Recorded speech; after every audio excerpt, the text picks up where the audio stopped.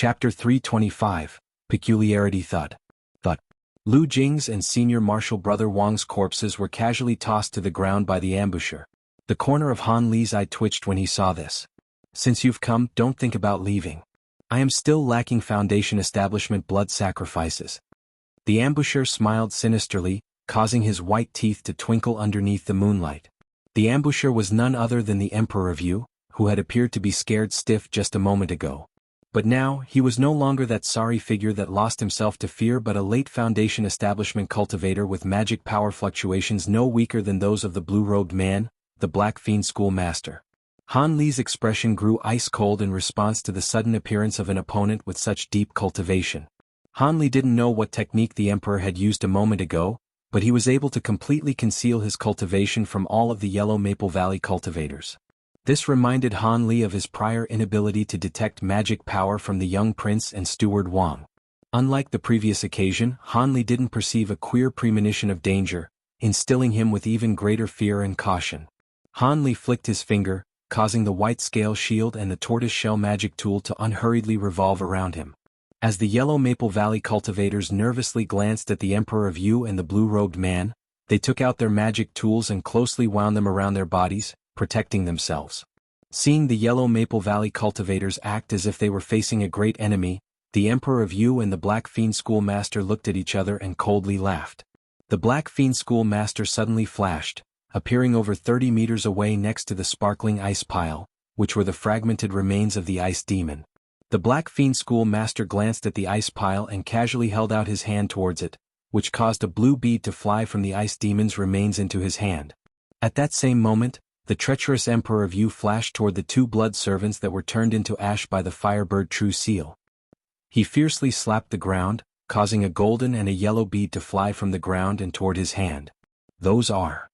When Han Li saw those beads, he drew a connection to the azure bead that was taken from Marshal Brother Wang's corpse. He immediately came to a faint realization on what they were and felt his heart tighten. He truly didn't expect that his objective for coming here would suddenly appear before his eyes. These were certain to be related to the 5 elements blood cores, concerning core formation that the young prince had mentioned. However, there were only 4 such beads here. Where could the final one be? At the same time Han Li came to this conclusion, the Emperor of Yu and the Black Fiend Schoolmaster beamed with joy, having gathered the beads. Facing towards the sky, the group suddenly broke into laughter. As they continued laughing, they turned their cold gazes toward Han Li and company, revealing an unconcealed desire for murder. Han Li and company couldn't help but slightly pale in response. Everyone take to the skies. Thoughts suddenly surged through Han Li's mind before he finally shouted this and summoned his divine wind boat, flying first to the sky. The others were startled at Han Li's shout. But Song Meng and Shui Hong's Dao companion, who held great confidence in him, unconsciously flew to the sky as instructed.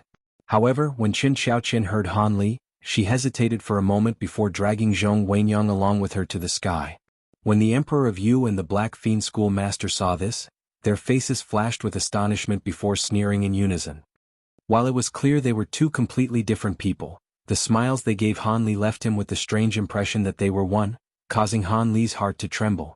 That boy is quite quick-witted. It seems you'll have to sacrifice your body earlier than expected. Me? Why not you? Once you take it, it will be irrecoverable.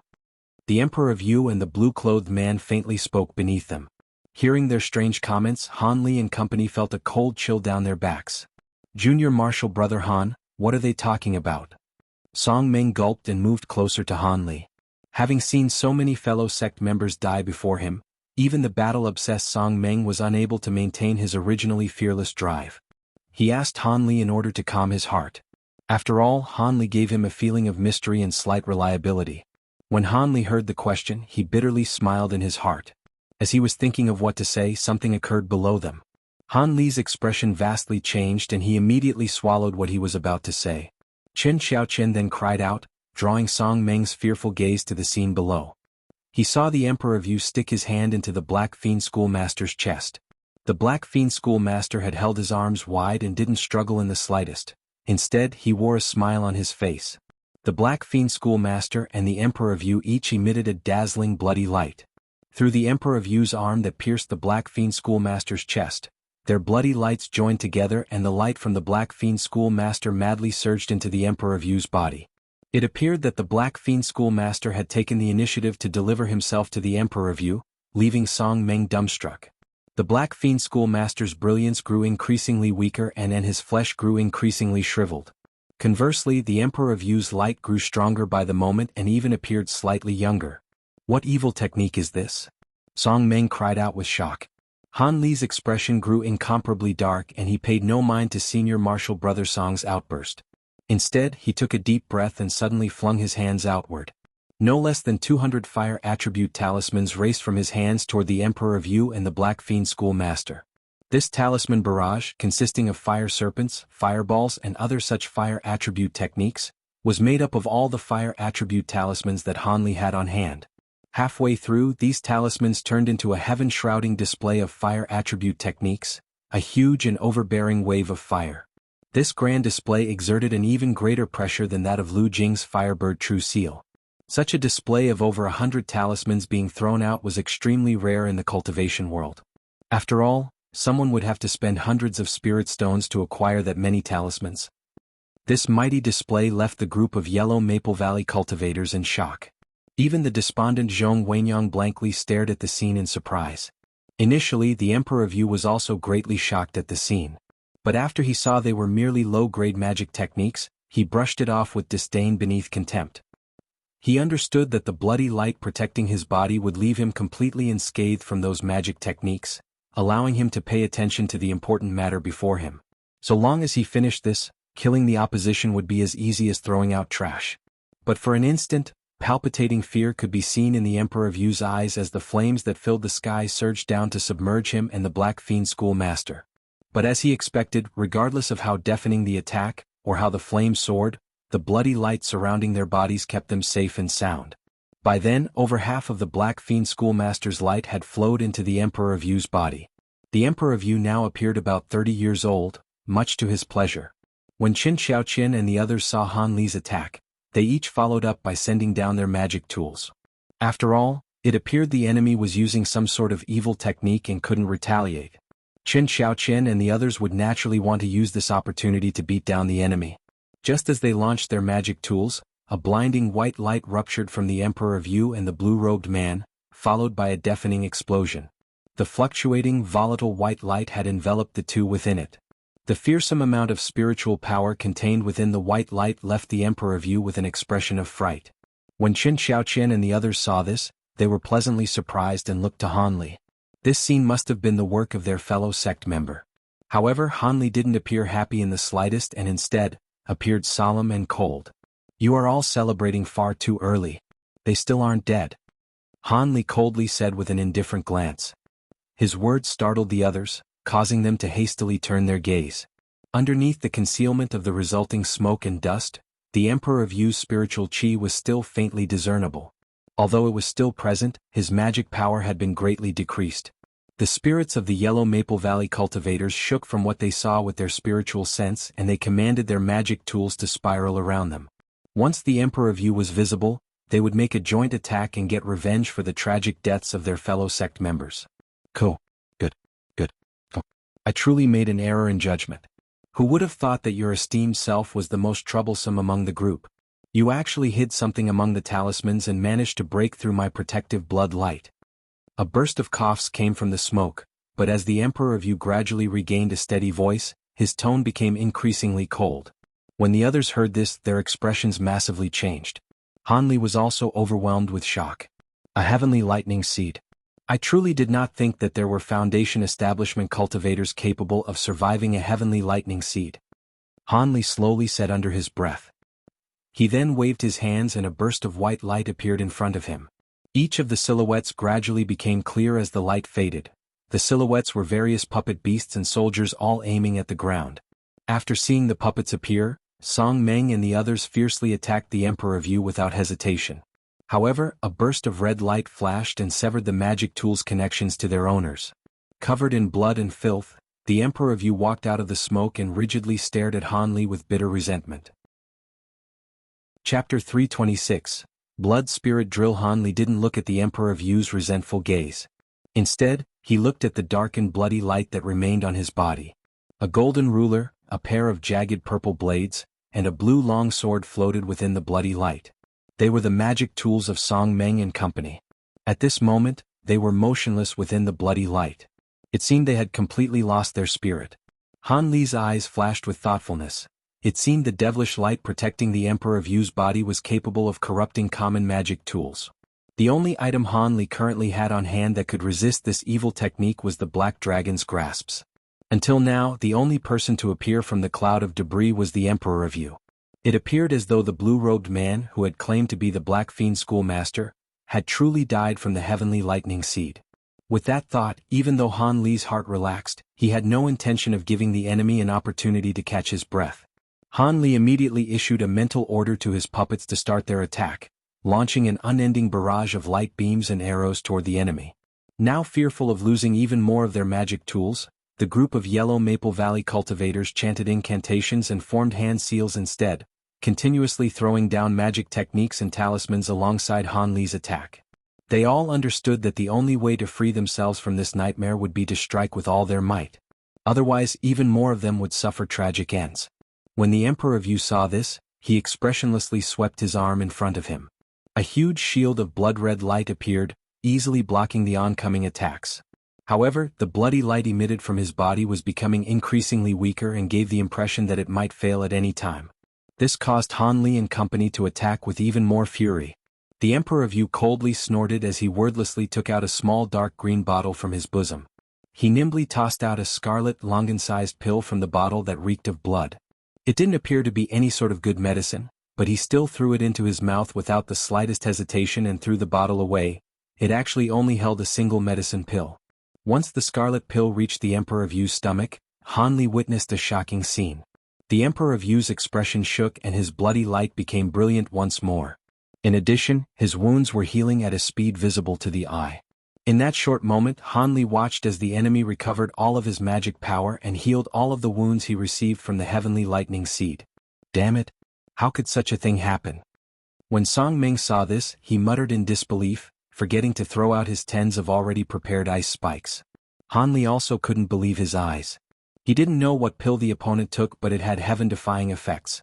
He had read all sorts of ancient books, but none of them had mentioned something like this. He used a cultivation essence pill. A life-saving medicine pill that can only be refined after cultivating several particular devilish arts and by harming one's own cultivation. This pill can only be used by its creator as it is fatal for anyone else who takes it. A clear, cold voice came from Qin Xiaoqian's side, leaving Han Li stunned. Even Qin Xiaoqian turned around with a face full of surprise. Senior Marshal Sister Zhong, you're all right. I'm fine. However, the demon that killed Senior Marshal Brother Lu is before my eyes and I must kill him. Zhong Wenyang had finally come to her senses. She smiled with great difficulty at Qin Xiaoqian, before saying this with a cold expression. We all wish to kill him. But the problem is that he wishes to do the same to us. Han Li indifferently replied without turning his head. Zhong Wenyang turned and looked below in surprise. What she saw suddenly caused her expression to become unsightly. As they were talking, the Emperor of Yu, who was below them, withdrew his shield of light. The bloody light that surrounded his body surged and expanded until it was about 10 meters thick. The magic tools that were trapped within the bloody light had then started to gradually melt away. The radiance protecting his body was now several times larger and his cultivation was far greater than it was previously. As such, the bloody light on his body was now able to easily resist the assault of magic techniques and puppet attacks. The Emperor of Yu raised his head to stare solely at Han Li with ice-cold eyes. He abruptly reached his hand out from behind him and grabbed at the air. A fire-red bead then suddenly flew out from somewhere and accurately dropped into his hand. Seeing this, Han Li's eyes flashed with surprise as he thought of the blue-robed man that had died from his heavenly lightning seed. It seems that this bead was from his remains and now the 5 elements blood cores could be considered complete. So long as Han Li could kill this fiend, he would be able to acquire this treasure that would greatly benefit his core formation. Boy, do you have any more heavenly lightning seeds? If you have them, then I'll stand right here and receive them.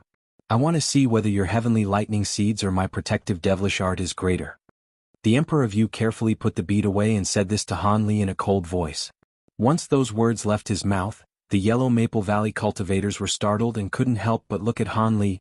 Han Li's expression didn't change, but he inwardly snorted. He calmly replied, "This one is also quite curious whether you are the Black Fiend School sect master, or if that other person was. Furthermore, it appears from the current circumstances that your esteemed self had previously absorbed over half of his cultivation before you were interrupted. I am quite puzzled, as there are rarely such people willing to act as a sacrifice in this world. Han Li didn't answer his question but asked a question in return. He returned derision with derision. When the Emperor of Yu heard this, he revealed a strange expression that resembled both regret and mockery. But soon after, for some unknown reason, his face appeared increasingly menacing as his eyebrows became downward slanted. Han Li's heart trembled and he opened his mouth slightly, quietly sending the 4 remaining Yellow Maple Valley cultivators a sound transmission that left them shocked. Having finished that, Han Li then indifferently said, "Whether or not you believe my words is up to you." Han Li didn't use sound transmission for that last sentence, allowing the Emperor of Yu to clearly hear him. The Emperor's face grew cold, and he suddenly pointed a finger at Han Li, shooting a beam of red light as thick as a thumb toward him in an instant. Although the red beam of light was astonishingly quick, Han Li was still barely able to cause both his white scale shield and tortoise shell to superimpose in front of him. Soon after, a barrier of blue light covered his body.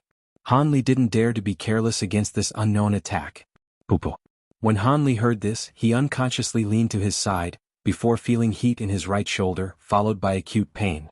After seeing a bleeding, finger-sized hole in his shoulder, Han Li's face became unsightly. He licked his dry lips and turned his gaze toward his 2 magic tools with disbelief. A similar, small hole appeared on the superimposed white scale shield and the tortoise shell. The red light had penetrated both of them without resistance. As for the azure essence sword shield on his body, it didn't have the slightest of effect. Upon contact with the attack, it completely dissolved without a trace. What Han Li saw caused his heart to drop. If his body wasn't nimble from his long practice with the shifting smoke steps, then his heart would have been struck and he would have died immediately. A single moment of carelessness like this could cause anyone to lose their life. The more Han Li thought of this, the greater the fear he felt. Although he knew that the Emperor of Yu had absorbed a majority of the blue-robed man's magic power, the Emperor's drastic increase in strength was far beyond his expectations. However, Han Li didn't know that as he was stricken by fear from his near-death experience, the Emperor of Yu was even more amazed that Han Li had survived his strike. Although it appeared that his last move appeared effortless to use, this blood spirit drill was actually a single-use move. Only after compressing one's true essence by several tens of times would one be able to unleash this surprise-killing move. This was one of the devilish arts killing moves that he cultivated. Not only was the preparation for this unbearably painful, it also required far too much time. When the Emperor had previously used this technique, not a single cultivator had managed to survive it. But now Han Li was merely lightly injured from it. How could he not be shocked? Only one blood spirit drill remained within his body. He hesitated, unsure whether or not to use it on Han Li once more. When the Yellow Maple Valley cultivators saw that Han Li was injured from the recent attack, their expressions vastly changed. Unconsciously, Han Li had already become their pillar of support. For him to be injured so unexpectedly greatly alarmed them. Go! Han Li spit this out without the slightest hesitation after he shifted his gaze away from his wound. He madly poured magic power into his divine wind boat and swiftly flew off to the side. When Song Meng and the others heard this, they gave each other a mutual glance before following Han Li's orders to flee. When the Emperor of Yu saw this, he was initially surprised but then sneered soon after. He flashed forward into the air, wanting to chase after Han Li. However, he now saw that over 10 uniquely shaped puppets had surrounded him. Chapter 327. Entering the formation, Get Lost. The Emperor of Yu yelled gloomily. With a long whistle, the bloody light hurriedly enveloped the group of puppets. Then with a savage appearance, he chased after Han Li and company, disappearing in the blink of an eye. After a short moment, the motionless puppets suddenly fell from sky. They were all broken into fragments. Han Li arrived at the great formation he had set up. Having felt his puppets being destroyed from his threads of consciousness, Han Li felt very regretful. He then called out to the other cultivators to descend and enter the small bamboo forest. As Han Li and the others hurriedly descended, the Emperor of Yu had already broken through the puppet encirclement and clearly saw Han Li and the others enter the bamboo forest. This greatly surprised and puzzled the Emperor of Yu, but he inwardly rejoiced. When he arrived above the bamboo forest and saw that Han Li and the others hadn't left, he sinisterly smiled and immediately waved his arms. A small chunk of his body's bloody light then separated itself from him. Poopo. The bloody light flashed and fiercely shot into the bamboo forest.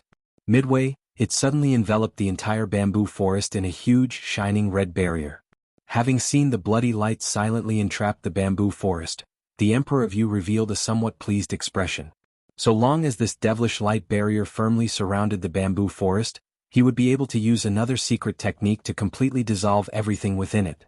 Since the enemy had trapped themselves there, they had better not blame him for being merciless. His hands formed a series of dazzling movements, the incantation gestures to activate the secret technique. As he performed these gestures, the bamboo forest was suddenly covered in a blue and white dome of light that easily stopped the barrier of bloody light from further shrinking. After a moment of surprise, the Emperor of Yu's expression grew cold. As expected, that group came here for a reason. They had even laid out a formation spell here. The Emperor of Yu thought with bitter resentment. But this is nothing. How formidable can a hurriedly established formation spell be? At worst, I'll just refine the people along with their formation. In any case, I cannot allow them to flee from the imperial city. The Emperor of Yu thought resolutely. With a plan in mind, he formed incantation gestures without restraint and immediately cast secret techniques. The bloody light that had been stopped, then flashed with a brilliant radiance and attempted to further pressure their spell formation. However, the bloody still had little effect. But the Emperor of Yu didn't stop there. He shallowly cut at himself with his finger, sending off another chunk of bloody light to merge with the devilish light barrier. The color of the bloody light barrier grew even deeper, faintly releasing the scent of blood. Anyone who smelled it would feel the desire to vomit. Having seen this, the Emperor of Yu appeared slightly pleased. He repeatedly formed more incantation gestures with his hands and cast a series of magic techniques toward the bloody barrier. The magic techniques shot into the barrier, causing the barrier to fiercely expand in every direction and its bloody light to become a richer crimson. The azure-white radiance bitterly resisted the increased pressure, appearing as if it would collapse at any moment. The Emperor of Yu felt at ease after seeing this. From what he currently saw, the deaths of the Yellow Maple Valley cultivators was only a matter of time and it was impossible for them to escape. However, the aftermath would be troublesome to deal with. It seems that I can no longer act as the Emperor of Yu. I'll have to conceal my identity and start all over. The Emperor of Yu thought regretfully. As the Emperor of Yu was considering his possibilities in midair, Song Meng and the others were overwhelmed with fear inside the bamboo forest. Having heard Han Li's sound transmission, the others quickly retreated to save their lives. With confidence stemming from Han Li's display of strength, everyone had decided to trust him without discussion. But none of them had expected that they would arrive at such an obscure bamboo forest and actually be trapped within such a dangerous situation. Although a defensive formation spell was established at this location, they were surrounded by an impenetrable bloody light. In addition, this formation spell appeared to be on the verge of collapse. With imminent danger approaching, how could these people not panic? Junior Marshal Brother Han, is this the defensive preparation that you had prepared? Song Meng muttered this question without confidence. That's right. Is there a problem? Han Li indifferently said, observing the circumstances before him. In an instant, Song Meng's face turned extremely pale. The faces of Zhong Wenyang and Qin Xiaoqian's senior marshal brother also turned very unsightly. Only Qin Wenyang looked at Han Li with a calm appearance. A strange appearance of thoughtfulness flashed through her eyes. Han Li, if you have any other methods, please speak of them. Don't keep us in the dark. I am confident that you have other methods prepared, not just this magic formation. Qin Xiaoqian suddenly said this in a calm manner. The others were startled upon hearing this and looked at Han Li with lifted spirits. From the caution Han Li had displayed during this night, there was no way that he would have made such a foolish move. When Han Li heard this, he lowered his head in thought. He then faintly smiled to the others. Be at ease. Since I've brought my senior apprentices here, I naturally have something in mind. He said with a calm expression, before patting his storage pouch and taking out a small purple flag. The flag was densely filled with incantation symbols and appeared to be an extraordinary magic tool. Is that a formation flag? Zhong Wenyang asked with astonishment. Formation plate and flag-type magic tools were very rarely seen in the state of Yu. Senior Marshal Sister is quite knowledgeable. Han Li agreed, lightly praising his 7th senior marshal sister. This greatly surprised the others and slightly strengthened their confidence. It seemed that junior marshal brother Han truly did have something else prepared. Under their attentive gazes, Han Li held the small flag with both hands. The small, exquisite flag grew several times larger in the blink of an eye and faintly emitted a purple radiance. Han Li laid the formation flag flat in his hands and softly muttered an incantation, before loudly spitting out the word, swiftly, at the end. Whoosh! The formation flag immediately shot off and could no longer be seen. Han Li then took out 3 more identical formation flags from his bag and did the same thing, having them fly off in other directions. Chapter 328, Black Blood Saber. Han Li's confident words along with the self-assured manner in which he sat down with his azure talisman, inspired Qin Xiaoqian and Zhong Wenyang to do the same. They took out red and yellow artifact seals respectively from their storage backs and silently sat down cross-legged to activate them. Qin Xiaoqian's senior martial brother and Song Meng looked at each other with a bitter smile. It wasn't as if neither of them had artifact seals. Although Qin Xiaoqian's senior martial brother had his deceased Dao companion's blue artifact seal, he was familiar with neither its power nor its usage. Naturally, he couldn't just take it out and recklessly use it.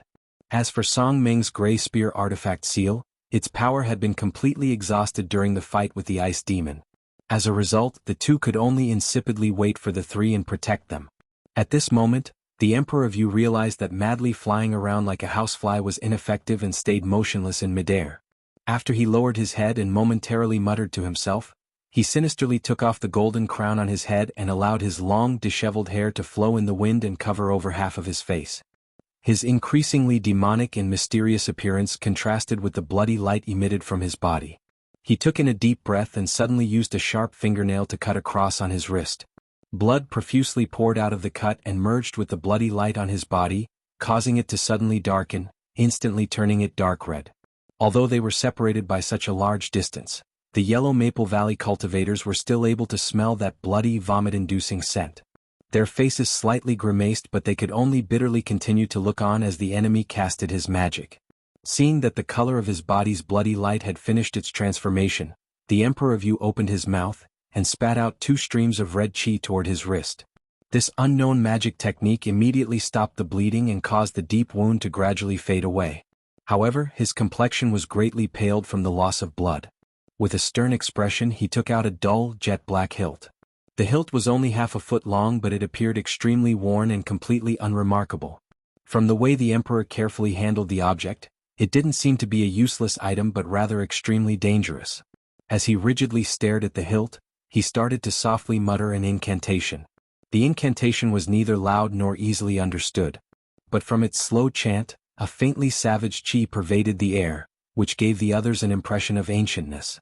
What is he doing? As he watched this from far away, Song Meng couldn't help but ask with great surprise. I don't know, but it's likely that he's using a formidable magic technique. Qin Xiaoqian's senior martial brother said with worry. He was also unable to understand the words of the incantation. Although the two didn't understand what the enemy intended, from seeing him bleed himself, they knew that the Emperor of Yu had taken desperate measures and was giving it his all. As the two restlessly watched on, the cadence of Emperor of Yu's incantation grew quicker and that savage aura became progressively stronger.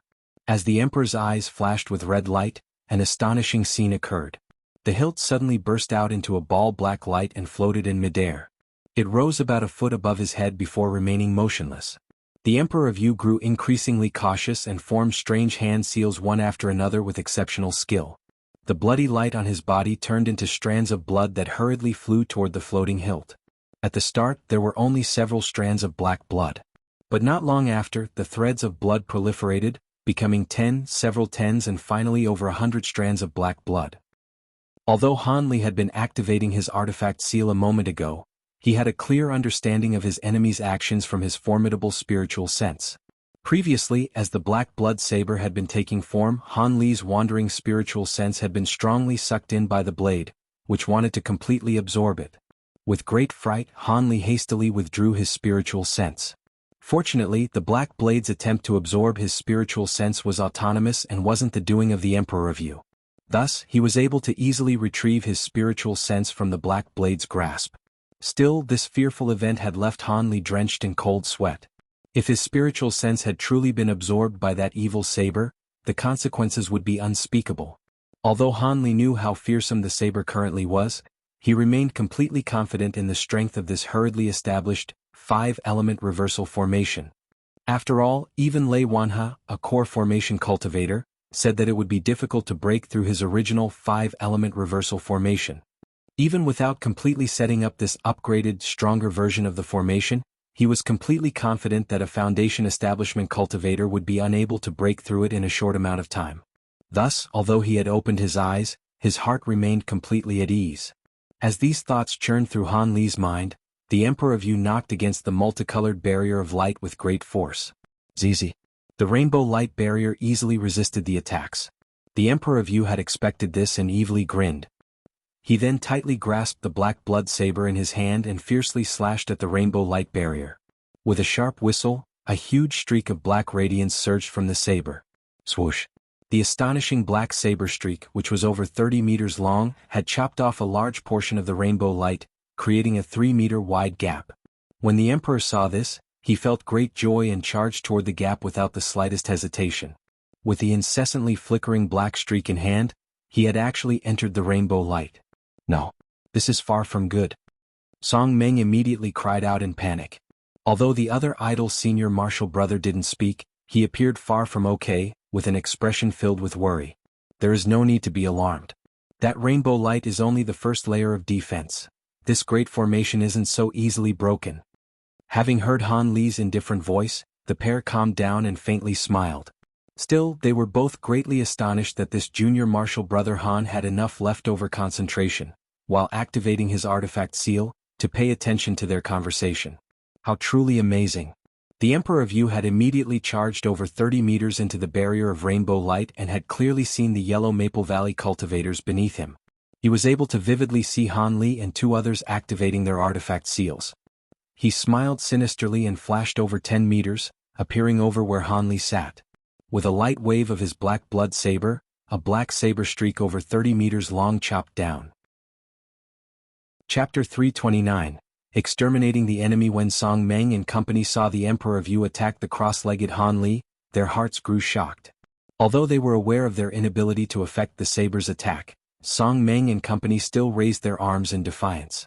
In hopes of slowing down the attack, they unleashed a torrent of fireballs and threw 8 talismans which transformed into huge stones. Unfortunately, their attacks were of no effect. With a light swing, they were easily swept away by the saber's huge radiance and had completely vanished without a trace. The saber streak changed direction once more and fiercely chopped down with vicious intent. As Han Li saw the sharp saber streak about to strike him, his expression didn't change except for forming a slight sneer.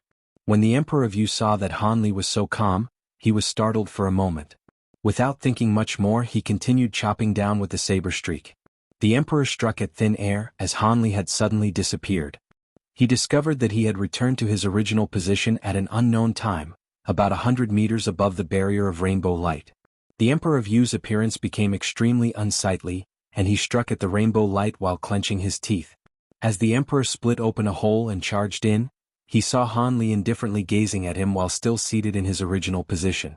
This time the Emperor of Yu didn't impulsively charge down. Instead, his entire body trembled, shooting out a huge beam of bloody light with astonishing momentum. He immediately followed this up with a black saber streak. Since the Emperor of Yu had prepared himself, he was able to clearly observe what followed. When the bloody light was about 3 meters away from Han Li's head, it disappeared without a trace as if it had been swallowed by something. At that same moment, he felt his devilish light suddenly return to its original location above him. The Emperor of Yu was astonished. Naturally, his following strike wasn't effective in the slightest. Once again he was outside and high above the rainbow light. The Emperor's face turned pale, revealing panic for the first time. He no longer charged downward and instead continuously waved the demonic black blood saber.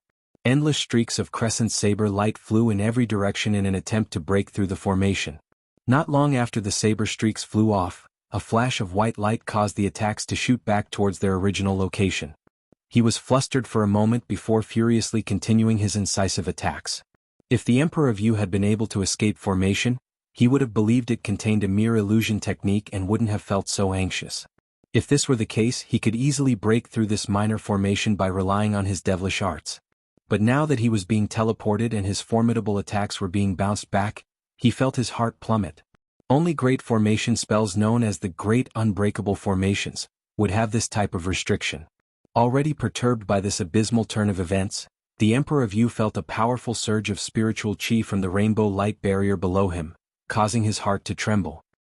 He tightened his grip on the black saber and his bloody light hastily revolved around him, enveloping him in an impenetrable blood-red whirlwind. Another two equivalently powerful spiritual pressures surged from within the rainbow light. Soon after, the rainbow light hummed for a moment and opened a 3-meter-wide passage. A dense cloud of small azure rods swarmed through the passage and rushed toward the Emperor of Yu in a grand torrent. These rods were from the azure rod artifact seal Han Li had just activated. Closely following the cloud of rods, a small blazing sword and a yellow crystal ball flew out. After the two exited the passage, they underwent a strange transformation. The small red sword grew incredibly large, and the crystal ball emitted a blinding yellow light. Under Qin Xiaoqian's and Zhong Wenyang's control, the two artifact seals silently split into different directions, attempting to flank the Emperor. As he watched these events unfold, the Emperor's face grew ashen. He madly flourished the black blood saber in his hand and shot out 8 huge saber streaks from within the whirlwind. With a sharp crackle of explosions, a majority of the small rods smashed into pieces upon meeting the attack. Han Li's face turned slightly white. Because his mind was connected to the rods created by the artifact seal, he had suffered damage from the strikes. This blood saber was powerful beyond expectation. But fortunately for Han Li, he didn't have to forcefully defend against its blows. As for the Emperor of Yu, he was currently making his last stand.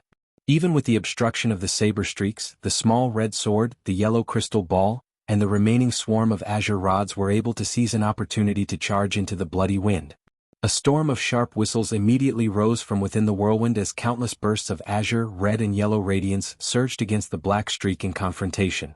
It was clear that the struggle within was incomparably intense. Suddenly, an abrupt yell of fury burst forth, accompanied by the sound of an explosion.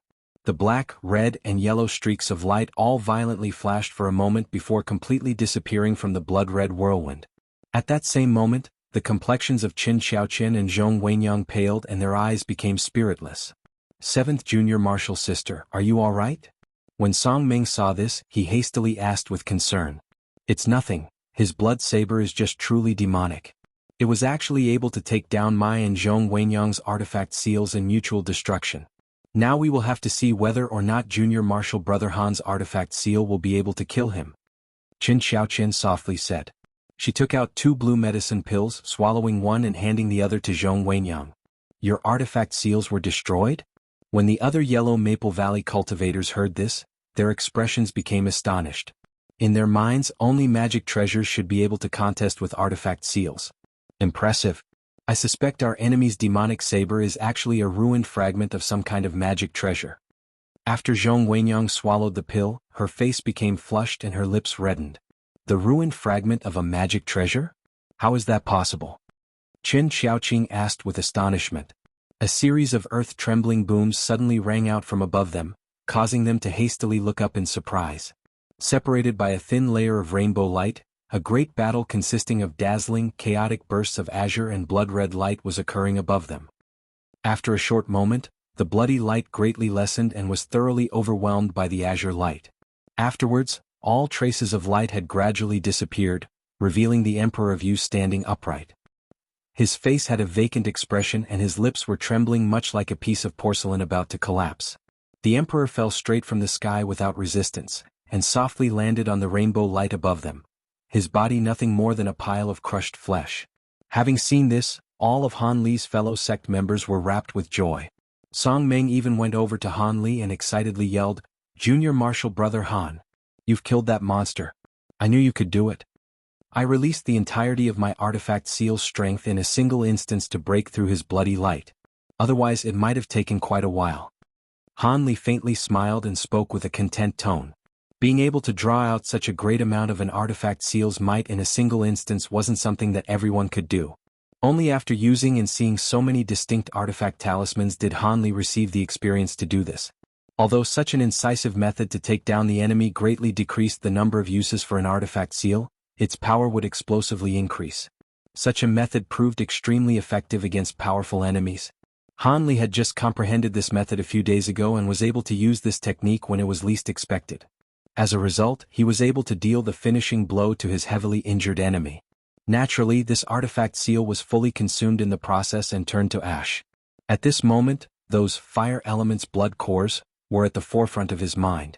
After saying a few words to Song Meng, he released 2 puppet beasts without any hesitation and had them directly head over to the Emperor of Yu's corpse. When the others saw this, they didn't mind in the least. After all, the death of this enemy was almost entirely due to Han Li. Naturally, no one would fight Han Li over the spoils. Zhong Wenyang unexpectedly appeared somewhat pleased after seeing her sweetheart avenged and repeatedly expressed her thanks to Han Li. She also said that when the fallen hear of this in the underworld, they would certainly be grateful that Han Li had avenged them. Those words caused Han Li, who had come here with another objective in mind, to feel a bit embarrassed. He hastily changed the subject and suggested that the others hurriedly search other areas of the Imperial Palace for any Black School Fiend disciples that remained hidden. He also said that he had to stay behind and attend to a few matters, such as withdrawing the Great Formation. Hearing Han Li's words, how could the Yellow Maple Valley cultivators not understand what he had meant? He was clearly giving them the opportunity to loot the remains of the Black Fiend School's nest. Song Meng beamed with happiness while the others found it somewhat embarrassing. Han Li then said, "Let's rendezvous after I finish putting everything in order. As for the Black Fiend Schoolmaster, he should have enough high-quality items on his body to satisfy me." The others felt this was reasonable and did not further refuse. After all, everyone had suffered quite a bit from today's great battle. Thus, after Han Li withdrew the Great Formation, the others flew away on their magic tools. Only when the others could no longer be seen did Han Li feel reassured enough to wave his 2 puppet beasts over. They flew back toward Han Li with the results of their search. Chapter 330, Fiend Core. When Han Li saw that the 5-element blood cores were among the Emperor's items, he was jubilant. He immediately took them from the puppet beast's mouth and closely examined them. From the great spiritual power contained in the cores, Han Li verified that their medicinal properties were genuine. Relieved, Han Li took out an exquisite jade box from his storage pouch and carefully placed the 5 blood cores inside. Han Li didn't know the specific effects of the 5 elements blood cores, mentioned by the young Prince Xin. But from how urgently the Emperor of Yu had collected these items, their usefulness toward core formation should most likely be true. Han Li then shifted his attention to the other items, a pitch-black alms bowl and all with an inch-long blood-red spike, and a jade slip emitting a light gray chi. Upon seeing these items, Han Li felt somewhat fearful of them. These kinds of magic tools were commonly used by devilish and evil cultivators. It was likely that such items would have restrictions or curses placed on them, so he wasn't in any hurry to fiddle with them. Instead, he took in a deep breath and covered his hands in a layer of faint azure light. With this protection, Han Li was able to pick up the jade slip with his heart at ease, and carefully examine it. Apart from releasing a strange aura, the jade slip didn't have any sort of obvious restrictions. Han Li let out a sigh of relief and slowly submerged his spiritual sense into the slip. As his spiritual sense entered the jade slip, Han Li stood motionless. However, his expression underwent strange changes. First, he appeared pleasantly surprised, then dismayed and finally, extremely cautious with a slight trace of fear. After the time it took to make a cup of tea, Han Li withdrew his spiritual sense and found himself in a daze. The jade slip's contents went far beyond Han Li's expectations. It contained information on all of the Black Fiend School's cultivation arts, such as the young prince's Black Fiend Azura art, the 4 blood servants' Fiend Demon art, the Emperor of Yu's Divine Blood Light, and so on. Han Li was shocked to discover that all of these cultivation arts mentioned a book called the Profoundine Scriptures. It seemed to be the origin of all these arts. This greatly piqued Han Li's curiosity. But as Han Li hurriedly scoured the jade slip, he was unable to find anything related to the whereabouts of the scripture. With no other choice, Han Li could only bury his desire to find the scripture in his heart and focus his attention to some of the strange secret techniques. A few of these greatly pleased Han Li. Not only did they resolve some of his long-held doubts, but they also mentioned the true use of the 5 elements blood cores. Han Li calmed himself and carefully examined the passage. It turned out that the 5 elements blood cores were formed within the bodies of cultivators who practiced the Fiend Demon art, much like how a demonic beast condenses a core within their body. It was the most important aspect of the Fiend Demon art. The reason as to why they were able to turn into fiend demons and didn't need to use Foundation Establishment pills to enter Foundation Establishment was because of the formation of this core. Although this Fiend Demon art didn't require the use of blood sacrifices, it still greatly increased the speed of cultivation. However, Foundation Establishment was the highest layer this cultivation art could achieve. There would be no hope of reaching core formation. In fact, the rest of these cultivation techniques were more or less the same and held the fatal flaw of being incapable of reaching core formation. Of course, their speed of cultivation left others astonished through the additional assistance of blood sacrifices. It seems these 5 elements blood cores were supposed to be a solution to the defects of these kinds of cultivation arts. The Jade Slip also mentioned a secret technique called the Fiend Core technique. According to what was stated by the secret technique, even if one were a late foundation establishment cultivator with poor aptitude, so long as they consumed the 5 elements blood cores, in accordance with the technique, there was a 1/3 chance of forming a fiend core. This false gold core would be similar to a genuine core formation cultivator's gold core. With the successful formation of a fiend core, while one's strength would be inferior to a genuine core formation cultivator, the difference wouldn't be that great. In addition, it would have the wondrous effect of extending one's lifespan similar to genuine core formation. When Hanli read this, his heart nearly jumped out of his chest. A 1/3 chance of forming a core?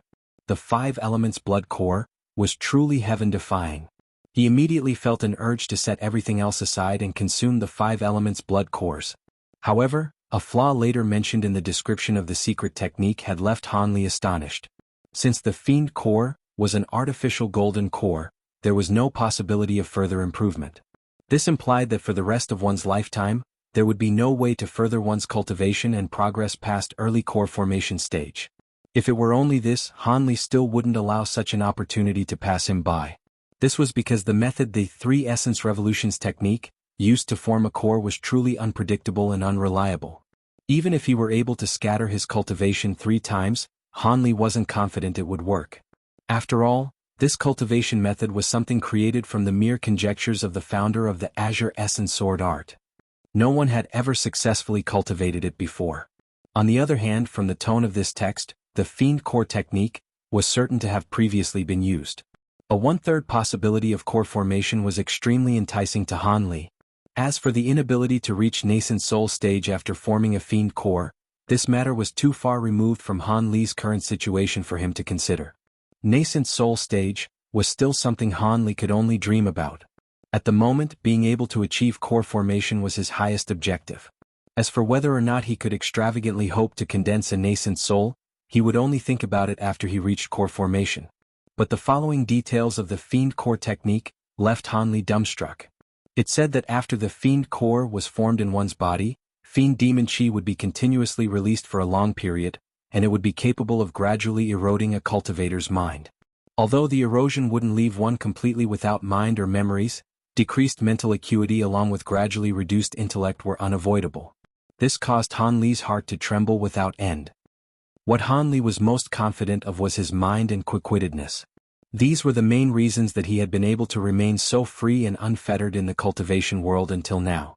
Thus, when he read that passage, Hanli had only a moment of internal struggle before completely severing any intentions of using the 5 elements blood cores. After reading about the drawback, Hanli was extremely vexed. He had done so much to acquire the 5 elements blood cores, but it proved to be of absolutely no use to him. After a moment of further consideration, Hanli felt that something was amiss. If the drawback was so severe, then why would the Emperor of Yu specially cultivate these cores? That cunning old fox certainly wasn't going to directly consume it. With that thought, Hanli looked through the secret techniques once more and his attention was caught by a very interesting secret technique, external reincarnation. This was a renowned top-grade secret technique of the devilish Tao. Hanli had heard about it long ago.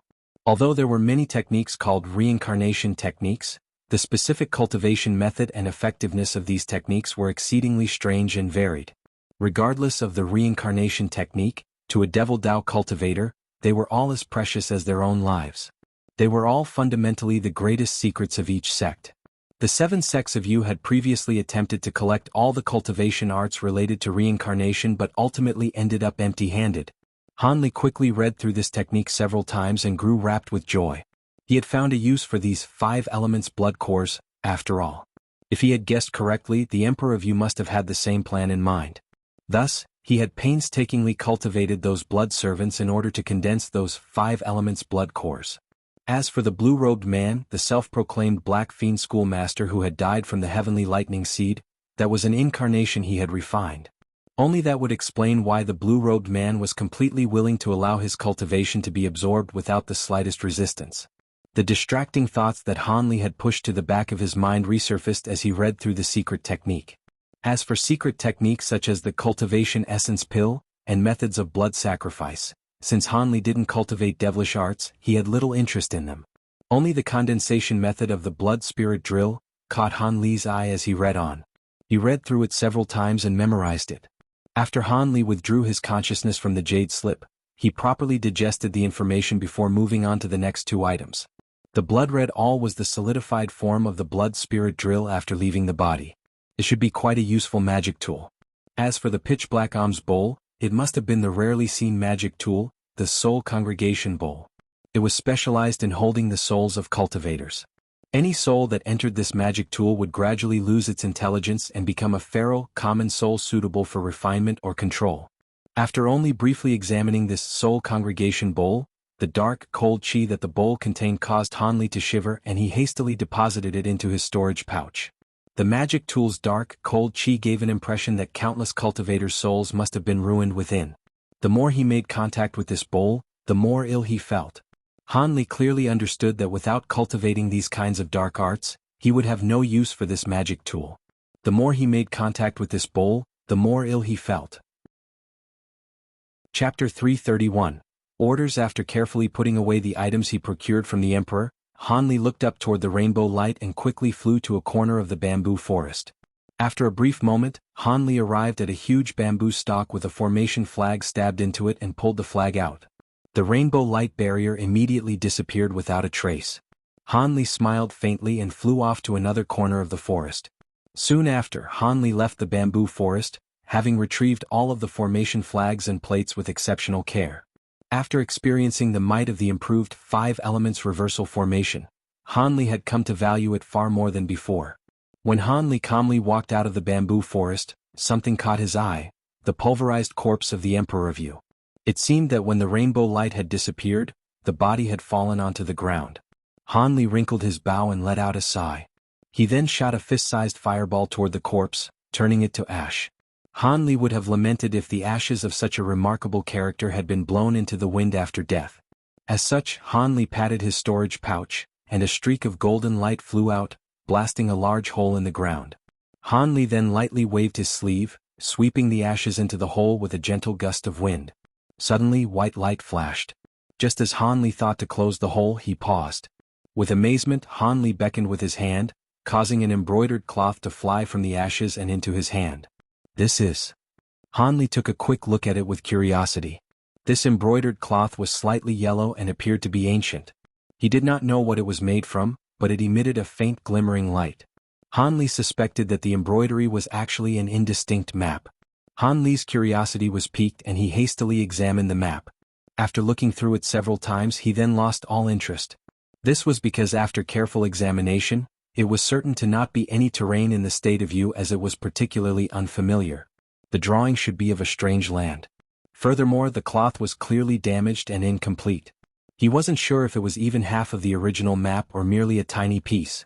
However, since the map only appeared after the Emperor of Yu had turned to ash, it seemed he had used some sort of secret technique to conceal it within his body. Else, his puppet beasts would have found it from the start. From this, it appeared that the map was extremely important.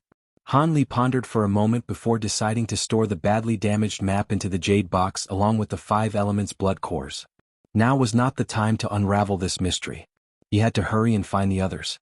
After all, with the Emperor of Yu dead, the aftermath would be quite troublesome. When Han Li found Qin Xiaoqian and the others in front of the cold palace, he was met with some unfortunate news. They discovered Wu Xian's corpse within the Black Fiend schoolmaster's private room. He had recently died as a blood sacrifice and had his blood essence absorbed. When Han Li heard this, he was startled. But then he smiled bitterly and remained silent.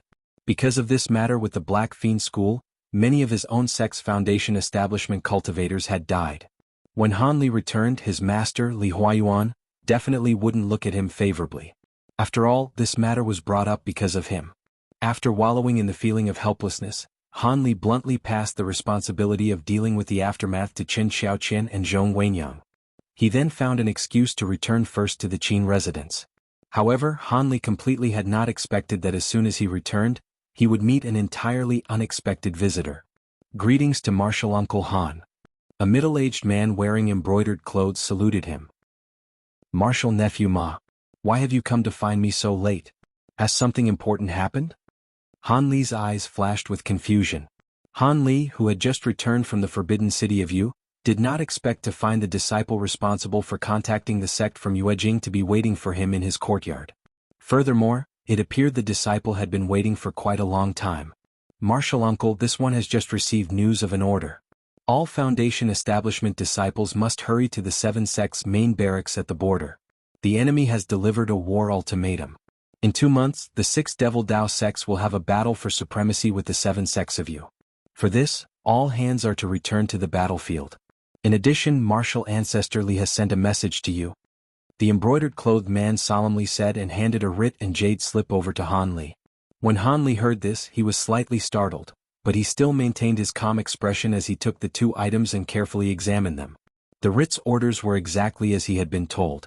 All Foundation establishment cultivators out on missions are required to assemble at the border camp within a month of receiving the writ, and the date of the decisive battle had already been determined. The spiritual signature at the end of the writ was also genuine. Having finished reading the writ, Han Li submerged his spiritual sense into the jade slip. A hollow image of Li Huayuan appeared within and spoke very plainly. He merely instructed that Han Li no longer needed to protect the Qin residents and that Han Li along with his other disciples were to return to the border. He had previously received information that the Devil Dao's plan to infiltrate the state of Yu's secular world and wreak havoc was cancelled for some unknown reason.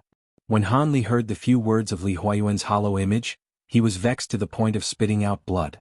Han Li strongly suppressed the sullenness in his heart and withdrew his consciousness from the slip. After a moment of thought, Han Li looked at the items in his hands and said, "Leave behind the writ and jade slip. I will inform the others about this."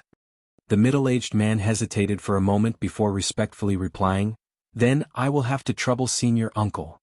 He then took his leave. Han Li didn't speak any further and watched as the middle-aged man departed. Afterwards, he softly exhaled and slowly returned to his room. On the morning of the second day, Han Li and the others sat in the guest hall and discussed their departure from Yuejing. "Before I can travel to the border camp and participate in the great battle, I must first pay a visit to my clan. Thus, I will not be able to travel together with you all." Not long after she read the writ, Qin Xiaoqian said this as she lightly bit on her lips.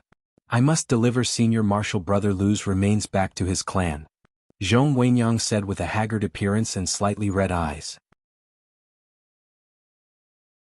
From what he had heard, the Rainbow Sect master seemed to be surnamed Li. It seems they now occupied their defeated enemy's nest. Not knowing why, Han Li felt particularly bothered when he saw the sign saying Li Residence. He found the previous Mo Residence sign somewhat more pleasing to the eye. As Han Li was lost in thought, his dishes were brought by the waiter and simultaneously the sounds of banter were heard on the floor below. Several youths wearing embroidered silk clothes walked up the stairs followed by their burly guards. They appeared to be the young masters of a noble family. Among these young masters was a man so thin he might blow away in the wind. He casually swept his gaze over the floor and impolitely beckoned to the waiter.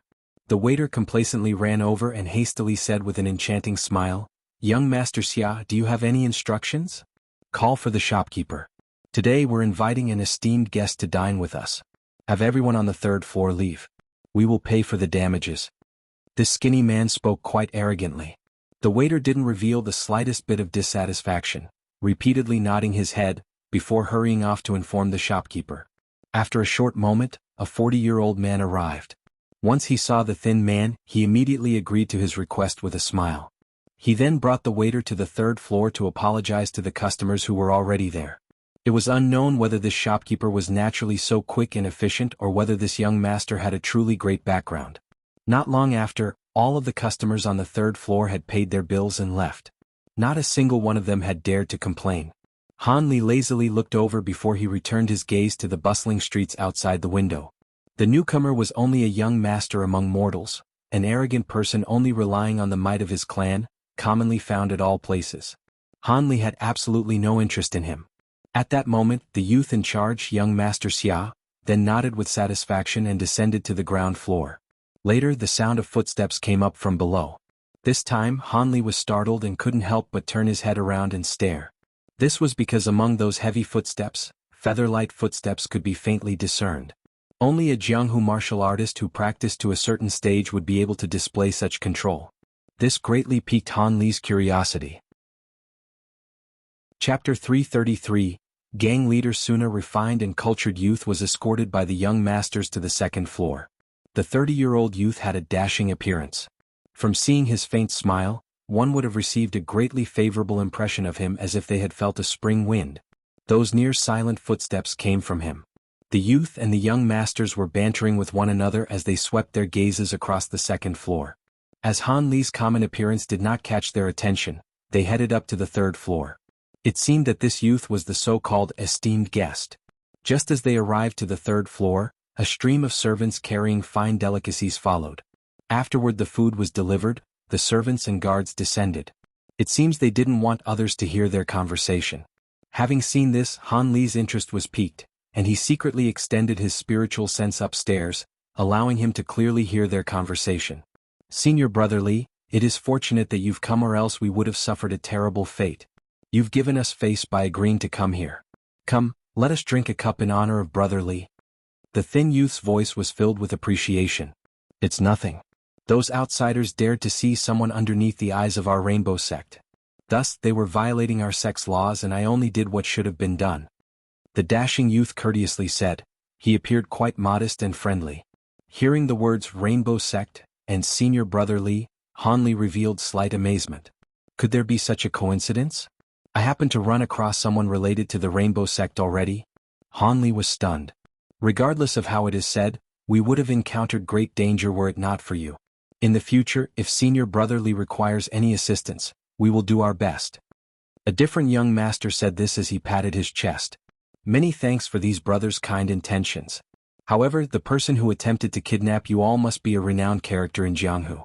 Otherwise, he definitely wouldn't have dared to act in a place like Jiayuan City. The dashing youth changed the subject. That's right. Those kidnappers were quite ferocious. I had been sleeping in my bed, but when I opened my eyes, I was already at another place. At that moment I was truly scared. Fortunately, our elders managed to find your esteemed father. Otherwise, we would have suffered greatly. The thin youth said, horrified of what might have happened. In fact, Sir Wang and the others actually didn't find. The youth surnamed Li and the others continued to chat. From the brief words Han Li heard from their conversation, Han Li was able to piece together a general idea of what happened. These prestigious young masters had been kidnapped by a Jianghu expert. As such, their elders anxiously sought the Rainbow Sect for help. This youth should be the Rainbow Sect master's son, who had quickly come to their rescue. Now, a banquet was being held to thank this young sect master. As Han Li appeared to be absent-mindedly looking out the window, he was sifting through the young master's flattery of the young sect master for any useful information regarding the Rainbow Sect master. Not long after, the thin youth paid some words of respect which caused Han Li's heart to tremble with excitement. "Senior Brother Li, I heard that Sect Master Li's 60th birthday is coming soon. He is still hearty and vigorous despite his years and doesn't appear old at all. Your estate should currently be making preparations in celebration of this event. At that time we must drink a cup with him in his honor. Father's cultivation is quite deep, incomparable to that of ordinary people. If you all wish to come, then I will naturally welcome you. Furthermore, my father has returned from his sect branch inspections and is personally presiding over the preparations. The management of the fourth level gang is quite good. It seems I had chosen the right person." Not only did this youth address him by his full name, he also spoke to him in a superior tone. This youth was Han Li, who had secretly infiltrated into the fourth level gang's headquarters. When Sun Ergu saw Han Li, he immediately recognized him as the person who had originally helped him that year. After all, Han Li looked exactly the same as he did 10 years ago due to the fact that he had taken the face-setting pill. This shocked Sun Ergu and caused a storm of perilous uncertainty to rage in his heart. After a short moment of his expressions changing incessantly, Sun Ergu revealed a respectful appearance as he hastily stepped forward and saluted Han Li. So it turns out that young master had arrived. Sun Ergu pays his respects to young master. This was quite difficult for the current gang leader Sunday. He hadn't spoken with a humble attitude for many years but was unexpectedly still able to do so quite skillfully. Han Li raised his eyebrows and revealed surprise upon seeing Sun Ergu's bearing. Quickly after, he faintly smiled and said with slight curiosity, "It's all right. You're a gang leader now. There is no need to be so courteous. My current visit is to see how you've grown. I'll be leaving soon anyways. Sun Ergu immediately grew at ease. He had feared that he would have to hand over his authority. As he had held a high position for so many years, he knew a bit about cultivators and that mortals like him couldn't hope to resist such characters. Even knowing this, Sun Ergu was also aware that this person was extremely elusive. He had originally believed that Han Li had given him such great benefits because he would have to act as Han Li's puppet. But he hadn't thought that Han Li would release his grasp and conceal himself for so many years. As such, Sun Ergu got a taste of what it was like to be above others. He hadn't expected that this young master would suddenly reveal himself. He had believed that Han Li had completely forgotten about him.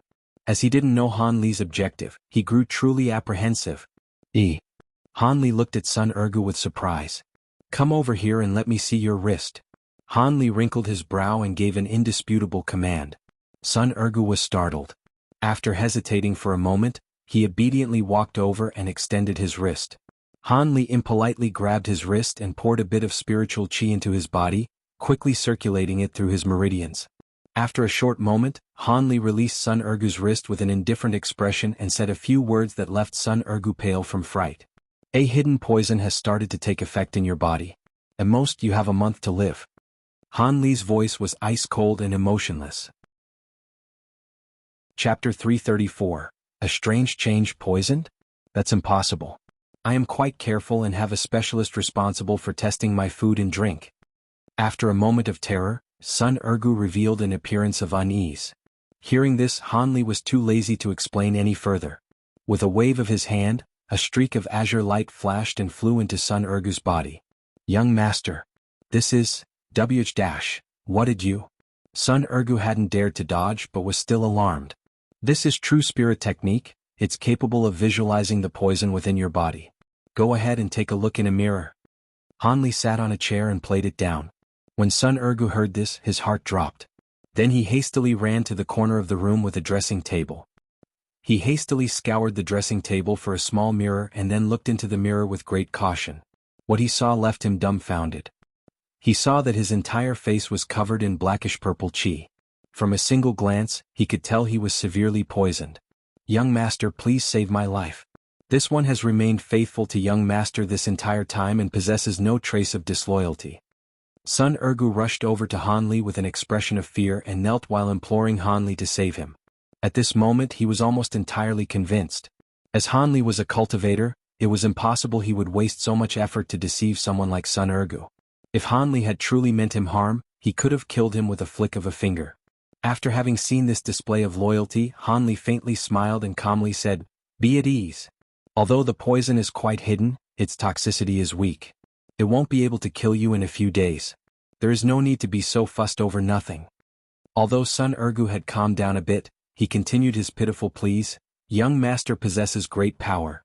Please give this one a method to dissolve the poison so that I, Sun Ergu, may continue to serve you faithfully. If young master does not trust me, then I can swear an oath under poison. This one. Although Sun Ergu was now a gang leader, we was still very much afraid of death. Without even waiting for Han Li to speak, he took the initiative to swear his own oaths, much to Han Li's amusement. Serve me faithfully? It seems more like he has been receiving benefits without giving anything in return. Han Li thought, not knowing whether to laugh or cry. This is a detoxification pill. After you take this, you'll be fine, but just make sure that your poisoning does not continue. Han Li shook his head before tossing a blue medicine pill to Sun Ergu. Many thanks, young master. Sun Ergu received the pill with great joy and repeatedly expressed his thanks. He then quickly climbed up from the floor and properly put away the pill. This poison doesn't affect one so deeply after only 1 or 2 exposures. It should have taken at least several months for it to get to this point. I believe that you should be able to find the poisoner. Surely you can do that at least, isn't that right, my dear gang leader son? Han Li lightly chuckled and said half-jokingly. Young master teases. However, as for who poisoned me, I do have a few suspects in mind. Sun Ergu rubbed the back of his head with a smile. As his life had been just saved by Han Li, he was naturally now even more respectful towards him. As a cultivator, I can't be too involved in the affairs of you mortals. I'll leave it to you. The reason why I came here was because I wanted to see Crooked Soul. 1. In it is revealed that Crooked Soul is the refined corpse of his deceased best friend. Finding this puppet too heavy to carry, he leaves it behind to Sun Ergu in. and take him away. Now that I have quite a bit of cultivation, I shouldn't have any problem bringing him along.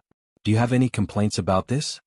Han Li's smile disappeared as he said this with a deep voice. Young Master wishes to take Sir Crooked Soul away? But young Master, Sir Crooked Soul is no longer in the 4th level gang.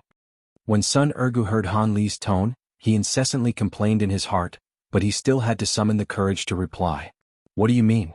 You lost him? Han Li's face darkened and the temperature in the room dropped several degrees, causing Sun Ergu tremble in fright. Young Master, please calm down. It wasn't that I had lost him, but that Sir Crooked Soul had run off on his own. Although he is not in the city, he is not too far away at a nearby mountain forest. I had sent a few people to follow after Sir Crooked Soul. Sun Ergu explained at great speed, fearing that Han Li would act on his anger. He ran off on his own? What's going on? Explain it clearly. If it isn't as you say, then don't blame me for coming back to punish you. Although slight astonishment had flashed across Han Li's face, he still managed to respond with a relaxed expression. It was good enough that Sun Ergu knew about Crooked Soul's whereabouts. But since Crooked Soul was only a walking corpse, Han Li found it hard to believe that he could have run away on his own. Seeing that Han Li wasn't angry, Sun Ergu felt relieved. Not daring to neglect him, he hastily explained, Ever since young Master had handed over Sir Crooked Soul to me, I have followed young Master's instructions to only use him as a last resort and to not allow others to see him. But an anomaly occurred 6 years ago with Sir Crooked Soul. That period of time was a crucial moment of expansion for my gang, and we were against a mid-level gang with a great amount of experts. I had Sir Crooked Soul help me deal with them. During that battle, Crooked Soul had displayed great might and won our gang a decisive victory. But a few days after the battle had concluded, a subordinate I tasked with watching Crooked Soul suddenly came and reported that he had actually started talking. I was extremely astonished and rushed over with the soul guiding bell. Then, Sun Ergu stopped there and bitterly smiled. What happened? Don't tell me that Crooked Soul attacked you while still in possession of the soul guiding bell? Having heard that Crooked Soul could speak, he was greatly astonished. But having seen that Sun Ergu had deliberately kept him in suspense, Han Li unhappily rebuked him. Frightened, Sun Ergu continued, He didn't attack me. But before I entered his room, Sir Crooked Soul seemed to know that I had arrived. He suddenly broke the wall and ran away as if he was flying. I was completely unable to chase after him. As Sun Ergu said this, he revealed an expression of helplessness. He ran away? With raised eyebrows, Han Li's mind seemed to have wandered off into thought. That's right, young Master. Although Sir Crooked Soul has done this for several years, for some reason, he is still lingering at the boundary of the forest. Although I've tried several times to find Crooked Soul and bring him back with the aid of my gang's experts, he was always unwilling to see me. Whenever I approached him, he would immediately flee. I had a few experts block his path, but nobody proved to be Sir Crooked Soul's opponent. 2 of my gang's experts have even died. Sun Ergu said, perplexed. It isn't a great mystery. It's likely because of the soul guiding compass that you carry. Although I don't know why control over Crooked Soul was lost, it seems the restrictions I originally put on him were still effective. Han Li coldly laughed before saying this with an indifferent expression. So it was like that. Sun Ergu had appeared to be convinced. It seemed that he had previously come to that conclusion as well. Tell me about Crooked Soul's whereabouts. I will deal with him later. As it seems that this matter isn't your doing, I'll have to personally go to see what had happened. Since you no longer have a use for the soul guiding bell, give it to me. After a moment of thought, Han Li said this calmly. Yes, young Master. My subordinates reported of Sir Crooked Soul's whereabouts 2 days ago. He is currently in the west side of. Sun Ergu respectfully gave directions to a place about 100 kilometers outside of Jiyuan City. He then carefully took out the soul guiding bell magic tool and offered it to Han Li with both hands. Han Li nodded his head and examined the magic tool for a moment. He then placed it in his storage pouch, having found that it was in good condition. In addition to Crooked Soul, I came here because I also had a few questions to ask you about the Rainbow Sect. You must answer me honestly. Han Li's face suddenly grew stiff, his voice once more becoming cold. Han Li's change in tone had clearly stunned gang leader Sunday. After a short pause, he repeatedly nodded his head like a baby chick pecking grain. What kind of person is the current Rainbow Sect master? What family does he have? Have any outsiders recently appeared in the Li estate and have any of them remained? Han Li fired these questions off with a stiff expression. Sun Ergu felt his heart tremble, but he answered without the slightest hesitation. As for the Rainbow Sect Master, this one truly doesn't understand what sort of person he is. This one had only previously seen him at a distance, and I only understand that his martial arts are unfathomable. With regards to family, he has 2 sons and a daughter, all of whom are married. I've heard that his eldest son is presiding over at the Rainbow Sect's previous headquarters.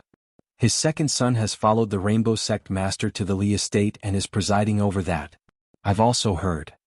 Sun Ergu gave a very comprehensive explanation. It was clear that he regularly put forth great effort into gathering intelligence on the Rainbow Sect. As Han Li calmly listened, he unconsciously placed his hand on the table and started to tap. It appeared he was digesting the information. When Sun Ergu saw Han Li stay silent for a moment, his heart stirred and he carefully asked, "Could it be because of that matter with the Missouri estate several years ago that you wish to act against the Rainbow Sect?" Once Han Li heard this, his brow wrinkled as his face became gloomy. "You speak too much.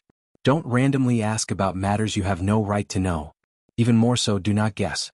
You wouldn't want to tragically become one of those poor souls who have lost their memories, right?" Han Li's ice-cold voice caused Sun Ergu's expression to drop and he immediately begged for forgiveness. Han Li snorted, letting the matter drop. One couldn't afford to be polite when establishing authority. Chapter 335. Astonishment. Seeing that Sun Ergu's face had broken out in a cold sweat, Han Li knew that his limit had been reached and prepared to give a few benefits to him. "Enough. In the future you can continue to act as gang leader Sunday. If there is nothing that I need you for, then I won't be coming to find you. However, I must tell you that I do not know when we'll meet again. As such, you should take this and put it away. In the future, your descendants will be able to recognize me with this item. So long as your descendants are willing to serve me, I will protect their lives, wealth, and prestige." As Han Li said this, he took out a sheet of common blank talisman paper. Swoosh. He clearly tore it in two and handed one half to Sun Ergu while putting away the other. When Sun Ergu first heard Han Li's words, he first appeared astonishment. Soon after, he appeared wrapped with joy and knelt down in front of Han Li. He sincerely kowtowed, knocking his head 3 times against the ground.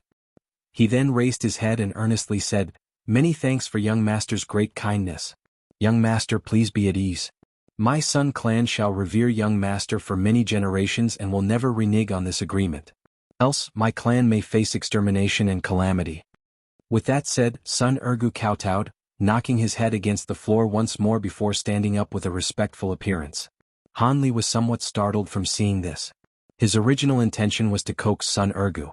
But he hadn't thought that with a mere promise, that he would be rendered grateful to the point of tears. But after a moment of thought, Han Li came to a realization.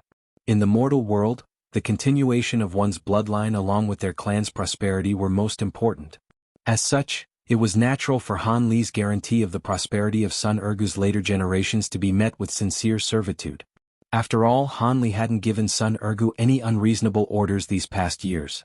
As such, he felt that having his descendants continue to serve Han Li was best. With that figured out, Han Li felt quite happy. Having Sun Ergu handle his affairs sincerely instead of half-heartedly would be of much greater effect. Good. Since you've now sincerely paid allegiance to me, I will naturally leave behind a few good benefits. Take these 2 pill bottles. This bottle is filled with medicine that is used for the treatment of external wounds. So long as they still draw breath, they will make a full recovery. As for the other bottle, it is the same as the poison detoxification pill I gave you before and will cure all poisons under the heavens. These should help preserve your life. With a flip of his hand, 2 exquisite porcelain bottles appeared in his hand and he handed them over to Sun Ergu with a calm expression. Sun Ergu naturally felt grateful beyond words and would later strive his hardest. Afterwards, Han Li gave a few warnings to Sun Ergu before having Sun Ergu respectfully send him off, flying away from the headquarters of the 4th level gang. This backup plan still continues to exist, but when will I next have a use for it? Han Li silently thought. He was standing at the edge of a street and had turned his head to look around. He had just arrived at the Lee estate underneath the pitch-black night. In an instant, his figure blurred and he flew toward the sky on a magic tool. Not long after, he was above the Lee estate. Taking advantage of the curtain of the night, Han Li effortlessly descended from the sky and made use of several concealment techniques, noiselessly disappearing into the Lee estate. With his previous experience of infiltrating Prince Xion's mansion, Han Li was able to skillfully restrain powerful experts with soul-lock talismans and use the soul-controlling technique to inquire about the Rainbow Sect Master's whereabouts. The result left Han Li quite happy. The Rainbow Sect Master was not in a heavily guarded location such as the back mansion and was instead located at his second son's residence. It seemed as if he was discussing a few matters with him. After interrogating a servant in the side garden, Han Li turned him into ash with a fireball without hesitation. Since this person had heard his questions and voice, he couldn't mercifully spare his life. Soon after, Han Li slipped past layers of sentries and arrived at the front of a large courtyard. What he saw left him surprised. 4 white-clothed men were securely guarding the courtyard gate. Their temples were tense and their eyes attentively shot in every direction. They appeared to be extremely skilled martial artists. Han Li wrinkled his brow. It seemed these were the Rainbow Sect Master's personal guard. As they were posted outside, it was likely that the Rainbow Sect Master was currently inside. Han Li coldly glanced at the 4 guards and pondered for a moment. In a blur, he suddenly appeared in front of them. The 4 white-clothed men were greatly startled and immediately thought to act. However, Han Li's body grew blurry once more and turned into 4 afterimages that simultaneously waved their hands toward the 4. Suddenly, the 4 guards silently fell to the floor as corpses. Each of the corpses had a glistening ice spike protruding from their hearts and were covered in a layer of white frost. Han Li expressionlessly turned their corpses into ash with fireballs and arrogantly pushed open the gates, entering the courtyard. On the way there, Han Li had already searched the Li estate once through with his spiritual sense. He had found no cultivators, setting his heart at ease and kindling his desire to kill. It seemed the Rainbow Sect Master would truly die by his hand. Han Li had already made up his mind. Once he entered the courtyard, he would just kill everyone. If he left behind any witnesses, Spirit Beast Mountain cultivators would investigate a rather troublesome matter. With that thought, he walked into the courtyard filled with the desire to kill. But when he clearly saw the scene there, he stopped in his tracks. There was a young woman in the courtyard embracing a 3-year-old girl and singing a lullaby for her. Although this woman had lowered her head and he could not clearly see her face, her gentle, loving voice caused even Han Li to clearly feel the love the woman had for the child. Such a scene was far beyond Han Li's expectations. The desire to kill had unknowingly disappeared from his mind and he now found himself in a difficult dilemma. This woman was the young sect master's wife. However, Sun Ergo hadn't mentioned that they had a young daughter. Because Han Li hadn't concealed his movements when he entered, the woman knew someone had entered, despite not raising her head. Eventually, she stopped singing her enchanting lullaby and unhappily said, "You're not going to speak? I had you wait outside so you wouldn't wake up my Ning." With that said, the young woman coldly turned her head. She had clearly considered Han Li to be one of those 4 guards. After the young woman and Han Li saw each other's appearances, they both cried out in surprise. "It's you? What are you doing here?" The expressions on young woman's face continuously changed from clear and dark. Her beautiful face was covered in shock while containing a trace of bewilderment. She appeared as if she had been caught having an affair while in bed with another man. It was quite ridiculous. Han Li did not find this funny in the slightest and his expression became extremely unsightly. After a long while, Han Li lightly sighed away a breath of his melancholy and coldly said, "Should I address you as Senior Marshal Sister Mo? Or would Mistress Li be better? What will it be, Mo Yuju, one? She is first mentioned in?" This young woman was actually the eldest among the 3 Mo sisters. During that year, she had a majority of Jiyuan City's young masters head over heels for her, the peerless beauty of her generation that had no mind for others. Although she was now dressed as a young married woman, her beauty hadn't faded in the slightest, still revealing an astonishing charm that would drive men wild. Having heard Han Li's words, Mo Yuju's face became incomparably pale. She lost the strength in her legs and her body swayed, nearly causing her to fall on her backside along with her child. "Yuju, why do I hear an unfamiliar voice? Who are you speaking with?" The people inside the house seemed to sense that something was amiss outside. The speaker's voice sounded familiar to Han Li. The house door opened, revealing an old man with white hair and a 30-year-old youth. During the day, Han Li had previously seen the young Master Li at the fragrant restaurant. As for the old man, his hair was as white as snow and though his face was wrinkled and red, it gave an amiable impression. When he saw Han Li, his face appeared slightly strange. "This person is the Rainbow Sect Master?" Han Li turned his ice-cold gaze to the old man, asking Mo Yuju without a trace of politeness. However, Mo Yuju could not speak. She was tightly embracing her young daughter, and was staring at Han Li with her mouth rigidly shut. "Who are you? What did you do to my wife?" When the youth saw that an unknown young man was standing in the courtyard, he was stunned. But when he heard him call her Mo Yuju, He grew furious and charged forward, wanting to teach Han Li a lesson. However, before he had even taken a step forward, the Rainbow Sect Master stopped him and calmly said, "You are grown now, but yet you so recklessly want to charge forward." This person was capable of silently charging through our expert guards. He is certain to be no simple character. Do not be spurred into taking action. As expected, this old man was quite capable. From the Rainbow Sect Master's careful gaze, he was able to deduce that Han Li was not a common character. If he truly was a Foundation establishment cultivator, Han Li was certain to be very cautious and view him as a formidable opponent. Unfortunately, he was but a mortal with a sharp mind. In terms of absolute power, Han Li wouldn't even put him into his eyes. Not only Feng Wu but fourth martial brother and Sai Huan are also alive and well. However, I feel quite disappointed with you. I'll give you a moment to convince me. Otherwise, I will be taking their lives. Han Li said with an indifferent tone. He then raised his hand and caused the floating fireballs to disappear without a trace. Having seen Han Li restrained from attacking, the Rainbow Sect Master and son let out a breath of relief. At the very least, their lives were preserved for a moment more.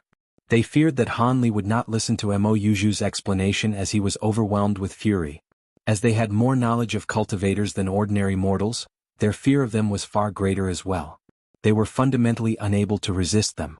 Mo Yuju's expression also became relaxed, and after a moment of thought, she spoke in a soft voice, "Junior Marshal Brother Han, considering that you've traveled a far distance in order to avenge the Missouri estate on behalf of my father, I must first give you my thanks. However, I must ask Junior Marshal Brother, for what reason are you moving to take revenge on my husband? He didn't move to harm any of those from the Missouri estate. He had only given the order, an order not decided by him but by another party. As for who they are, Junior Marshal Brother should know of them as they are also cultivators." Han Li grew startled and muttered to himself for a moment. How could Han Li not understand what Mo Yuju said? The main culprit of those who ruined the Missouri estate were without doubt the cultivators of Spirit Beast Mountain. How could Han Li afford to provoke such an enemy? But what's more was that Han Li could not believe the Missouri estate had created an enemy of such a degree. With that in mind, he had only considered to vent anger for Mo Feng Wu on behalf of their previous friendship. If it was just that, it would have been fine. After all, regardless of whether the Rainbow Sect Master and his son were innocent, they were still involved in the extermination of the Missouri estate. But now that Mo Yuju had appeared, married to this enemy clan, Han Li began to feel that his assumptions were amiss. He could only let out a long sigh towards the sky. The heavens do love making fools of men. Since a member of the Missouri estate had an opposing view, Han Li naturally would not strain himself to perform such an undesirable task. Thus after a moment, he slowly spoke with a relaxed expression. "Senior Marshal Sister's words do hold reason. But regardless of how it is said, these two are complicit and killing them could not be considered unjust. What's more is that once they heard I was a member of the Missouri estate, they had wanted to execute me. It is hard for me to be convinced that they had nothing to do with the extermination of the Missouri estate." With that said, his face was shrouded once more in a layer of cold frost, causing the Rainbow Sect Master and his son to appear fearful once more. However, since Senior Marshal Sister is involved and the wishes of both sisters differ, I have no intention of becoming the evil one and will leave this to be disputed among sisters. I hope that when the time comes, you will be able to talk it over with Feng Wu. With that said, he passed on the whereabouts of the Mo Tsai Huan and Mo Feng Wu to her. Having heard this, the Rainbow Sect Master and his son now realized that this cultivator had renounced his desire to kill them and couldn't help but sigh in relief. The Rainbow Sect Master stepped toward with a grand smile, hoping to incur Han Li's favor. However, Han Li's ice-cold gaze caused the old man to shiver. He no longer dared to continue forward. "I don't know what methods you used to marry my Senior Marshal Sister off to your son, but I don't plan on investigating this irreversible affair. But from now on, you had best treat her well, otherwise." Han Li did not finish his words but the threat was clearly heard. "Junior Marshal Brother, you misunderstand. Mo Yuju hastily thought to resolve this misunderstanding, but before she had finished speaking, the old man had interrupted her. "Sir Immortal, do not hesitate to be at ease. I will be certain to have Quanzi treat Yuju well. She will not be wronged in the slightest." The Rainbow Sect Master was rather quick-witted, realizing that Han Li didn't want an explanation but a promise. Thus he gave a sincere agreement. Han Li nodded his head, expressing satisfaction. Mo Yuju's eyes flashed with appreciation. After a moment of hesitation, she gently handed over the young girl sleeping in her arms. Junior Martial Brother Han, since you are an immortal now, please carry her. Her name is Ingning. Perhaps by touching Junior Martial Brother's immortal chi, she will be bound to receive good karma. Mo Yuju softly said. Having heard the beautiful woman say this, Han Li was slightly startled. He then faintly smiled and wordlessly received the child, lowering his head to look at her. The child possessed an innocent appearance lacking any evil, delicate facial features and white, rosy skin. Although she was still very young, Han Li could faintly see a future Mo Yuju in the making. The young girl still remained soundly asleep with a sweet smile, perhaps because she was too tired from her daytime playing. Han Li strongly resisted his urge to pinch the toddler's chubby cheeks. After a light sigh, he took out a misty white jade pendant from his storage pouch and gently placed it in the child's grasp. He then passed the girl with the pendant back the Mo Yuju. This is passing spirit jade. Although it isn't some rare item, it remains warm during the winter and cool during the summer. In addition, bugs won't dare to approach her. I'll give it to her as a token of remembrance. After going through several great battles, Han Li acquired many spoils of war. Not only did he receive all sorts of magic tools, but he also acquired a few rarely found treasures, the passing spirit jade being one of such treasures. Chapter 337. A Concealed Expert, Crooked Soul. As for tonight's matters, I do not wish for Spirit Beast Mountain to know of them. You two should keep this to yourselves. Han Li suddenly raised his head and coldly glanced at the Rainbow Sect Master and his son. The old man's heart trembled in fear and he remained silent with a humble appearance. Han Li wordlessly stared at the Rainbow Sect Master for a moment. When he saw that the old man had broken out in a cold sweat, he revealed a smile and then his body blurred, disappearing without a trace. While the old man was stunned, he felt a hand lightly pat his shoulder. His body immediately stiffened as he slowly turned his head. Han Li was indifferently standing behind him. Does Sir Immortal have any commands? This old man will certainly follow them. The Rainbow Sect Master said with an apprehensive smile. It's nothing. I just wanted to give you a greeting. Han Li replied with a calm expression. A greeting? The old man was startled, not fully understanding Han Li's intentions. But something soon came to mind and he hastily inspected his body with worry. Fortunately, he didn't find anything unusual and calmed down. Han Li then released his divine wind boat and appeared inside with a flash. After giving a deep glance at the youth and the old man, Han Li coldly chuckled and flew off in a streak of white light. The old man and his son were left completely baffled along with Mo Yuju. As Han Li flew on his divine wind boat, he unconsciously sneered. Although the old man had said that he didn't dare to tell Spirit Beast Mountain about him, Han Li saw something amiss from his expression. Having seen this, Han Li naturally wouldn't ignore a deep schemer who held hatred toward him, even if he was immortal. Therefore, when he had appeared behind him, he secretly took action and had a burrowing worm enter his body with a pat. This insect was very strange. It was the size of a fine hair and was nearly invisible to the naked eye, only completely detectable through spiritual sense. So long as it entered the body, it would slowly crawl through one's blood vessels and eventually reach the heart. After 1 or 2 years, the infected party would start to experience heart pain and an inability to sleep soundly. The symptoms would grow increasingly severe over a span of several months until the heart pain surges, leading to death. It would appear no different than if he had died an ordinary death from heart problems. Even expert cultivators wouldn't find anything wrong in the least unless they knew what to look for beforehand. Since it would occur such a long time after Han Li had patted his shoulder, no association would be made to Han Li. This unscrupulous and strange insect was something Han Li had acquired from the spoils of a Devil Dao cultivator. He initially had no idea what it was until he had someone else appraise it. Now knowing its purpose and usage, he had used it on the Rainbow Sect Master. With this, he was able to fulfill his promise to Mo Fengwu without appearing evil in front of Mo Yuju. Han Li felt quite pleased with himself. Han Li currently no longer cared if they informed Spirit Beast Mountain that Han Li had been there. After all, he hadn't harmed the father or the son in the slightest. Presumably, Spirit Beast Mountain wouldn't pursue him over such a minor affair. As for the Rainbow Sect Master's son, he seemed decent. Han Li hoped that Mo Yuju would have a happy life with him. With that thought, he flew his divine wind boat to the west of Jiayuan City. He wanted to hurry and resolve this matter of Crooked Soul's peculiarity. Although he didn't know what Crooked Soul was up to, he definitely couldn't just leave him alone. West of Jiayuan City was a tall mountain range filled with dense forest. It was said that poisonous snakes and fierce beasts roamed in these parts. As such, people would rarely tread in that region. This was most likely the main reason why Crooked Soul ran there after the peculiarity had arisen. Han Li silently observed the densely covered mountain range from the sky. After a long while, he took out the soul-guiding bell from his storage pouch. He gradually poured spiritual power into the bell as he grasped it in his palm. A short while later, the soul-guiding bell glowed with faint white light and floated in the air. Go. After he threw the small bell, he formed an incantation gesture with his other hand and softly spat out his command. The soul-guiding bell trembled for a moment before releasing a clear ring. It then flew off at great speed. Han Li faintly smiled and chased after it with his divine wind boat. By using Crooked Soul's blood essence that the bell contained, he was able to easily use the bell to track down where Crooked Soul was located. Naturally, he couldn't do this if the bell was too far away from Crooked Soul. If Crooked Soul was over 500 kilometers away, Han Li would be powerless to act. But now that the bell had responded, Han Li grew happy, knowing that Crooked Soul was concealed nearby.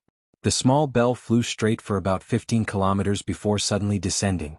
When Han Li saw this, he knew he had found his objective and immediately grabbed the small bell in midair.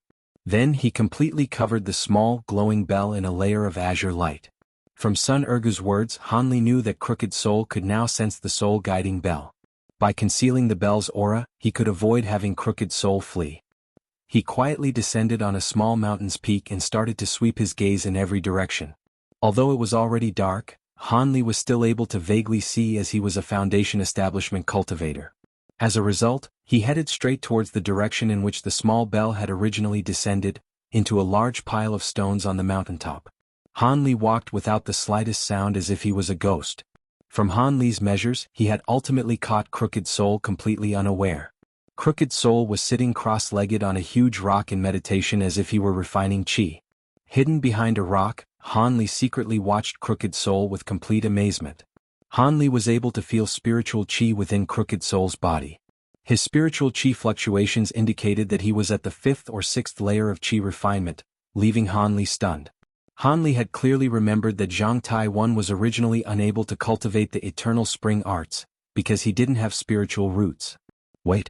Although Zhang Tai was unable to cultivate the Eternal Spring Arts, that didn't mean that he didn't possess any spiritual roots. It only meant that he didn't have what attribute spiritual roots.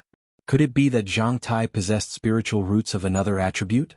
Han Li thought, suddenly coming to a realization. What were the odds?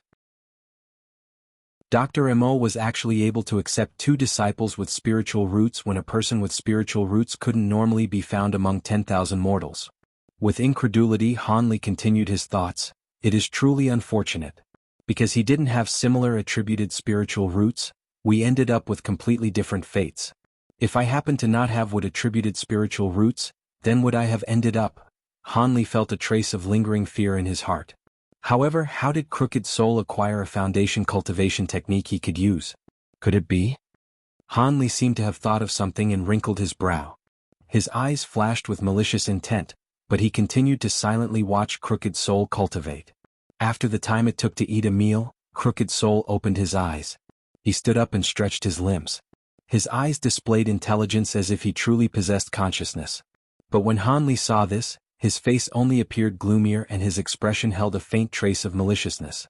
Today's progress wasn't bad.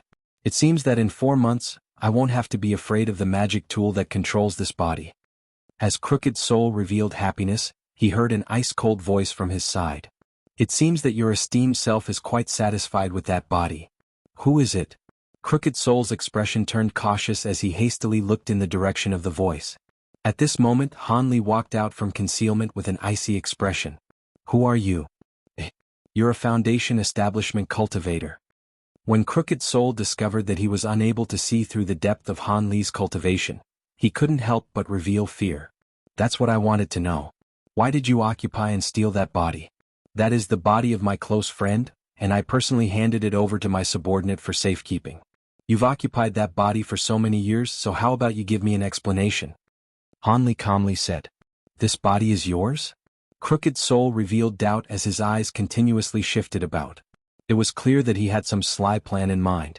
When Han Li saw this, he coldly sneered. He suddenly flipped his hand, revealing the soul-guiding bell. What are you doing? When Crooked Soul saw Han Li move, he immediately jumped 10 meters back like a frightened hare. He then stared at Han Li with a face of vigilance.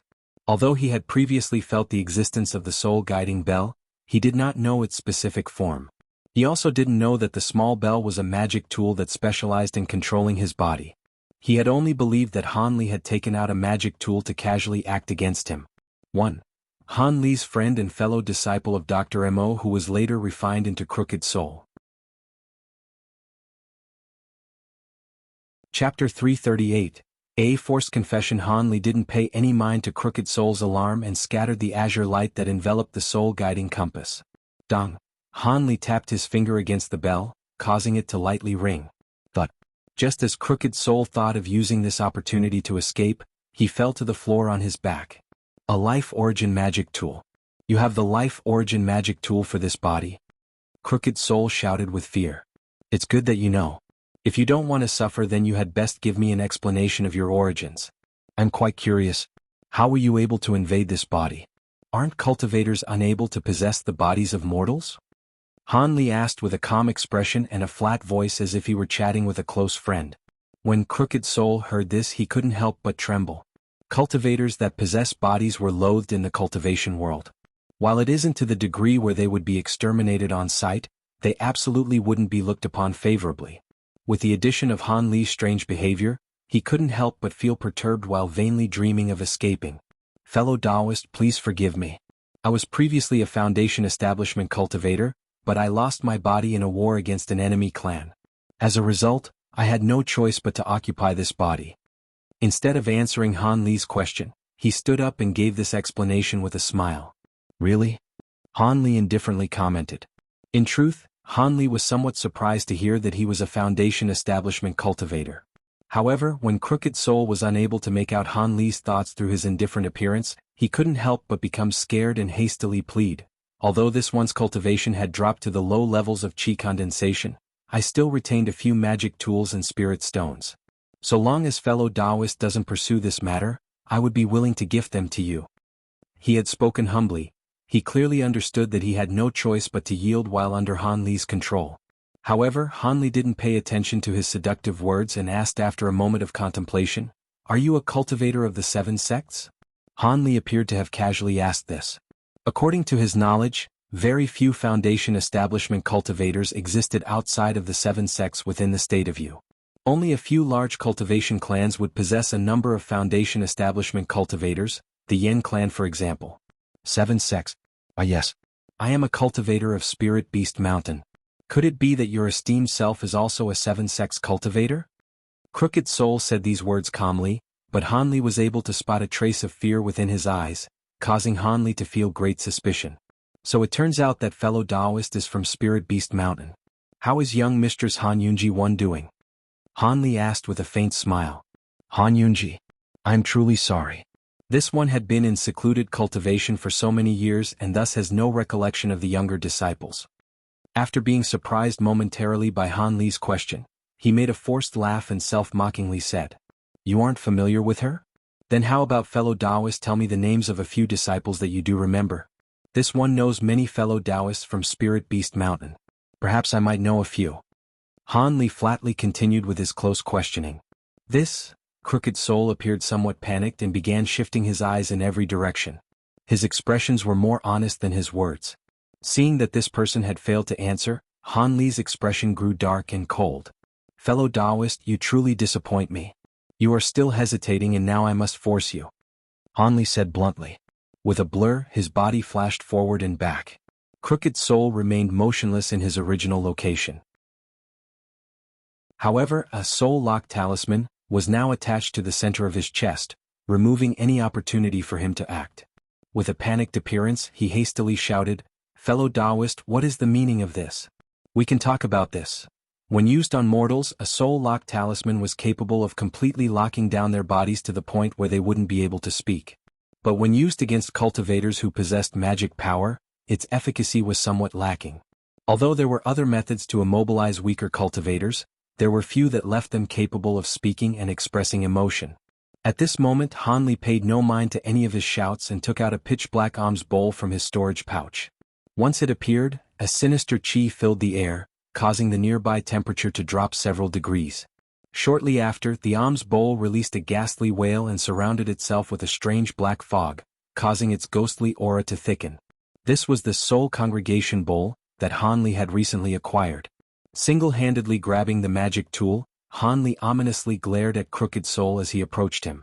As Crooked Soul stared at the strange alms bowl, he appeared bewildered. But he then immediately thought of something and his expression became nervous. He forced himself to say, "What do you plan on doing? Don't tell me you plan on using a soul refinement technique?" When he said the words soul refinement technique, his eyes revealed extreme fear. The soul refinement technique was a notorious, fear-inspiring magic technique in the cultivation world. Some cultivators would even swear death oaths under threat of this wicked magic technique. All of the sects and great clans have specialists that would learn this technique in order to deliver the harshest of punishments to set an example for traitors. This practice had gained it much infamy due to the cruelty involved. It was said that practitioners of this technique were capable of extracting one's soul and using specialized magic techniques to torment them. Rumor has it that direct suffering inflicted on a soul for even a short moment was unbearable even to those with adamant wills. Furthermore, the stronger the cultivator's soul, the greater suffering they would feel. These gruesome details would cause cultivators' faces to pale when they spoke of them. Rumors of the soul refinement technique have spread all across the cultivation world. The best known among them was the rumor that cultivators capable of the soul refinement technique were able to cultivate a soul tool, a tool inseparably linked to their own souls. Only with such a magic tool would the user be able to fully utilize the soul refinement technique and damn the target's soul to suffer a fate worse than death. Not many cultivators had personally seen a soul tool, but it was said to release a dense, sinister and ghostly aura.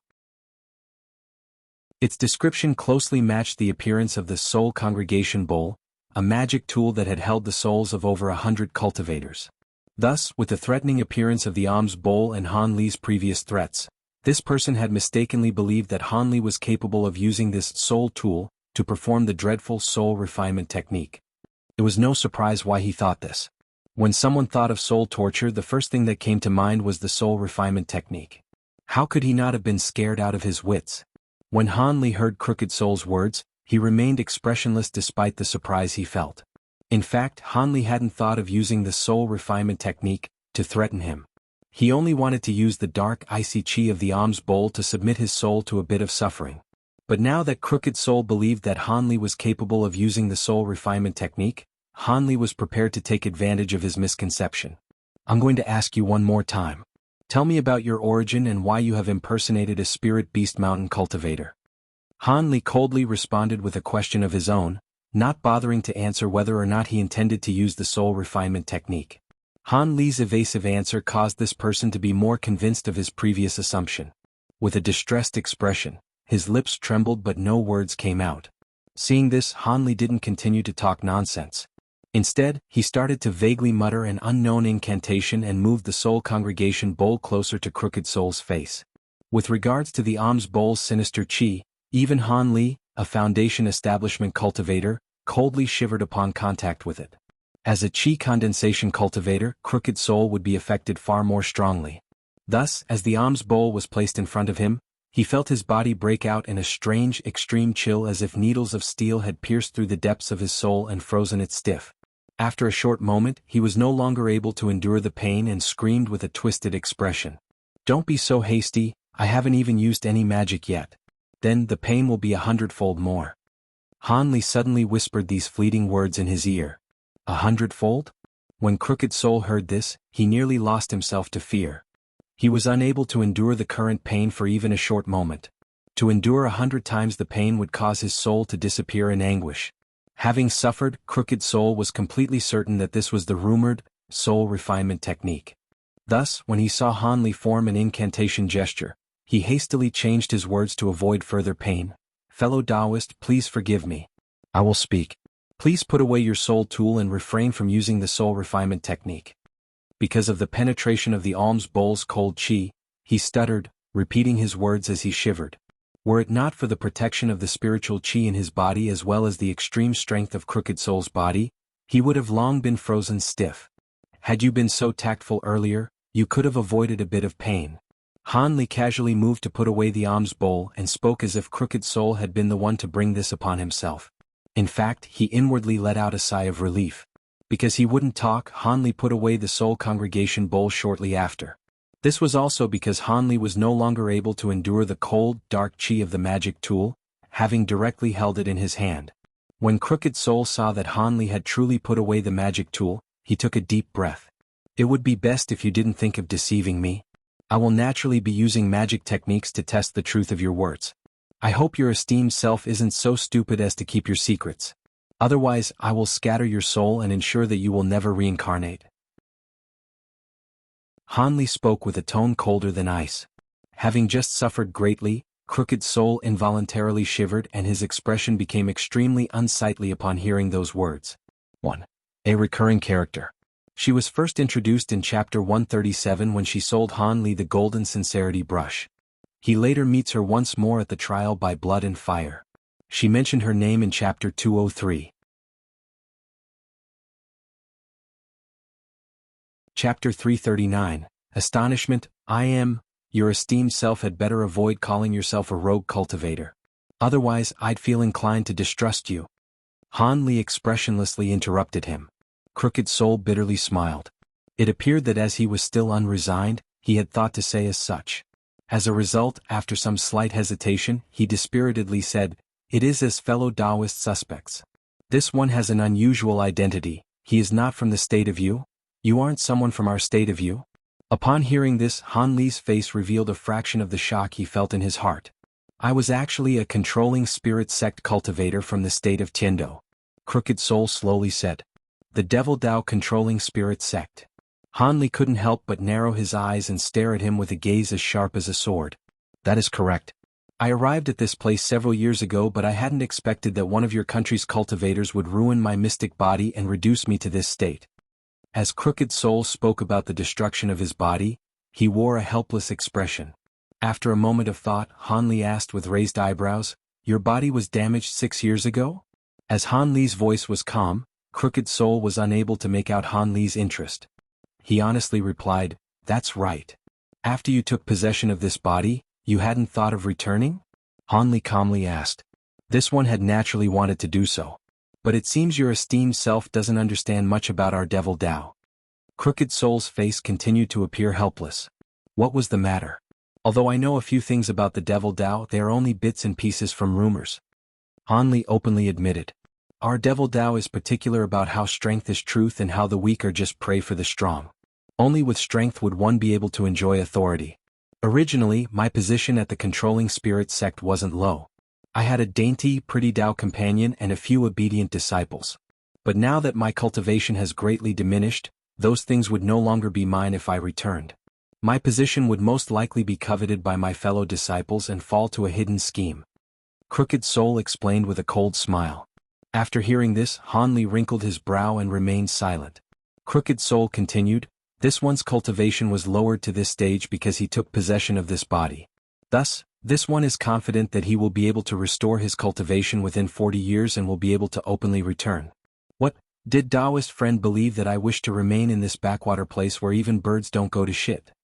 From what you've said, you haven't encountered any other cultivators while you hid nearby Jiayuan City?" "None. Taoist friend is the first cultivator from the state of Yu I've seen after taking possession of this body," he said with an uneasy appearance. "Then why is it that you tried to impersonate a spirit beast mountain cultivator at the start?" Han Li closely continued with his interrogation. "I believed that your esteemed self was a 7-sex cultivator and didn't want to put myself at a disadvantage," Crooked Soul brightly assured. Having heard that, Han Li suddenly smiled. "Is that the truth?" Han Li amiably asked. However, his kind appearance caused Crooked Soul to feel a chill down his back. "That's right. Could it be that fellow Taoist is unsatisfied with something?" he cautiously asked with an uneasy expression. "I've previously heard people say that it is easiest to deceive others with words holding 7 parts truth and 3 parts lies. I wonder how much of what your esteemed self told me just now is true." Han Li slowly said this as he stared at him. Taoist friend's suspicions are far too strong. I am telling the truth." Crooked Soul was clearly uneasy. But once he thought of the consequences of telling the truth, he could only boldly continue to hold his ground. How about I mention a few things first?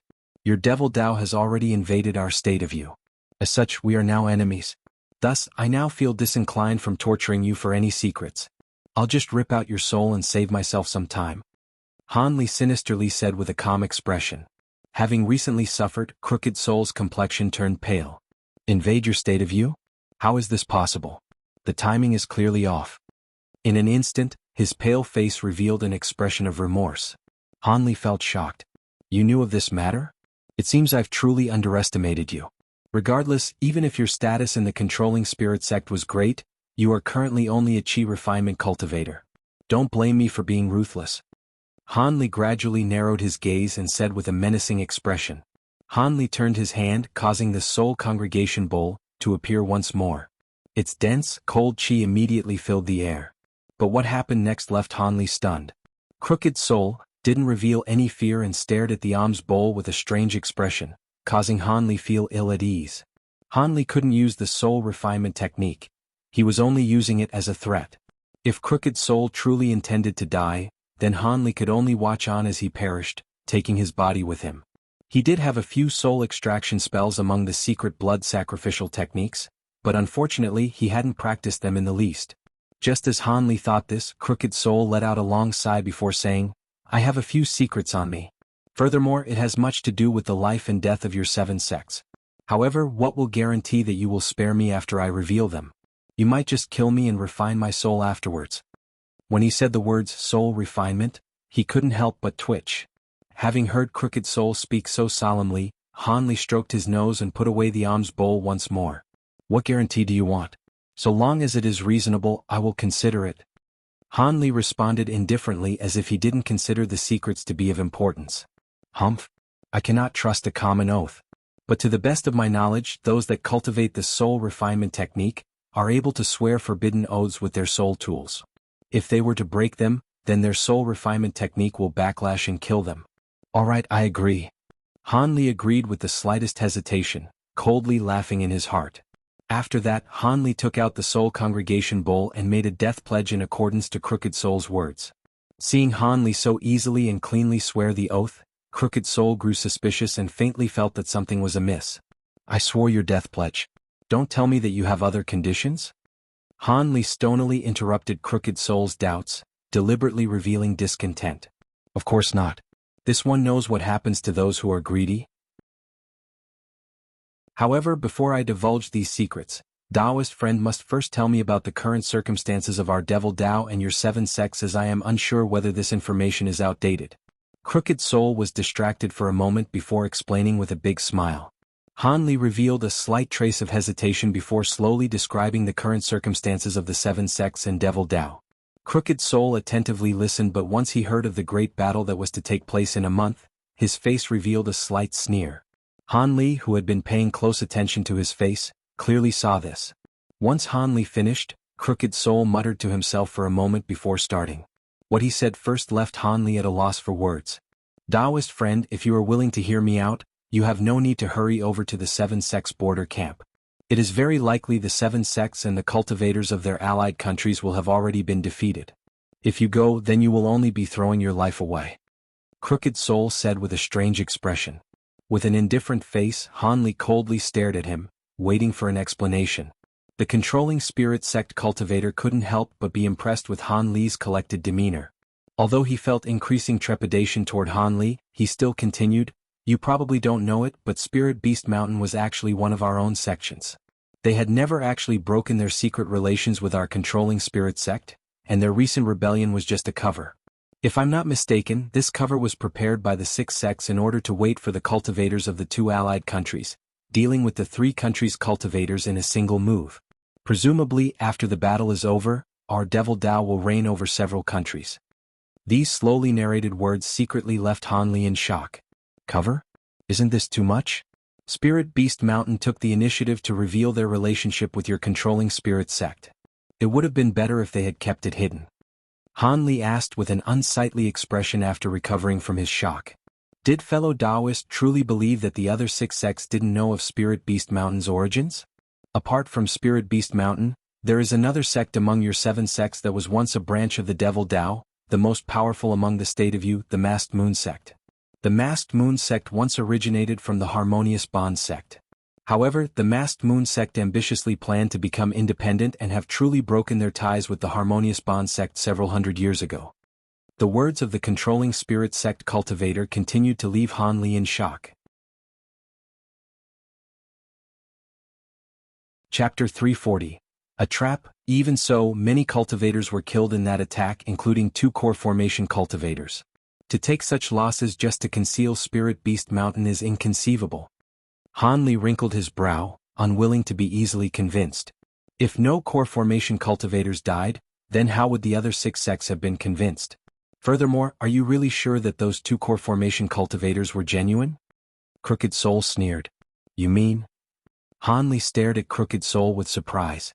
To the best of my knowledge, our Devil Dao sects possesses 2 or 3 forbidden techniques that forcefully raises the cultivation of a foundation establishment cultivator to nearly the point of core formation.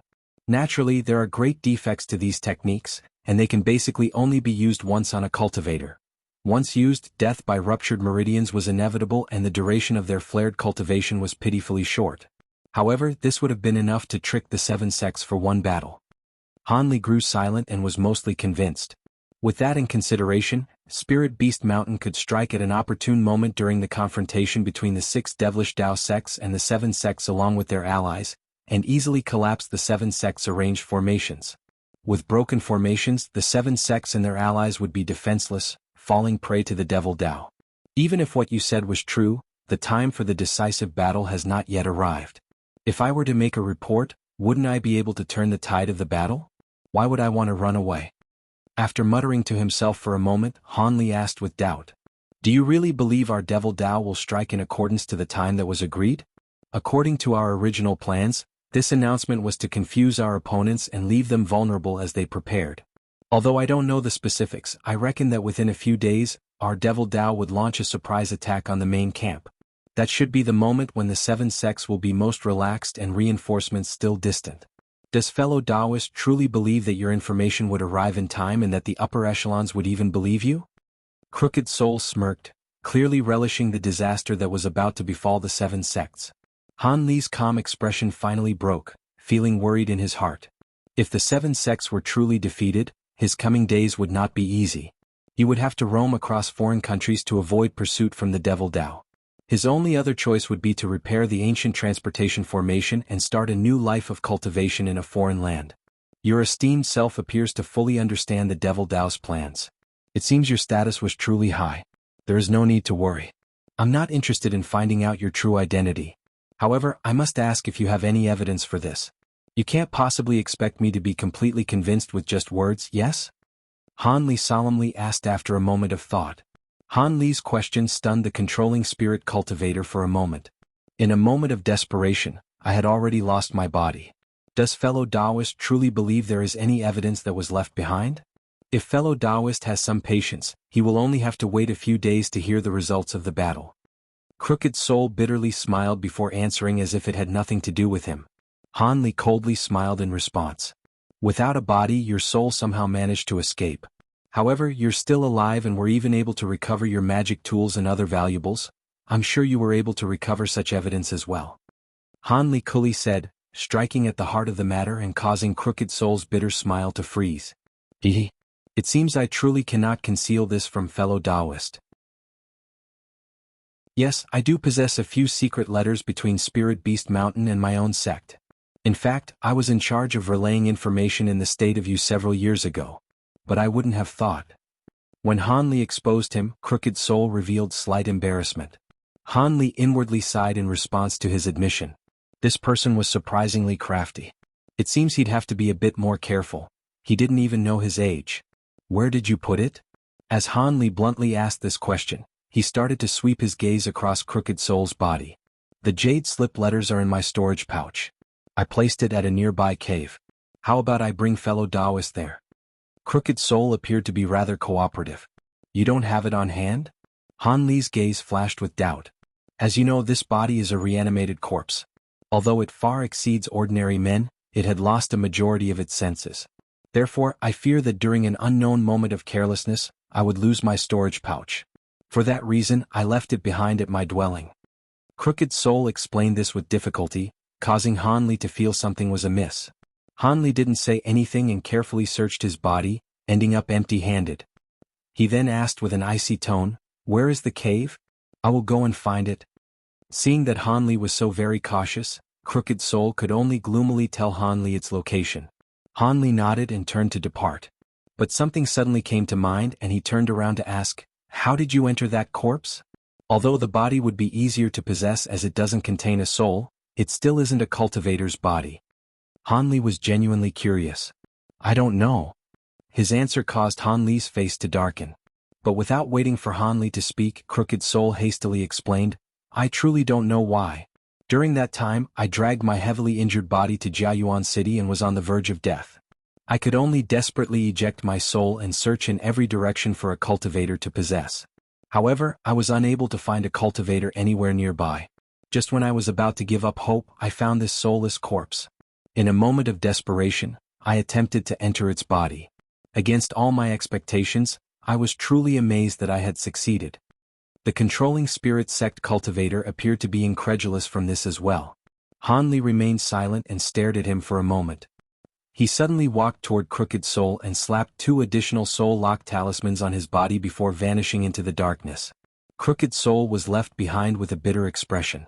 But a short while later Han Li returned with a strange glare in his eyes. Han Li was able to easily find the cave using the directions given. It didn't appear to be very large. With a wave of his hand, a moonlight stone flew out of his storage pouch. Hovering above his head, the moonlight stone illuminated his surroundings.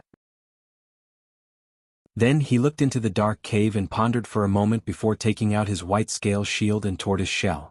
With the 2 magic tools protecting his front, he carefully walked inside. Like Han Li expected, the cave was not large. After walking for about 25 meters, he saw a cave wall blocking his path, the presumable end of the cave. Han Li turned his sharp gaze and found nothing strange. He then lowered his head and looked at the ground.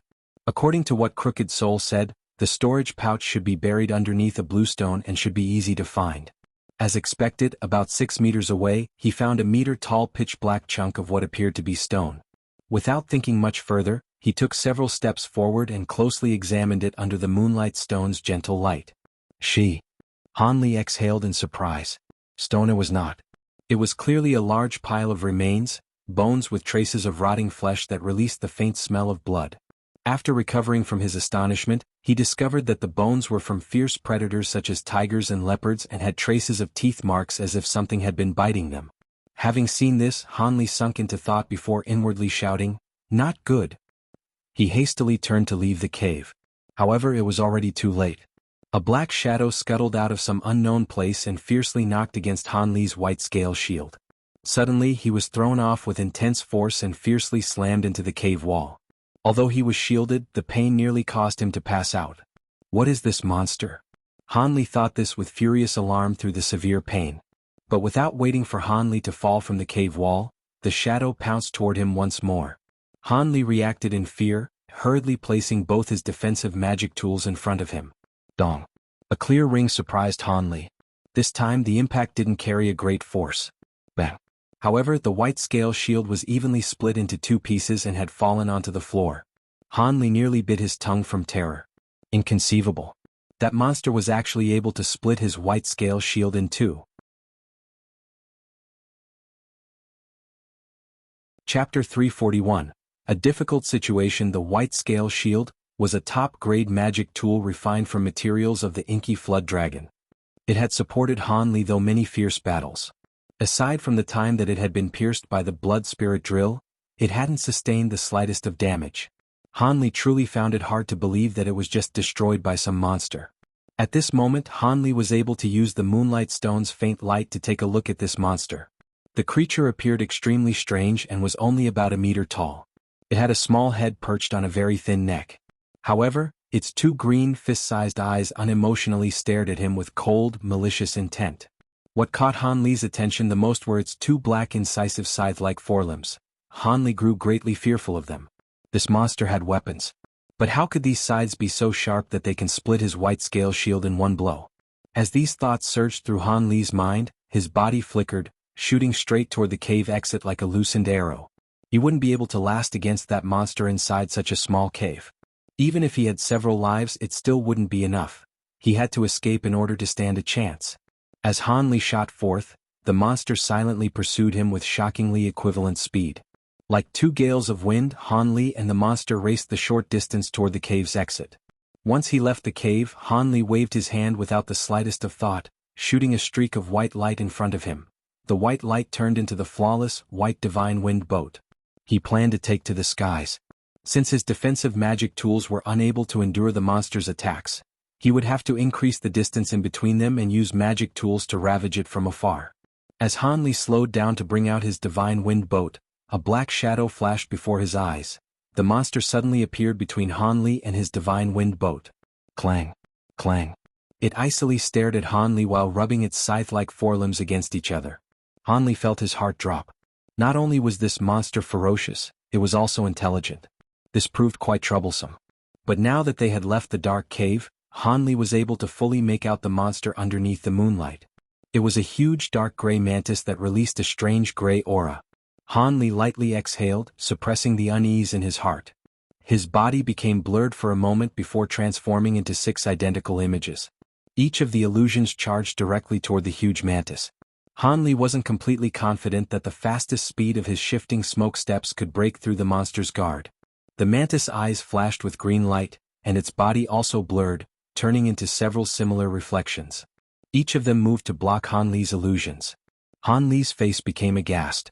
Puff, puff. One by one, Han Li's reflections were struck down by the mantis blades. Just as Han Li's true body was about to be struck, he was forced to use his tortoise shell to block its strike. As a result, the strike blew him back to his original location and left a deep scar on his tortoise shell. Han Li looked at the scar on the tortoise shell with a pale expression and gulped. It was clear that this magic tool would be unable to endure further strikes. Without waiting for Han Li to make any plans, the mantis' meter-long wings began to shimmer and buzz. The demonic beast had actually rapidly fluttered its wings and lightly hovered off the ground. Han Li bitterly swore. How could he possibly forget that mantises were insects capable of flying? Once in flight, this demonic beast will surely be immensely fast. For the first time, Han Li lacked confidence in his movement techniques. Even so, Han Li hurried used the body lightning technique, along with other auxiliary magic techniques on his body and patted his storage pouch, releasing streaks of gold, black and red light. He hurried, wanting to use this opportunity to take the initiative. However, the demon mantis acted before Han Li could begin his assault. It launched itself into the air and suddenly disappeared without a trace. An instant later, it reappeared above Han Li and fiercely chopped down, intending to split Han Li into 2. At this moment, Han Li appeared incomparably calm. As the scythe sliced through Han Li's afterimage, Han Li had completely disappeared. However, his magic tools had remained, spiraling around the demonic beast like a swarm of bees, wanting to shred it into pieces. Dong, dong. A series of clangs rang out as the huge mantis swung its sides at a speed that couldn't be seen by the naked eye, creating a huge defensive net. In the clash between the magic tools and the mantis sides, 3 of the golden blades and 1 of the fire tridents were cut into fragments, turning them into clouds of sparkling dust. Han Li took this opportunity to fly off on his divine wind boat while feeling great heartache. He urgently recalled his remaining magic tools, causing the streaks of light to rush back toward him. However, the demon mantis was unwilling to let him go. It clanged its forelimbs against each other and suddenly charged forward, turning into a black blur as it rapidly advanced. In an unrestrained chain of slashes, 2 more golden blades were broken, scattering into dust. Han Li's feeling of loss only grew deeper. Although this set of golden beetle swarm blades couldn't be considered exceptional among top-grade magic tools, it was hard to come by such a large set that was easy to use. Furthermore, he had this set of magic tools for many years and had become quite attached to them. He didn't expect that a majority of them would be destroyed today. Fortunately, Han Li's most important magic tools, the Black Dragon's claws, were still intact. As the pair had managed to survive, it could be considered a silver lining among this terrible situation. But with the demon mantis still rigidly staring at him, Han Li was unable to feel hopeful. If he didn't have a good way to deal with this monster, he might not be able to save his own life, let alone his magic tools. With that in mind, Han Li madly poured spiritual power into the divine wind boat beneath his feet. The divine wind boat lightly trembled for a moment before soaring into the sky as a streak of white light. Han Li truly believed that this demonic beast would be unable to match the speed of the divine wind boat. However, after a short moment of flying, Han Li couldn't help but recognize how shallow his experience was. The mantis had kept up with him and was slowly catching up. At this moment, Han Li was wildly driving forward as he threw several fireballs behind him, attempting to stop the demon mantis from chasing him. This is far too strange. Not only are its attacks fierce and swift, but its flight speed is even quicker.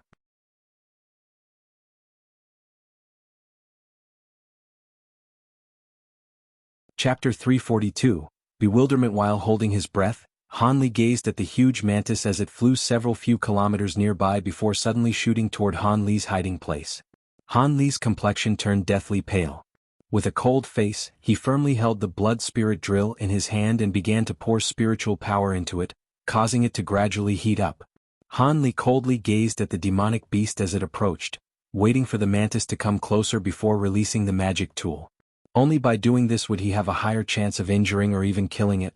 Naturally, waiting for it to come closer put him in far greater danger, but Han Li was left with no other choice. 150 meters, 120 meters, 90 meters.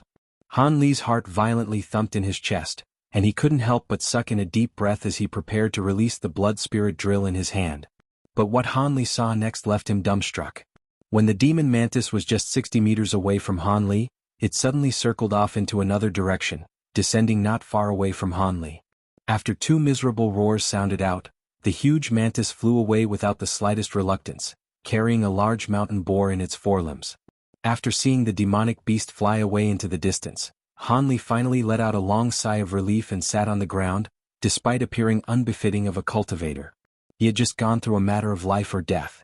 Had he went ahead and launched the attack, he would have ended up just like that boar as food for the demonic beast. He was extremely fortunate to come out unscathed. Han Li silently rejoiced.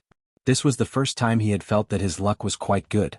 But now that he had calmed down, Han Li thought of the culprit that caused all of this, the controlling spirit sect cultivator that resided in Crooked Soul's body. Han Li couldn't help but feel burning fury. It was clear the cave was a trap. Those jade slip letters were just a fabricated lure. Despite his carefulness, he was still no match for that cunning old fox. He had fallen deeply into his trap and had nearly died as a result. Oh, very good. Since I'm still alive, I'd better go and pay you a visit. As Han Li rested, he felt an intense hatred burning inside him that he never felt before. Han Li knew that because he stuck 3 soul-lock talismans onto Crooked Soul, it would be impossible for him to escape. His cultivation was simply too weak. Once Han Li returned, he would be able to easily take his life. When he felt that his physical strength and magic power had recovered, Han Li shot off on his divine wind boat toward Crooked Soul. However, he now didn't dare to boldly fly up into the sky.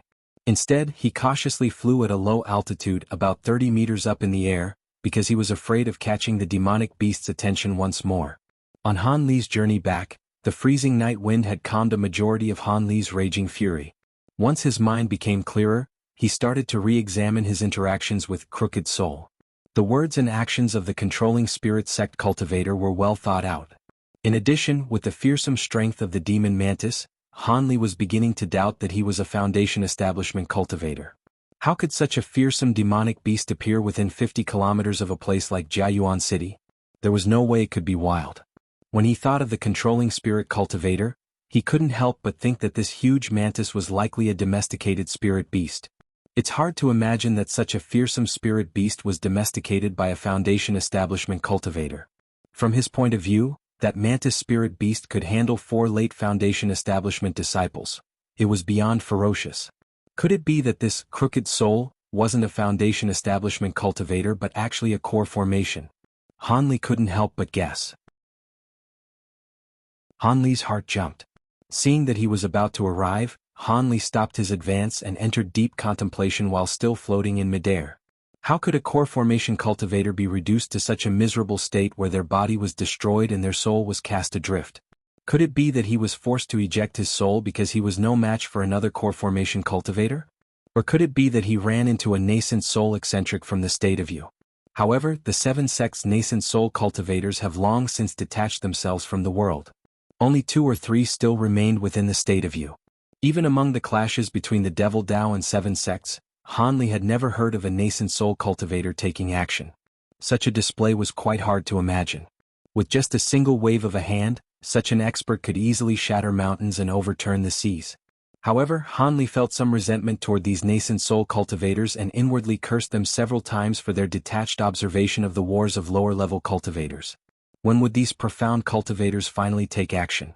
Could it be that was what happened?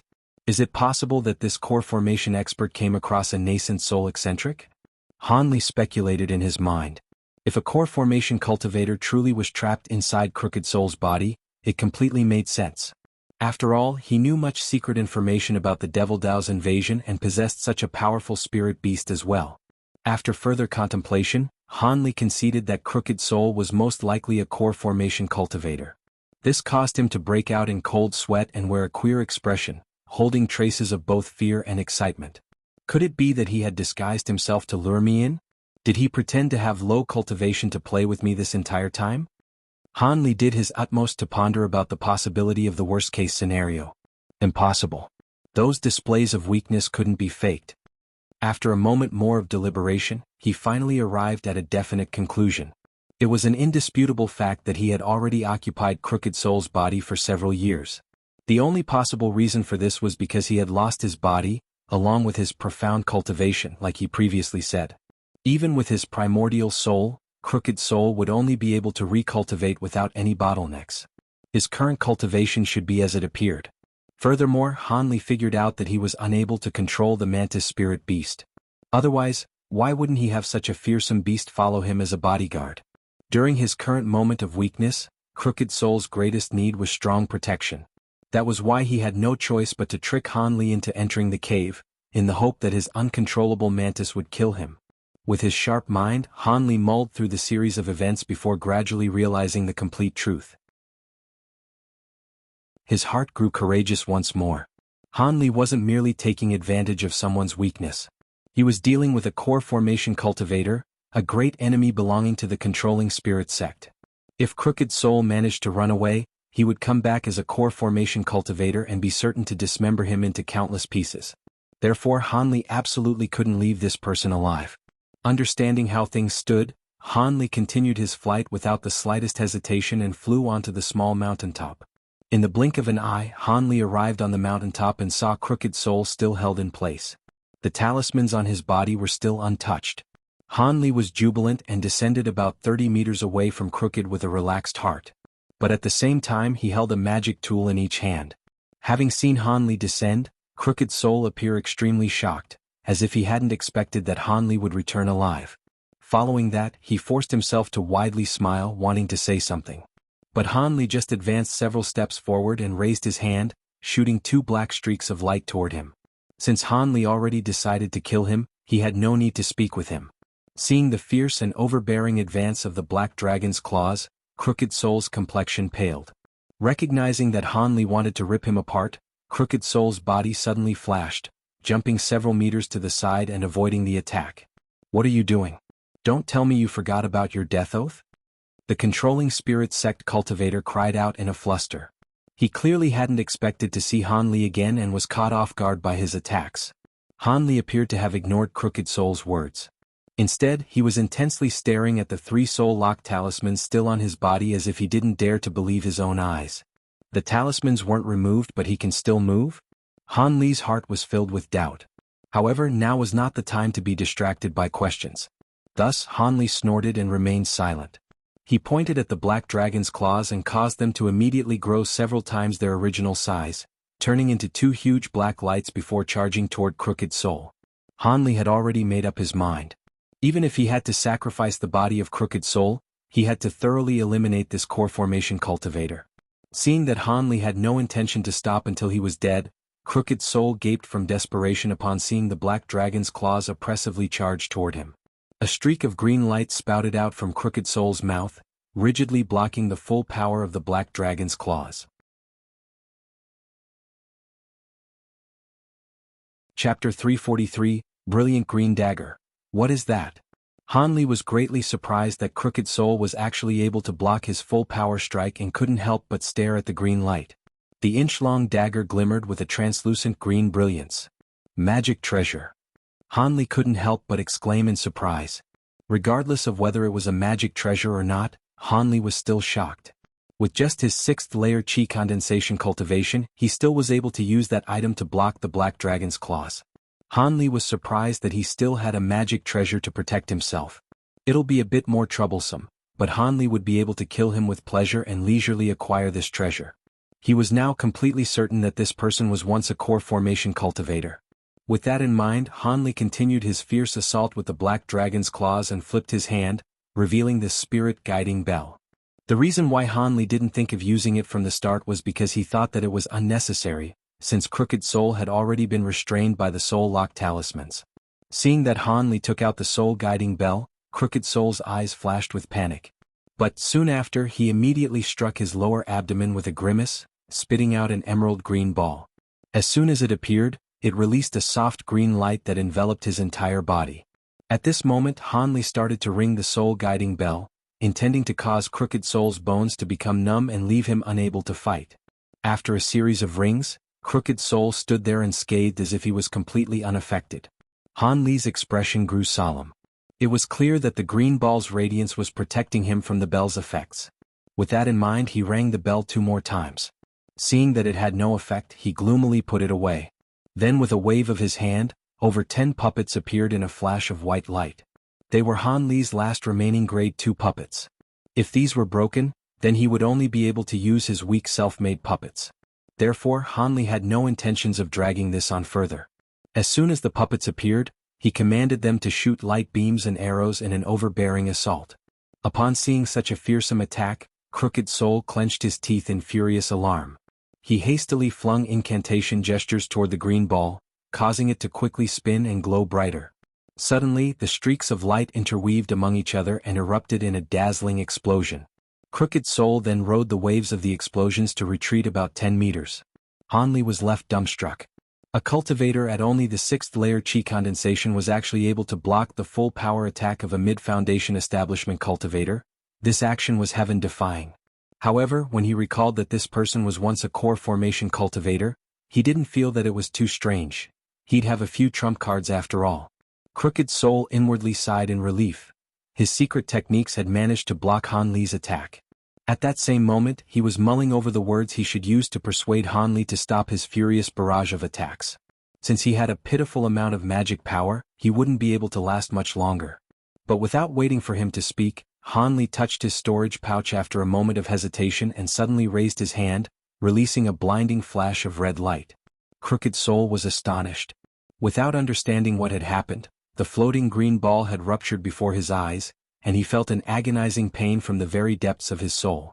He couldn't help but scream loudly as he fell to the ground with limbs incessantly flailing about. The green light protecting Crooked Soul's body had disappeared without a trace upon the destruction of the green ball. With nothing left to obstruct the light beams and arrows, he was suddenly overwhelmed as if he were drowning in a torrent of rain. Without a master to control it, the green dagger suddenly decreased in power and was forcibly suppressed by Han Li's black dragon's claws, as if it was going to collapse at any time. Han Li was overjoyed. He hadn't expected that risky strike to be so effective.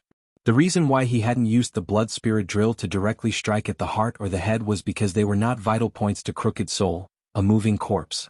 At most, Han Li would only be able to severely injure him while being unable to kill him. With that in mind, it would be better to strike at that troublesome green ball. However, he hadn't expected that the green ball would rupture from a single strike and cause Crooked Soul to meet his end. It appeared that the green ball had a close connection to his soul. It was no wonder that he had such an unsightly expression when he spouted it out to face an enemy. Could it have been the golden core he had condensed from core formation?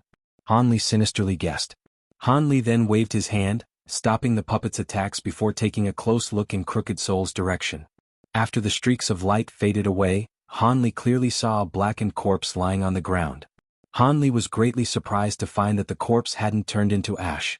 Could it be that Crooked Soul's body was extraordinary because he was a? Han Li remained motionless, looking at the corpse for a moment and muttering to himself. He then raised his hand to the sky, causing 6 fist-sized fireballs to appear in the air. Go! With a single command, the fireballs shot toward the corpse like a loosed arrow. Puff! Puff! Han Li indifferently gazed at the corpse as it burned in the inferno.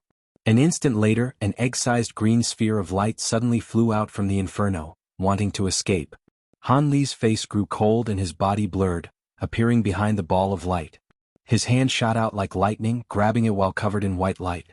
The green sphere of light suddenly let out a miserable scream before Han Li crushed it with his spiritual power-infused hand. Han Li then blurred, returning to Crooked Soul in an instant. With a wave of his sleeve, the fire on Crooked Soul's body disappeared without a trace. It seems even a core formation cultivator can be duped with a mere illusion technique. Han Li lowered his head to look at the blackened Crooked Soul with a sneer on his face. Han Li then carefully examined Crooked Soul's injuries. He was greatly surprised to find that apart from his completely scorched exterior, Crooked Soul's internal organs and bones were entirely undamaged, much to Han Li's pleasure. Although Crooked Soul was only an empty corpse, Han Li had regarded him as a loyal servant. If Han Li was able to repair him, then he would naturally do so. Besides, he had a plan in mind that required Crooked Soul. As such, Han Li lightly rung the soul-guiding bell. Crooked Soul immediately stood up and opened his eyes with a blank expression. Han Li nodded his head. Although Crooked Soul had flesh wounds, he should be able to quickly recover with his exceptional regenerative power as a Jiangshi. Han Li then turned his gaze toward the small shining green dagger floating in the air. Having lost its master, it was now completely still. Han Li proceeded to use his black dragon's claws to gradually suppress it before carefully submerging his spiritual sense into it. He found that he was completely blocked from entering it. It seems like the rumors were true. Without core formation cultivation, I will be completely unable to use magic treasures. Han Li thought with annoyance. He could only look upon this magic treasure with envy.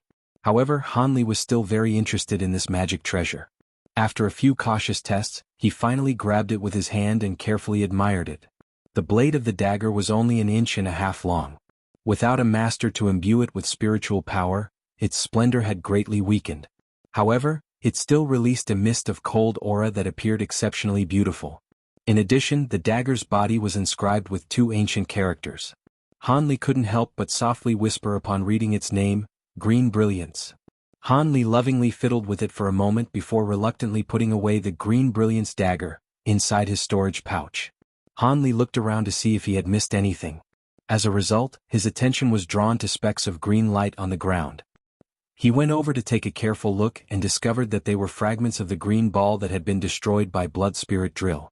Although it had been shattered, its radiance hadn't diminished in the slightest. He walked over and bent down, carefully gathering the shards. Although he didn't know how he could make use of it, Han Li could guess that it should have something to do with a core formation cultivator's golden core. Chapter 344. Exterminating a demon in a formation. Han Li didn't carefully study the fragments. Instead, he carefully swept his surroundings once more.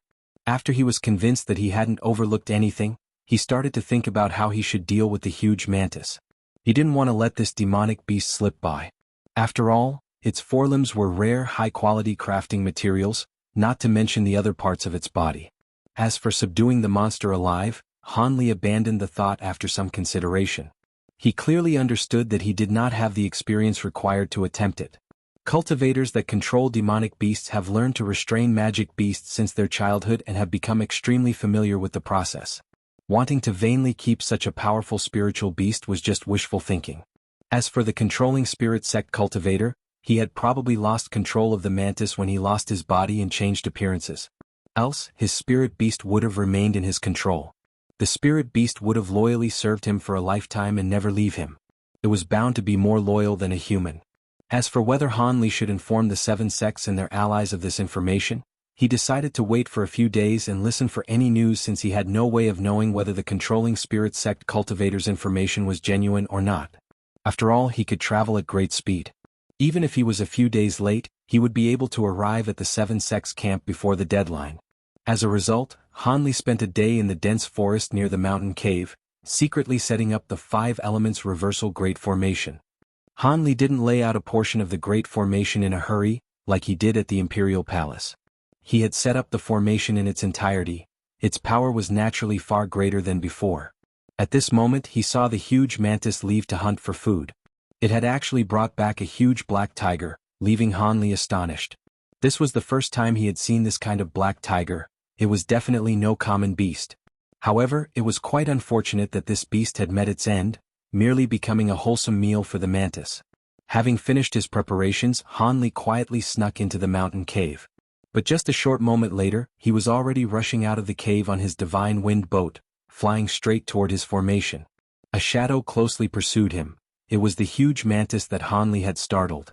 Because he had placed the formation nearby, Han Li entered the formation's territory soon after he left the cave. Although the mantis was somewhat intelligent, it couldn't possibly comprehend the formation spell and was easily trapped within the formation spell. In the following 2 days, Han Li allowed the huge mantis to frantically run around within the 5 elements reversal formation, fully displaying the effects of the illusionary entrapment and the boundaries of area confinement. After the 2 days had passed, the demonic beast was exhausted and no longer moved within the formation. At that moment, Han Li took out many puppets and started to unceasingly harass it from outside the formation, prohibiting it from resting. Although the mantis attacks were exceedingly fearsome, its defense was just ordinary. Because it couldn't approach the puppets attacking it, it was forced to use its scythe-like forelimbs to protect itself. This continued for half a day until the demon mantis was no longer able to endure, allowing the puppets to strike at its body. Although its injuries weren't heavy, its strength had been mostly exhausted. At this moment, Han Li took turns changing the puppet's spirit stones. Seeing that it was almost time to finish up, Han Li summoned a treasure talisman, a small yellow knife. Under the cover of the puppet's attacks, it stabbed through the mantis' head, killing it within the formation. Victorious, Han Li walked toward the demon beast's corpse with barely concealed excitement. He then took out his huge silver sword and cut off its incisive forelimbs.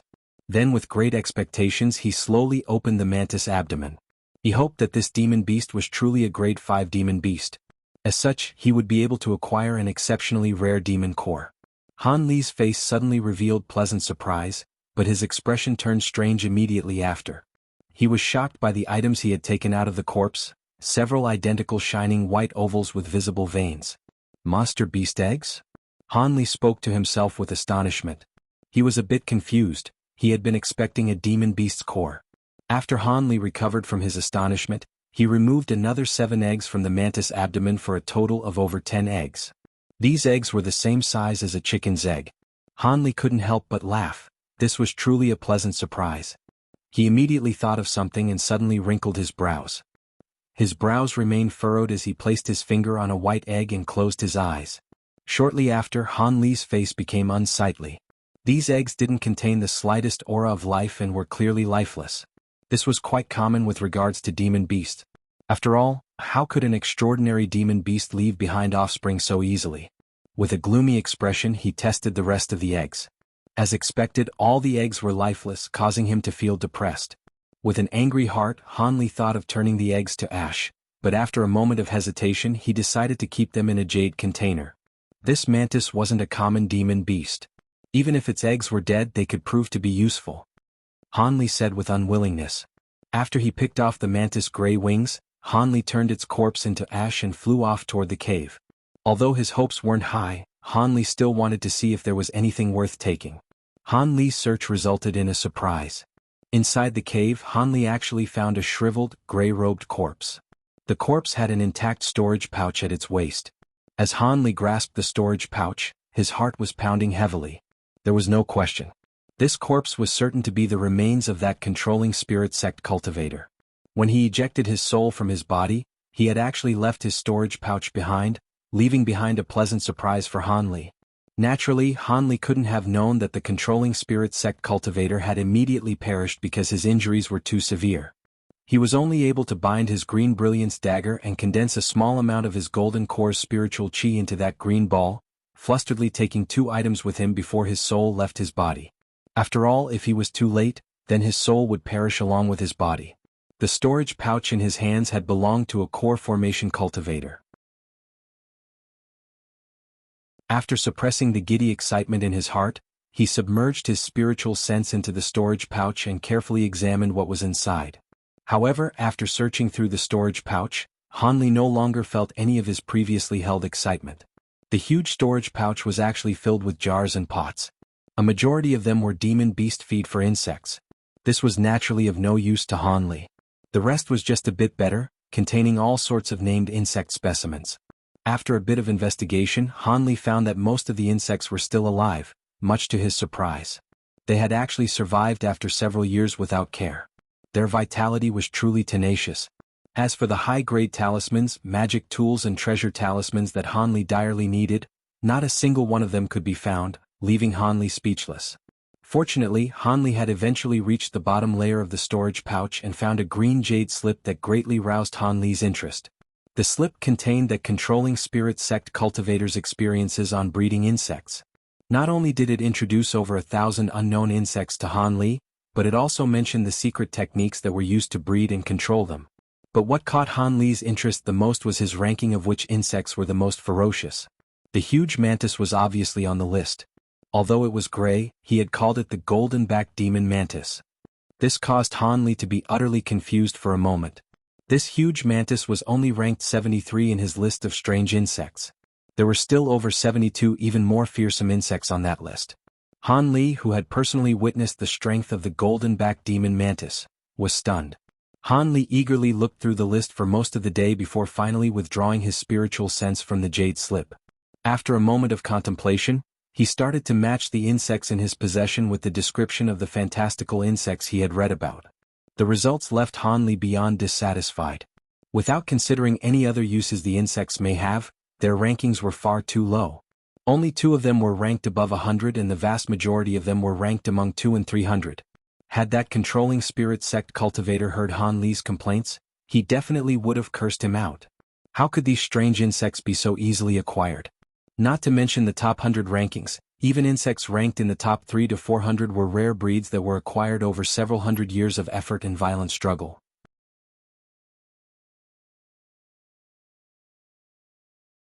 Chapter 345. A small old man in bell tolls. After looking through the items in the storage pouch, Han Li bluntly moved all of the items into his own storage pouch before slicing the original storage pouch into pieces. Although this storage pouch was clearly much better than his own, Han Li didn't dare to use it as he wasn't sure if the bag possessed any hidden traces.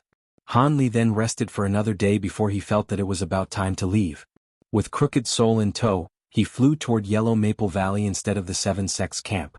Han Li reckoned that if anything bad occurred at the Seven Sects camp, the sects would be the first to receive this information. Therefore, he first headed to the sect in order to hear if there was any news. If nothing was out of the ordinary, then he would quickly convene at the Seven Sects camp. After flying for 6 days, he had uneventfully arrived at the Taiyu mountain range. Han Li didn't notify anyone. Instead, he first secretly returned to his own immortal's cave first. Once he entered the cave and closed off his formation from the outside, Han Li felt much more at ease. After all, he was in the safety of his own territory. Han Li immediately rushed to the secret room containing his spirit well spring. He found 2 fist-sized spiders floating in the spirit well spring, having already hatched from their eggs. Although they weren't large, one could tell that they were beyond ordinary from their sparkling and translucent bodies. Upon seeing Han Li, the small spiders blurred, immediately shooting toward him. Han Li was surprised at first, but something immediately came to mind and he didn't avoid them. As a result, the 2 spiders steadily landed on Han Li's shoulders and mischievously crawled over Han Li's body. Han Li faintly smiled. It seems the soul-controlling restriction that used his blood essence had an effect. The 2 spiders already saw him as their parent and thus had shown such affection. Delighted, Han Li picked up a spider off of his body and carefully observed it with curiosity. Although spiders generally gave people feelings of great disgust and hate, this spider had a shining, pure white body. It was extremely beautiful, giving people the notion of wanting to pet it in admiration. But what surprised Han Li the most was that the small spider already had the spiritual chi of a 4th-layer chi condensation cultivator. It was already a genuine low-grade 1 demonic beast. It appeared it had great potential. With regards to the white spider's ranking on the list, it was listed as the blood jade spider, at about rank 100. Although it was not as fearsome as the golden-backed demon mantis, it was a rare breed. Han Li played around with the 2 small spiders for a moment before placing them inside a leather bag. Since he didn't know when he would be able to return, he naturally wanted to carry them with him so that he could properly train them. Afterwards, Han Li went to his own bedroom and took out a small chest from underneath his bed. The box contained storage pouches filled with all kinds of talismans. Han Li casually took 2 of them. Since he had nearly used all of the talismans on hand, he had to replenish them. Having finished his affairs, Han Li left Crooked Soul in his immortal's cave and confidently flew straight toward Yellow Maple Valley. Perhaps it was because a majority of the people had already hurried off to the Seven Sects camp, Han Li only came across a few separated Qi condensation disciples. He casually stopped one and made an inquiry about the circumstances of the valley. No news had arrived about misfortune falling upon the Seven Sects, much to Han Li's relief. But since this had only come from a Qi condensation disciple, Han Li couldn't let this matter drop. After a moment of consideration, he headed straight toward the 100 Medicine Garden. As a mid-foundation establishment cultivator, that small old man should have some reliable information. A short moment later, Han Li had appeared above the 100 Medicine Garden, but he was blocked by the white mist formation spell. He had long returned its command medallion to the small old man and could no longer enter the 100 Medicine Garden as he pleased. Although Han Li had already witnessed the power of the 5 elements reversal formation, the small old man's simple illusion formation was still able to obstruct Han Li. Instead of entering by force, Han Li sent a sound transmission talisman instead. After speaking into it, it turned into a streak of fire, flying into the white mist. Not long after, the white mist below him blew away, allowing him a path in. When Han Li saw this, he chuckled and gently descended. When he arrived at the center of the 100 Medicine Garden, he found 2 people waiting for him. Senior Marshal Brother Ma, it's been a while. Han Li grinned at a small old man as he said this. Humph. Even without seeing each other, you still went and found trouble for me. The small old man, the master of the 100 Medicine Garden, didn't greet him with a smile and rolled his eyes instead. Could it be that such an adorable disciple like young Lady Xiao is not to your satisfaction? Han Li continued to grin at him completely without concern. With a slightly red face, the young woman saluted Han Li and greeted him with gratitude. Xiao Chui'er pays her respects to Marshal Uncle Han. Many thanks for Marshal Uncle's great kindness. This young girl was the granddaughter of that Xiao grandparent-grandchild pair. When the small old man heard this, he revealed an unsightly expression. But when he wanted to say something, Han Li quickly interrupted him. Senior Marshal Brother Ma, the reason why I came here is because I have a few important matters to discuss with you. It concerns something significant. Han Li suddenly said with a solemn expression. Having seen Han Li's solemn expression, the small old man wrinkled his brow. An instant later he instructed Xiao Chui'er, guard the garden's entrance. I have a few matters to discuss with your Marshal Uncle Han. Yes, master. The young woman respectfully replied and silently walked to the garden's entrance. Xiao Chui'er's obedient action was clearly to the small old man's satisfaction. He had even revealed a trace of a fond expression. When Han Li saw this, he inwardly laughed. This senior Marshal Brother Ma said that he gave him trouble, but he was inwardly fond of Xiao Chui'er. Even so, he was still trying so hard to save face in spite of this. The small old man brought Han Li into his guest room. After they both sat down, he insipidly asked, Junior Marshal Brother, shouldn't you be at the border camp? How do you still have time to come here for questions? Let's hear what's so important that you had to come here. Senior Marshal Brother Ma wore an indifferent expression. It's a long story. Han Li sighed and bitterly smiled. Because Han Li had been friends with the small old man for so many years, he knew that although the old man's words were caustic, he had a truly good character. Thus, he had told him about his encounter with the controlling spirit sect cultivator. Naturally, Han Li glossed over the finer details of the fight and focused on the possibility that Spirit Beast Mountain was still working with the Devil Dao. After hearing Han Li out, the small old man's expression became stiff. A long while later, he eventually asked Han Li with a strange expression, Junior Marshal Brother Han, you exterminated the soul of a core formation cultivator? And Spirit Beast Mountain is still an agent of the Devil Dao? He was in complete disbelief as if he had listened to a tall tale. Han Li's face became bitter in response. It was no wonder why the old man was like this. No one could be convinced in such a short amount of time. Han Li tensely wrinkled his brow and replied, I don't know how reliable this information is. That's why I returned to the sect first to see if there was any news from the border camp. If nothing had happened, I would be able to go there with an easy heart. Han Li didn't conceal anything from the small old man, fully revealing his great desire to preserve his own life. There is nothing. We've only received requests to transport large quantities of spirit stones and other supplies. No negative news had arrived. It has all been very ordinary. The small old man said with a stern expression. Han Li lightly sighed and stroked his nose, muttering, It seems I was completely made a fool of by him. I want to curse that cultivator out to vent my gloominess. Or maybe I should be celebrating that nothing bad had happened to the main camp instead. Dong, dong. Just as he finished speaking, the sound of a huge bell continuously tolled from the official hall. The small old man and Han Li couldn't help but look at each other in dismay. The bell tolls continued for the time it would take to finish a cup of tea before stopping. The small old man had an extremely unsightly expression and took a deep breath. He spoke with a deep voice, no less than 81 tolls. It seems your information is most likely true. The circumstances are far from great. Let's go and see what happened. It might not have anything to do with my information. Han Li calmly said after a moment of silence. Humph. It'd be a miracle if it were not. If it's not a major defeat at the front lines, what else would cause the dragon waking bell to toll 81 times, representing an extermination-level crisis of our sect? The small old man bitterly smiled.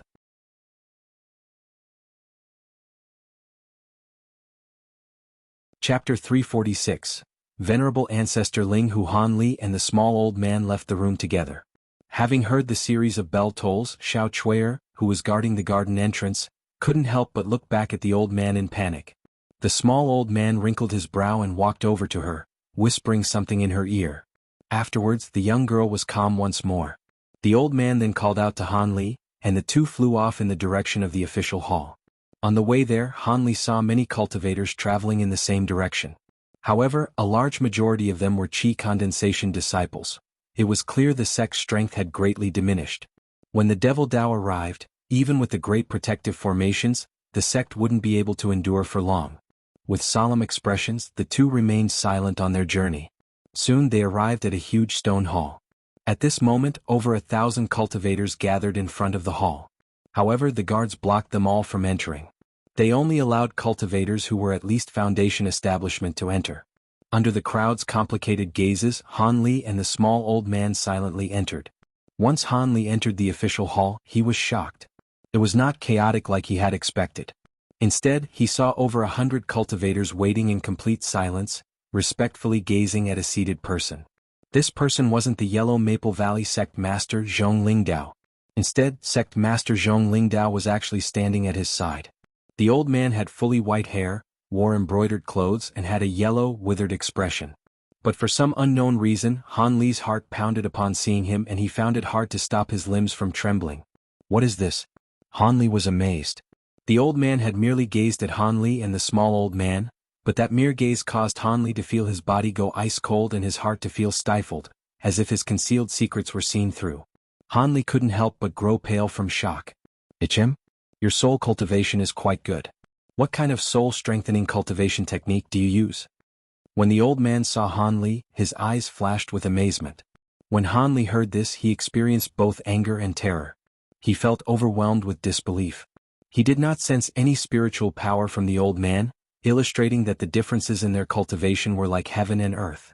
However, Li Huayuan and the other core formation cultivators didn't make him feel this way. Could it be that this person is it? After a moment of thought, Han Li was left dumbstruck. Having long flung his anger away from even the farthest of clouds, Han Li hastily replied with the utmost respect. This one reports to Senior that he truly had cultivated a technique that has some relation to the soul. Senior's gaze is truly perceptive. His reply held a tone of flattery. The embroidered-clothed old man faintly smiled and lightly waved his hand. Han Li and the small old man then tactfully stood among the crowd. After the time it took to finish a meal, more than 10 Foundation establishment cultivators had arrived. At that moment, Zhong Lingdao respectfully said to the old man, "Venerable Ancestor, all of the Foundation establishment cultivators present in the sect have already arrived. As for Marshal Senior Huang, he won't be able to return soon. He is currently at Heaven Rock Mountain." When the embroidered-clothed old man heard this, he slightly wrinkled his brow and immediately instructed him with indifference, "Then so be it. We cannot afford to delay this further. We will start first without him." "Yes, Venerable Ancestor speaks truly." Zhong Lingdao strongly agreed with him. The embroidered-clothed old man chuckled in response and didn't say anything further. "My fellow martial brothers, let me introduce you all to our Venerable Ancestor Ling Hu. As you have previously heard, he entered nascent soul stage 300 years ago and is our sect's sole Grand Elder. As of now, our sect had encountered an unprecedented crisis of extermination. Our venerable ancestor will fully explain this matter. After finishing, Zhong Lingdao stepped off to the side. Although a majority of those present had correctly guessed the identity of this embroidered clothed old man, an uproar emerged upon their suspicions being confirmed. The crowd looked upon this venerable ancestor Ling Hu with a peculiar gaze. In the near 1,000 years that Yellow Maple Valley had existed, there had only been one nascent soul cultivator. At nearly 800 years old, it could be said that he was the unaging father of Yellow Maple Valley. Ancestor Ling Hu lightly coughed in response to the chaotic situation, immediately silencing the entire hall. Who would dare to not give face to this venerable ancestor? Since you've all heard the dragon waking bell, I won't beat around the bush. As of now, our 7 sects along with our allied armies have suffered a huge frontal defeat, along with a disastrous amount of casualties and wounded. Although we've barely managed to establish a second defensive line, defeat is only a matter of time. After the old man said this, all the cultivators in the hall paled. Han Li and the small old man looked at each other with complicated expressions but remained silent. Venerable ancestor, how is this possible? The day of the decisive battle has yet to come? There is still a month. A middle-aged cultivator couldn't help but ask this. It is because those at the front line held the same thoughts as you that the Devil Dao was able to launch such a successful surprise attack. The embroidered clothed old man bluntly rebuked him with dark expression. The middle-aged man thoroughly blushed and saluted him before hastily stepping back. No one else dared to be so tactless, having seen the middle-aged cultivator's embarrassment. As a result, they suppressed the many doubts they held in their heart and silently waited for Ancestor Ling Hu to continue. This disastrous defeat cannot be completely blamed on our own forces' carelessness and their lack of vigilance. There was a traitor among the 7 sects, Spirit Beast Mountain. While they were solely standing guard, they actually opened the exterior formation and allowed the Devil Dao entry, leading to our disastrous defeat. As the old man said this, he revealed a trace of anger. The crowd of cultivators suddenly came to a realization and loudly cursed Spirit Beast Mountain, causing the scene to become chaotic once more. Enough. There is no use in cursing. As the enemy's means were greater than ours, we have no other choice but to concede defeat. Currently, the most important matter is how to prevent our sect from being exterminated. Our remaining cultivators on the front lines will only be able to last 2 or 3 days at most. Before that time comes, we must evacuate the state of Yu as soon as possible. Ancestor Ling Hu said with exceptional calm. Evacuate from the state of Yu? Once that question was asked, the entire hall grew silent as if they were all stunned. As cultivators who had lived their entire lives in the state of Yu, they found leaving hard to accept. For a while, nobody spoke in agreement. What? You find it hard to leave? The old man said indifferently. He was hardly surprised. Venerable ancestor, could it be that you and the other nascent soul seniors have no method to repel the Devil Dao? Eventually, a 30-year-old youth hesitantly asked this. Of course we can. If us old fellows were to join hands, we should be able to easily exterminate those Devil Dao cultivators. The old man said straightforwardly. Then could venerable ancestor. But you all shouldn't forget, with the 6 Devil Dao's grand reputation, how could they be lacking in nascent soul cultivators? We old fellows had already acted against them, but we were at a disadvantage. As a result, they compelled us to swear a death oath such that as long as they did not participate in the battles, we wouldn't either. As such, the battles were restricted to the level of core formation cultivators. Ancestor Ling Hu sighed and revealed a surprising secret. Han Li suddenly came to a realization as to why he had never seen any battles between nascent soul cultivators. If we do not move, they will be able to surround Yellow Maple Valley and deal with the sect in a single move. Since I am bound by oath, I will not be able to save you. Thus, I've already decided that the entire sect must depart the state of Yu. Furthermore, we aren't the only ones leaving. The other 5 sects will be joining us. As such, we will be able to rise back to power in a foreign land. When our strength is sufficient, we will return and fight for our rightful place in the state of Yu. Ancestor Ling Hu spoke with a cold smile. Obviously, he didn't seem all too opposed to leaving the state of Yu. Having heard the ancestor's decisive tone, the others could only follow his commands. They didn't dare to voice any differing opinions they may have held. Most of the other affairs have been settled. However, there is still one dangerous task that must be done. Ancestor Ling Hu suddenly said something that shocked the crowd, causing them to look at each other in dismay. The following people I point to must follow me to the rear hall. The others will remain and listen to Sect Master Zhong's evacuation arrangements. The old man then stood up from his seat and expressionlessly walked toward the crowd. The crowd continued to remain in shock. You and you, with no trace of politeness, he pointed to over half of the people present. Han Li and the small old man were included among the chosen. After finishing the selection, the ancestor walked toward the rear hall apathetically. Han Li and the others were restless and hesitated for a moment before obediently following behind him.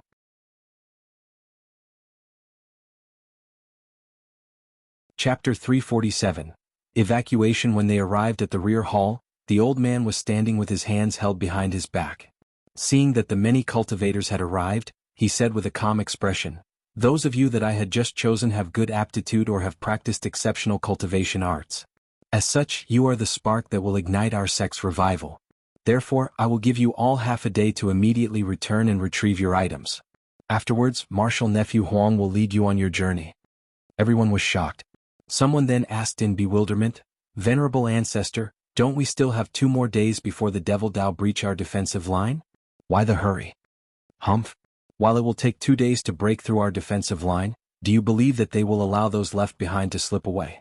They will send men past the defensive line to attack the distant sects, most likely with the objective to obstruct our escape rather than extermination. For this reason, we will sacrifice those outside in order to buy time for you to retreat.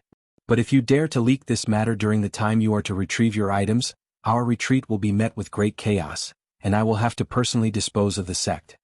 The ancestor's voice was extremely callous, causing the hearts of those present to tremble. "Yes, venerable ancestor." Naturally, Han Li and the others didn't dare to object. They all respectfully agreed and went out to retrieve their items. On their way back, Han Li and the small old man parted with much on their minds. Because Han Li's Immortal's Cave was too far away, he had to fly at full speed on his Divine Wind boat. Han Li's heart was in turmoil. According to what Ancestor Ling Hu said, Han Li would no longer have to worry about his well-being. If they were to move to another country, he would be regarded as valuable due to the fact that manpower was lacking. But at the same time, they would have to conquer territory in a new country in order to establish Yellow Maple Valley. As one of the remaining Foundation establishment cultivators, Han Li would be preoccupied with miscellaneous affairs. He would no longer have much time remaining to cultivate. Presumably, when this matter had been settled and the 6 sects have re-established themselves, he would have already come across an opportunity to advance to the core formation stage. However, Han Li was unwilling to deal with these troublesome affairs for such a long period of time. But as Han Li entertained the idea of making his escape, he had no idea whether or not he was still being observed by that old eccentric spiritual sense. He didn't know if his actions could still be observed at this distance. If this were the case, he would be certain to meet a tragic end if he deserted. Han Li felt great regret. Had he known that the situation had deteriorated to this degree, he definitely would have fled the country instead of returning. Without any other option, Han Li could only return to his Immortal's Cave.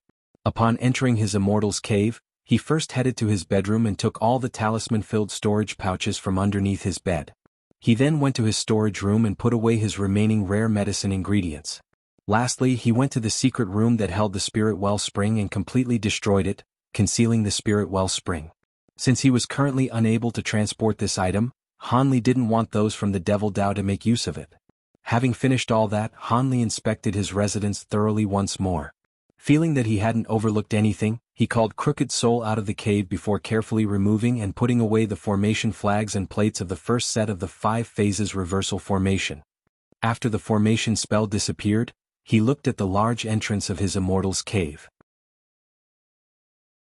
With an intense gaze, he suddenly released 2 streaks of black light and smashed the mountaintop, thoroughly concealing his Immortal's Cave. Subsequently, he released the Divine Wind boat and brought Crooked Soul on board. After flying a circle around his former home, he finally flew off. By the time Han Li returned to the official hall, most of the others had already arrived.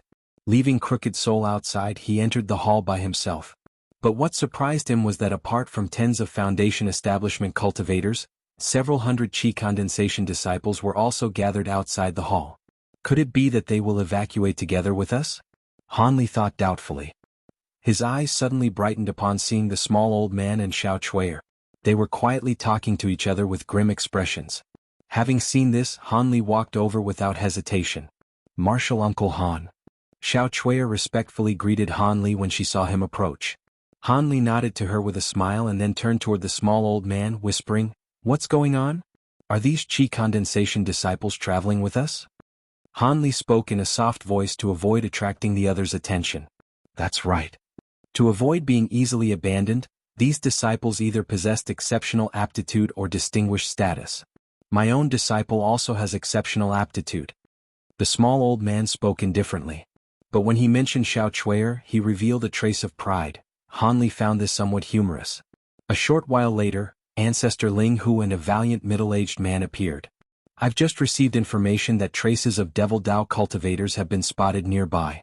We must all immediately set off. Obey Marshal Nephew Huang's orders from now on. I will gather the remaining sect members to draw the enemy."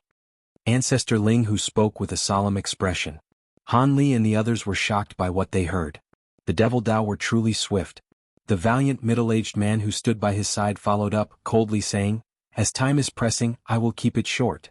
In this evacuation I only have one demand. You must all listen to my orders. Those that disobey will be regarded as traitors. We will now depart." This person was truly quick and decisive. With those brief statements, he respectfully saluted the old man before taking the lead to leave the hall. After a moment of astonishment, everyone rushed after him like a swarm of bees. As a result, the grand crowd of several hundred cultivators took to the skies and hurriedly flew toward the northeast. Over half a day later, the group had arrived at the Taiyu mountain range. At that point they slightly increased their speed. Standing on the Divine Wind boat, Han Li flew near the front of the group. When the small old man saw that Han Li's Divine Wind boat could carry more, he dragged Xiao Chui'er into the boat with him without a trace of politeness. Han Li could only bitterly laugh in response and said nothing more. Xiao Chui'er was a bit interested in Crooked Soul, who stood behind Han Li and stared at him with wide eyes. Naturally, the young girl was able to somewhat see through Crooked Soul. After asking a few questions, she no longer pressed the issue. After traveling over 50 kilometers through the Taiyu mountain range, a streak of white light suddenly shot toward the group from behind. In the blink of an eye, it traveled past the group and into the hand of Marshal Uncle Huang. It was a sparkling short sword with a jade slip tied to it. The middle-aged man's face darkened and he waved his hand, stopping the group. After taking the jade slip off, he casually flung the short sword away. Immediately after, it transformed back into a streak of white light and flew back toward its original location. Marshal Uncle Huang then probed the jade slip with his spiritual sense. A moment later, his face became very unsightly, and he immediately lowered his head in deep contemplation. It was obvious that a troublesome matter had occurred. The circumstances have changed. All Foundation establishment cultivators stepped forward. "I must assign you another duty." The middle-aged man turned around and said this with a dark expression. These words left Han Li and company stunned. But after they looked at each other, Xiao Chui'er cleverly jumped off the Divine Wind boat, and they obediently flew forward. "Marshal Uncle, what happened?" Many had witnessed the middle-aged man receiving a message from the flying sword. "Venerable Ancestor sent us a message. The Devil Dao is about to arrive. It seems like they knew of our plan and separated into two groups. One group moved to surround Yellow Maple Valley, while the other group chased after us. In order to protect our continued retreat, I require a squad to follow me and draw them away. As I block them, those who remain will follow those that I assign and continue their escape from the state of you." Marshal Uncle Huang said in an ice-cold tone. Their hearts trembled upon hearing his words. They weren't fools. Being assigned to block the Devil Dao would most likely result in death. Although a majority of them evaded his gaze, Marshal Uncle Huang started pointing without restraint. In a single breath, he had picked over 20 Foundation establishment cultivators. While the small old man managed to escape calamity, Han Li was unfortunately among those chosen. Those that were chosen became deathly pale, but they didn't dare to utter any words of refusal. With a wave of an arm, Marshal Uncle Huang sent the others to continue their journey, leaving Han Li and company behind. "We are pressed for time. I know that you all don't think very favorably of this assignment, but I don't need to use stake your all to meet the enemy. I only request that you mount an ambush and draw their attention away from our retreating forces." The middle-aged man said with a relaxed tone. He then took out about 20 green jade slips. "Memorize the map inside the jade slip and then destroy it. If you are later separated, you will be able to regroup again in accordance to the map." Marshal Uncle Huang waved his hand and streaks of green light shot toward the 20-plus cultivators and floated in front of them. Having heard Marshal Uncle Huang's words, the others' complexion improved visibly. Since they didn't have to rigidly block the Devil Dao, their chances of survival were much higher. As a result, they all grabbed the jade slips and started to memorize the map contained within. Han Li only skimmed through the jade slip in passing and didn't take it to heart. After all, this assignment to remain behind and block the Devil Dao was a rare opportunity to escape. Han Li was unwilling to stay with Yellow Maple Valley to the very end for a later opportunity to reach core formation.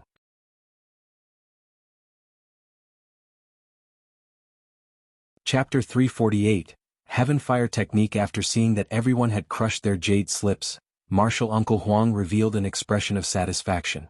His hands then flashed with yellow light, and a small foot-long banner appeared in his hand. The banner was white and glowed with a yellow radiance, rendering its embroidery difficult to discern. I will use the Cloudwind banner to mask the traces of your presence.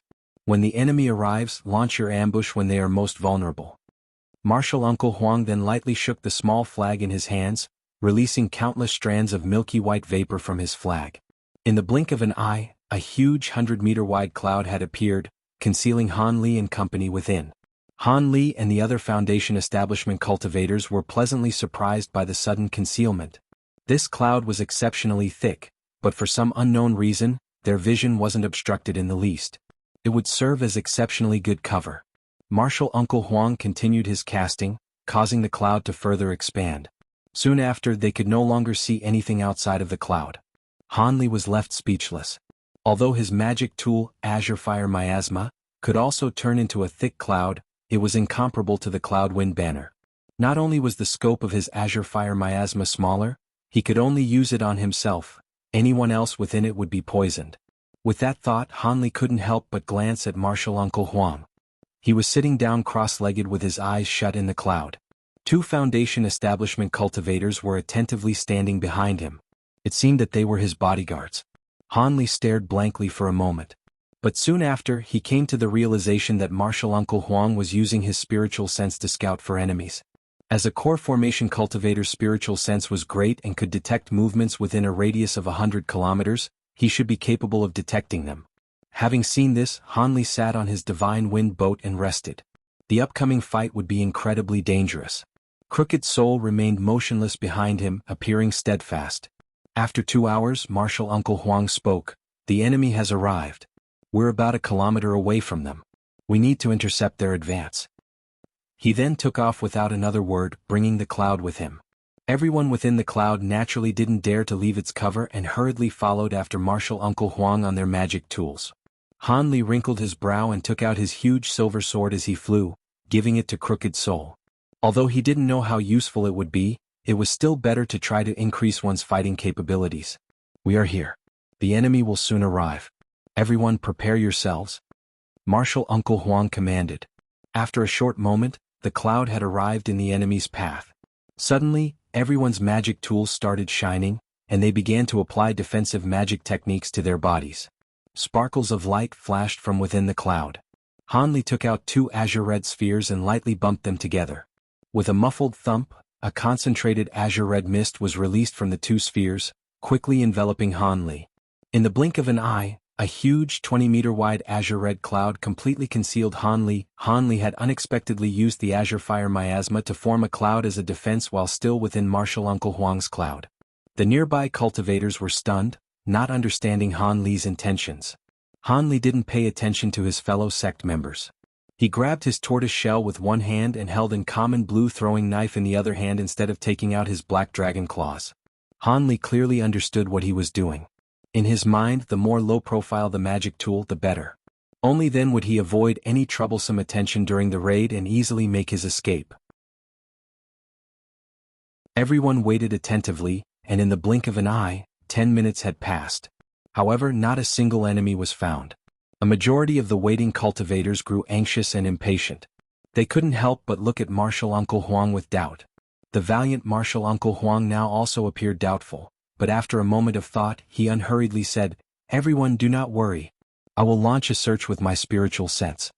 As he sat down, a deafening series of booms suddenly sounded out from the sky before he could even start. The sounds increased in intensity and occurrence until they appeared to be coming from all directions. Alarmed by the sudden noise, the cultivators quickly turned their heads to the sky. What they saw left their faces pale. The sky had turned red at an unknown time, and all of the clouds had turned into fiery red ash clouds as if they were made of boiling lava.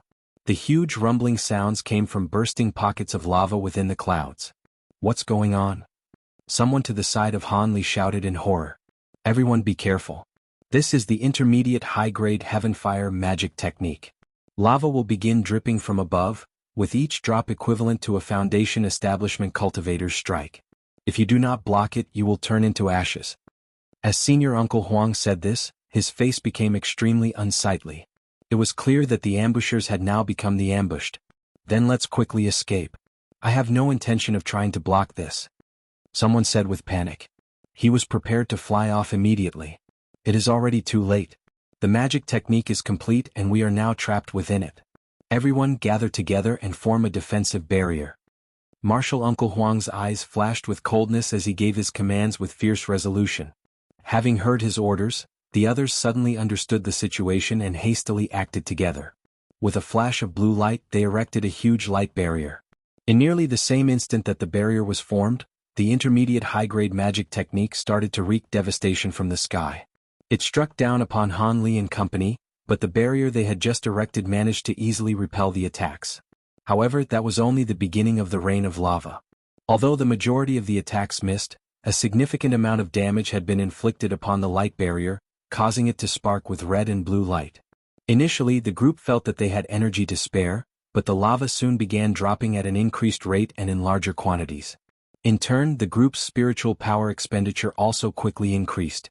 At this rate, they wouldn't be able to last for long. The barrier of blue light gradually weakened from the assault. Fortunately, this formidable magic technique ended as quickly as it began. Just as the barrier was on the verge of collapse, the heaven fire technique reached its end, and the clouds of lava disappeared without a trace, causing the Yellow Maple Valley cultivators to feel relieved.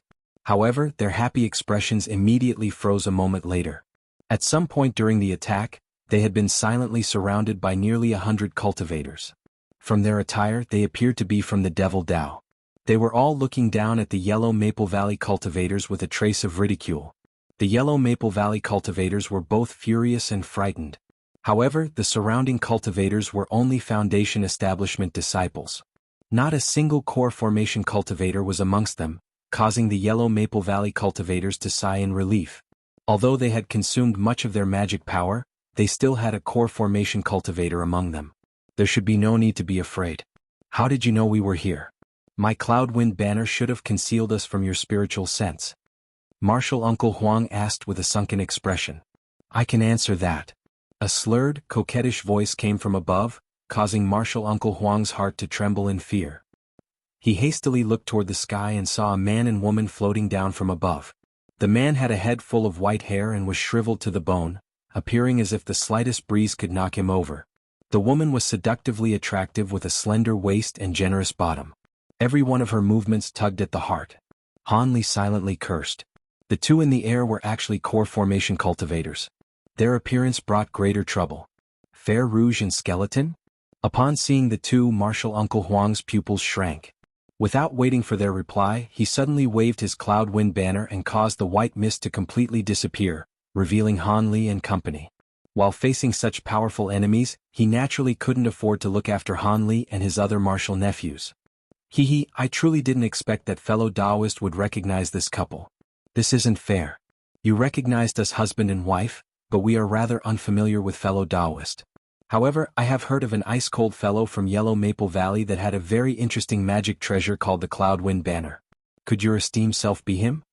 The seductive woman chuckled as if she didn't possess the slightest hostility. But upon seeing the woman's delicate, charming smile, Martial Uncle Huang's expression only grew colder. He continued to stare at her in silence. The woman faintly smiled in response to his silence before suddenly shouting, "How utterly boring! Kill them." "All right. Since Junior Martial's sister wants his life, I will naturally obey." The shriveled skeleton chuckled and sinisterly said. At that moment, Han Li and company heard their martial uncle's voice transmission in their ears. "Once I act, immediately break through their enclosure. Run away as far as you can." Martial Uncle Huang's voice was completely devoid of emotion.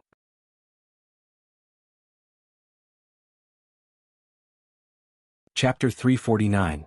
Fleeing to Yuanwu. Immediately after Han Li and company heard Martial Uncle Huang's voice, the Cloud Wind banner suddenly flashed with blinding yellow light. The burst of radiance contracted and then swelled before exploding. A white mist even thicker than before madly rushed forth from the banner and enveloped both enemies and allies in the blink of an eye. "You're courting death." A roar from the human skeleton traveled through the fog along with the furious, charming voice of the seductive woman. Afterwards, the sound of huge explosions started echoing through the mist. It was obvious that Martial Uncle Huang was currently fighting with the two Devil Dao core formation cultivators. Han Li and company didn't allow this opportunity provided by their martial uncle to slip by. At nearly the same moment that the mist appeared, the yellow Maple Valley cultivators scattered in all directions, flying off on their magic tools. Relying on the Divine Wind boat's great speed, Han Li shot through the fog. Han Li chose to flee in the direction that held the most enemy cultivators. Although the enemies there were numerous, Han Li felt that their magic power and cultivation was weaker, thereby being the best direction to break through. However, many of his fellow sect members didn't understand this, and the majority of them chose the directions that held fewer enemies. Han Li could only look on with disapproval.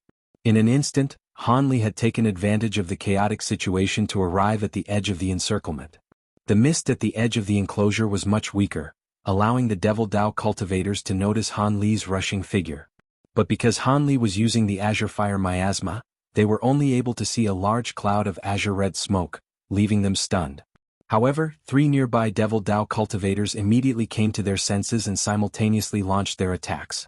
A streak of golden light, 3 streaks of yellow light, and a large ball of black chi shot toward Han Li's direction. Han Li snorted and pointed to the tortoise shell, causing it to immediately swell to several times its original size. At that same moment, he madly poured more spiritual power into the Divine Wind boat in an attempt to fly as fast as possible. Han Li had already come to the conclusion that now was not the time to be tangled up in a battle.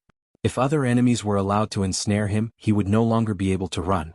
Therefore, he poured most of his magic power into his flying magic tool as it was a race against time to escape. This was only possible due to the great confidence Han Li had in his tortoise shell, as it was even harder than his white scale shield. While Han Li was still thinking, the golden and yellow streaks of light collided with the tortoise shell. Just as Han Li had expected, they were forcibly blocked. However, the ball of black chi was unexpectedly tricky, and it suddenly split in two when it smashed against the tortoise shell. The halves slipped around the sides of the tortoise shell before reforming. Although it had been delayed for a moment, it still arrived at Han Li's side. The ball of black chi turned into a 10-meter large ghost head, attempting to swallow Han Li along with his Divine Wind boat. Han Li sneered in response. With a single wave of his arm, over 100 fireballs appeared, tearing the ghost head apart in an instant. Over the course of the war, Han Li had grown quite familiar with such elementary Devil Dao arts. Taking advantage of the opening, Han Li exhaled and sped past the evaporated ghost head. In an instant, he had broken through the enclosure, leaving the Devil Dao cultivators behind him. Although their attacks were not successful, the Devil Dao cultivators were naturally unwilling to just let him go. They cursed before hastily chasing after Han Li on their own flying magic tools. However, Han Li didn't pay any attention to his pursuers, only focusing on flying at the greatest speed possible. As Han Li expected, the curses of the Devil Dao cultivators sounded further away and rarer as time passed. Flight magic tools capable of such speed as the Divine Wind boat were seldom seen after all. Finally, after a mad rush lasting a few hours, not a single person could be seen behind him. Even with this, Han Li still didn't dare to grow complacent and continued speeding along for a moment before slowing down and carefully examining his surroundings. He then stamped his foot on his Divine Wind boat, shooting away once more. Han Li's current condition wasn't very good. Almost half of his magic power had been consumed in the creation of the United Defensive Barrier. With the additional magic power consumed during his mad rush, he was in dire need to replenish his magic power. Otherwise, he would be in dire straits if he were to encounter an enemy. With that in mind, Han Li descended onto a desolate mountain and put away his Azure Fire Miasma. He then found a concealed location behind a huge rock and sat down cross-legged behind it. Afterwards, he took out a blue mid-grade spirit stone from his storage pouch and started to replenish his magic power. Crooked Soul stood by his side and kept watch. Not long after Han Li sat down, a streak of red light flew across the sky in a panic. Soon after, 6 streaks of black and green light chased after it. It was obvious that an unlucky person had managed to get snared a second time. Han Li didn't pay further attention to them and slowly closed his eyes, his mind sinking into a state of emptiness to recover magic power at even greater speed. After an indeterminate length of time had passed, Han Li opened his eyes. Having nearly recovered the entirety of his magic power, he was unwilling to stay here for even a second longer. He looked up at the sky and saw that it was now dusk. He was just in time to make his escape under the cover of night. However, Han Li didn't make any haphazard movements. Instead, he took a moment to carefully observe his surroundings with his spiritual sense and confirmed that there were no Devil Dao cultivators nearby. It seemed that they were now pursuing the main Yellow Maple Valley group, after having dealt with the failed ambush. With the enemy's strength in mind, Han Li shook his head. Everything pointed to disaster for the main group. Han Li gave it no more thought and released his Divine Wind boat. After making sure of the direction to the state of Yuanwu, Han Li and Crooked Soul took off. Although a majority of the cultivators from the state of Yuanwu had met their end in the state of Yu, it would still take several months for the 6 Devil Dao sects to fully conquer the state of Yu. For the time being, the state of Yuanwu could still be considered safe. Han Li didn't plan to go to the meeting location and assemble with the main group. The main group may have already been pursued by the Devil Dao. To go there now would just be looking for more trouble. Furthermore, Han Li could take advantage of this opportunity to search for a new place to cultivate. If he were to follow Yellow Maple Valley to another country, he would only be a high-level steward at best. Han Li was unwilling to live such a life. If Han Li's thoughts were correct, after the Devil Dao annexed these countries, they would eventually gather their strength and resume fighting against the Righteous Dao Alliance. When that time came, the whole Heavenly South region would no longer be safe. This was in opposition to Han Li's intention to peacefully cultivate. If he were to go the state of Yuanwu now and see how the situation developed, couldn't he both find out whether or not the transportation formation could be restored and still see how the situation unfolded? If the circumstances were truly terrible, he planned to use the transportation formation to travel to a different land and avoid the upcoming war. As Han Li silently sunk into contemplation, his Divine Wind boat turned into a streak of white light, and he disappeared into the horizon. 2 days later, Han Li arrived at the border between the state of Yu and Yuanwu after taking a meandering route. He turned his head to look at the mountains of the state of Yu and lightly sighed before flying into Yuanwu along with Crooked Soul. Han Li couldn't have known that half a day later, a squad of several tens of Devil Dao cultivators would be stationed at this location. They were responsible for guarding 50 kilometers along the border to intercept any state of Yu cultivators that intended to enter the state of Yuanwu. Once Han Li entered the state of Yuanwu, he first headed toward Golden Horse City. After 4 days, he eventually arrived at the west hills of Golden Horse City. Observing carefully from the sky, Han Li eventually found Qi Yunxiao's residence and slowly descended. Han Li jumped off the boat, sweeping his gaze in every direction. What he saw left him stunned. The stone rooms leaned at an unsteady angle, and all the rocks and azure bamboo were broken and scattered. They were most likely destroyed. In addition, the defensive formations Qi Yunxiao one had laid out were broken through by force. Han Li's face darkened and he flipped his hand, taking out a magic tool. He then walked over to the mostly toppled rooms. Although it seemed like this had occurred long ago, it was still prudent to be cautious. Han Li searched the rooms and among the destroyed interiors, he found a thoroughly rotted corpse. Han Li pinched his nose and took a long, careful look at the corpse's face. He wrinkled his brow. The corpse wasn't Qi Yunxiao but rather the loyal shopkeeper in charge of his store. Much to his relief, Han Li found no other corpses in the other rooms. After Han Li finished searching, his expression suddenly grew cold. His body turned into a blur, instantly reappearing on the Divine Wind boat. He then turned his gaze toward the southern sky. Above the southern hills, 2 streaks of deep blue light shot straight toward his location. A moment later, they landed not far in front of Han Li. Once the light faded away, an old man and a youth were revealed. The old man had a common appearance, aside from his thin, slender eyes and goatee. He was a Foundation establishment cultivator and wore an expression of bewilderment. The other person was a handsome youth that appeared to be about 20 years old. He was fiercely staring at Han Li with a baleful gaze, despite being only a Qi condensation cultivator. 1. Qi Yunxiao was the Qi condensation cultivator that gave him the 5 phases reversal formation in exchange for a rare medicinal herb. Last mentioned in Chapter 275.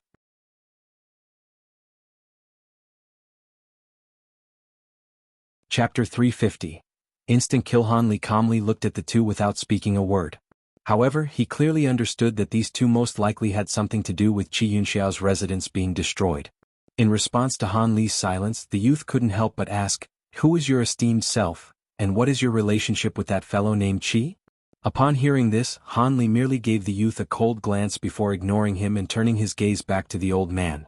It was obvious that with regard to cultivation, the old man was the one who was truly in charge. When the youth saw Han Li disregard him, he was furious. Although he knew that Han Li was a foundation establishment cultivator, his clan was one of the most prestigious clans in the state of Yuanwu. He had never been treated like this before. Furthermore, due to the matter regarding Qi Yunxiao, he was already filled with anger. Thus, he clenched his teeth and wanted to release his magic tools. But just as he was about to move his arm, the old man grabbed onto it, stopping him. "Not yet. We still don't know who this person is. We must find that out first before we take further action," the old man stated with a calm expression. The youth then glanced somewhat suspiciously at Crooked Soul, who stood behind Han Li. Crooked Soul didn't have the aura of a living person, yet he could feel magic power fluctuations from his body. He felt that it was inconceivable. When Han Li heard this, his eyes narrowed. The old man was a mid-foundation establishment cultivator, yet he spoke as if he were not to be trifled with, causing Han Li to grow slightly apprehensive. "Were you the ones who destroyed this place?" Han Li asked with poise. "What relation does fellow Taoist have with Qi Yunxiao? Are you from the Qi clan?" The old man responded to Han Li's question with his own. Han Li slightly wrinkled his brow. It seemed the other party wouldn't honestly answer him, as he only exchanged one question for another. "Seems like we both don't wish to answer one another. Wouldn't it be better to exchange answers with each other? That way we can waste less of each other's time," Han Li asked with raised eyebrows. The old man was surprised for a moment. But after pondering for a moment, he agreed. "Since I was the one who proposed this, how about you ask first?" Han Li said insipidly. "Is your esteemed self a member of the Qi clan?" The old man immediately asked without a trace of politeness. In turn, Han Li responded without the slightest of hesitation, "I am not." Having heard Han Li's resolute reply, both the old man and the youth were surprised and revealed an expression of doubt. "Is Qi Yunxiao currently dead or alive?" Han Li unhurriedly asked. "He's still alive." The old man hesitated for a moment before answering. The words "still alive" immediately put Han Li's heart at ease. "What relationship does your esteemed self have with Qi Yunxiao?" the old man cautiously asked. "I have a business deal with him," Han Li coldly responded. "A business deal?" Surprise flashed through the old man's eyes. "Where is Qi Yunxiao currently?" Although Han Li asked this casually, he was feeling quite worried. "I cannot tell you this," the old man instantly rejected. "Then I will change the question. Why did you attack Qi Yunxiao?" Han Li immediately asked another question without batting an eye at his refusal. "He killed members of our Fu clan. Why shouldn't we kill him?" The youth to the side quickly answered with a sneer. The old man wrinkled his brow, revealing a trace of annoyance, but he didn't say anything more. Fu clan. When Han Li heard this, he was instantly reminded of those Qi condensation cultivators he had killed while saving Xanrian 1.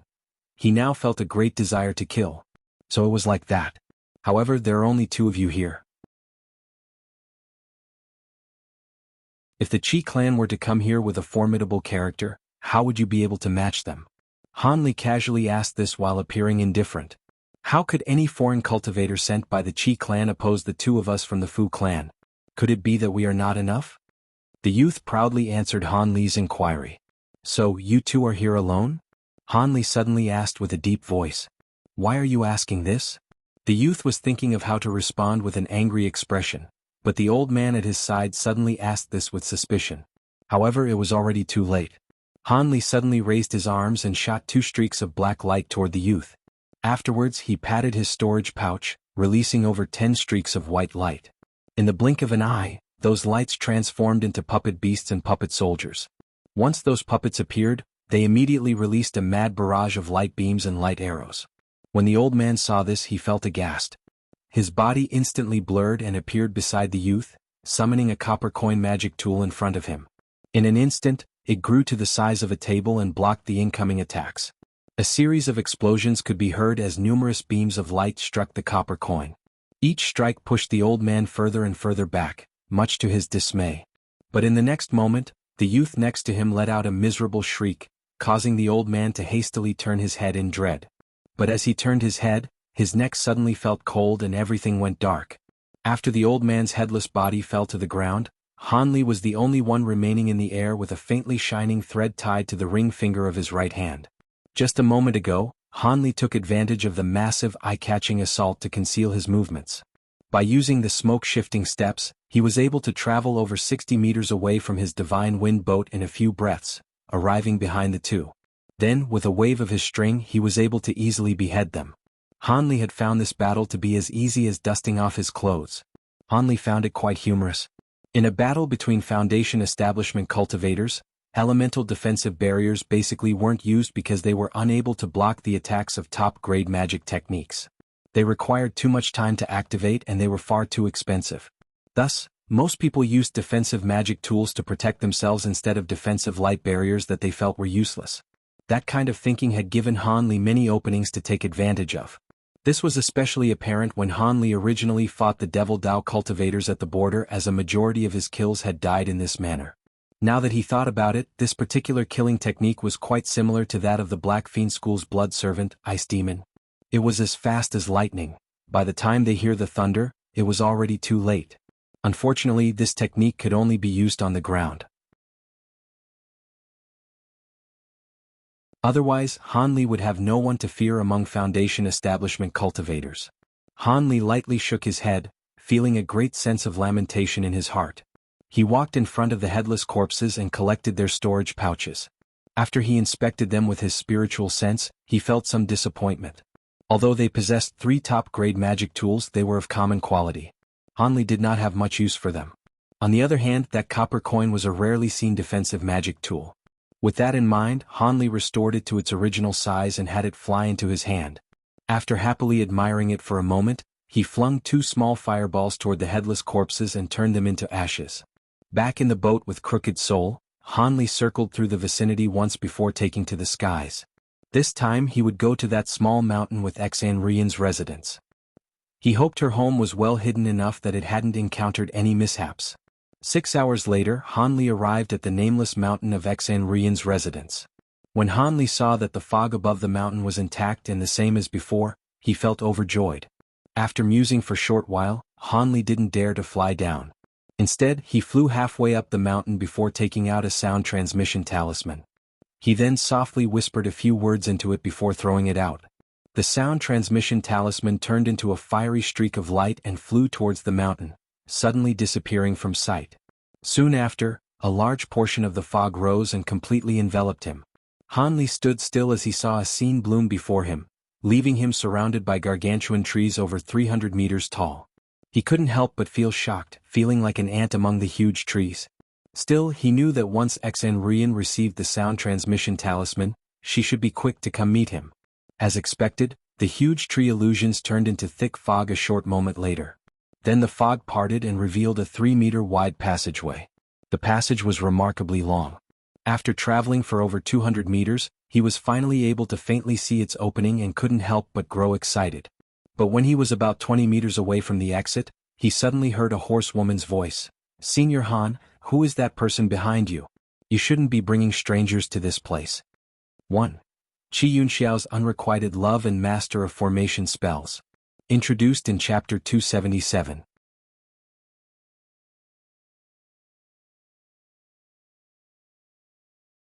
Chapter 351. Qi Yunxiao's death. When Hanli heard this, he faintly smiled and immediately explained, "Young Miss Xan has misunderstood. This individual by my side isn't a living person. He's just a corpse that I had refined. Once young Miss Xan inspects him with her spiritual sense, it will be made clear." After Hanli said this, he took the initiative to stop and wait for Xan Rian to recognize Crooked Soul as a Jiangshi. A short moment later, Xan Rian responded, "Ah, I was mistaken. Senior Han, please come in." Xan Rian's tone was apologetic, but Hanli paid it no mind, flying forward on his divine wind boat with a smile. Just as Hanli flew forward, the scene before him brightened as the bamboo rooms that he had seen on his previous trip appeared once more. 2 women were standing in front of the bamboo rooms, Xan Rian and her pretty maid. While both were wearing pure white clothes, Xan Rian's style of dress left Hanli stunned. Widow Xan pay her respects to Senior Han.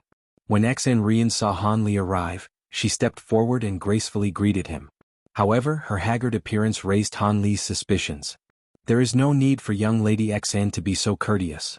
Han Li continued on with a few polite niceties. At this moment, the young maid behind Xan Rian stepped forward and greeted Han Li. Han Li inattentively nodded his head in response. It was obvious that Xan Rian didn't intend to stand there and have a long chat with Han Li. With a forced smile, she led Han Li to one of the larger bamboo rooms. Upon entering the room, Han Li was left dumbstruck. Right beside the door, there was a table with a pitch-black memorial tablet with the words, "Husband Qi Yunxiao," carved into it in large characters. There was a small incense burner in front of the memorial tablet with several lit incense sticks slowly releasing smoke. Having seen this, how could Han Li not know what had happened? Han Li was beyond surprised to find that Qi Yunxiao had actually passed away. After he had recovered from his shock, he lightly sighed and took the initiative to approach the table. After taking out an incense stick, lighting it and paying his respects, he placed it inside the incense burner. "Young Lady Xan, how did this happen?" After he finished paying his respects, Han Li turned his head and asked in a soft voice. "There is much to say. How about I give Senior Han a proper explanation in another room?" Xan Rian said with a feeble voice as the corner of her eyes reddened. As of now, Xan Rian was no longer the intelligent and shrewd woman he remembered. He only saw a pitiful young woman. In response, Han Li silently nodded his head. Xan Rian then led Han Li to a neighboring room and sat down. The young maid quickly steeped a pot of tea for Han Li and poured him a cup. Han Li lightly sipped the fragrant tea before setting down the cup and speaking with a solemn voice. "I truly didn't expect that after several months, fellow Taoist Qi would encounter mishaps. The heavens truly enjoy toying with men. Ah yes, when did fellow Taoist Qi and young Lady Xan marry? Had I known about it, I definitely would have sent a gift." Xan Rian bitterly smiled in response. Without waiting for her to speak, her maid answered on her behalf. "Senior, my clan's young madam decided to voluntarily live as young Master Qi's widow after his death." Han Li was left utterly shocked and couldn't help but gaze at Xan Rian in astonishment. "Young Mei speaks truly. I have decided to observe widowhood on young Master Qi's behalf."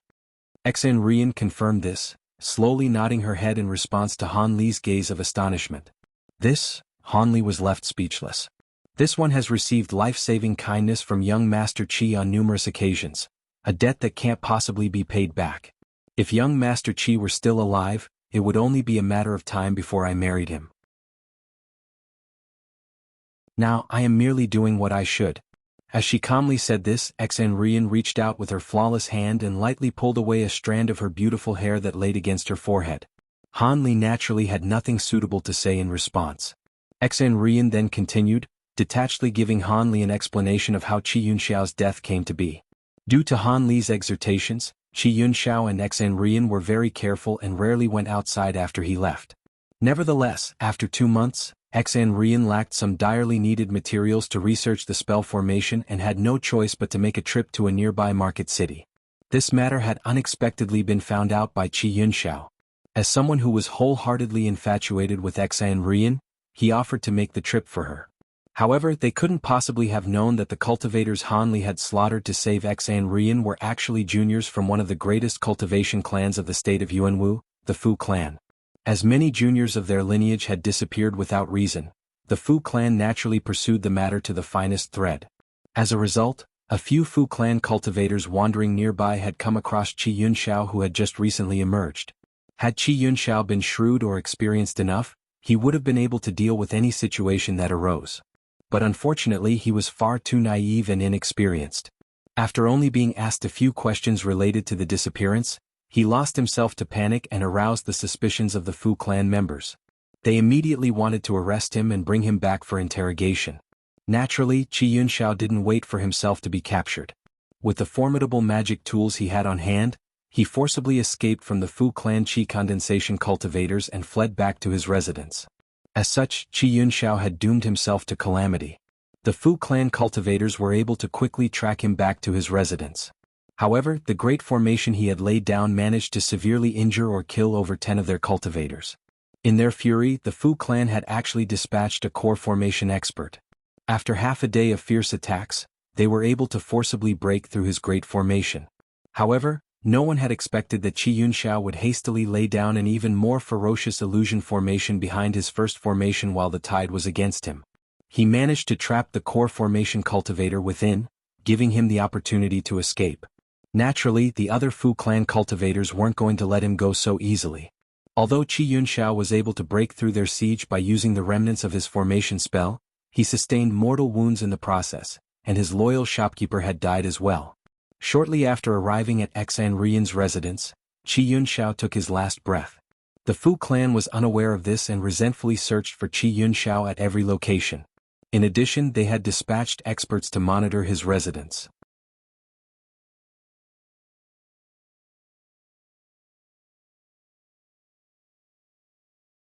Chapter 352. Promise. Han Li didn't immediately refuse or agree.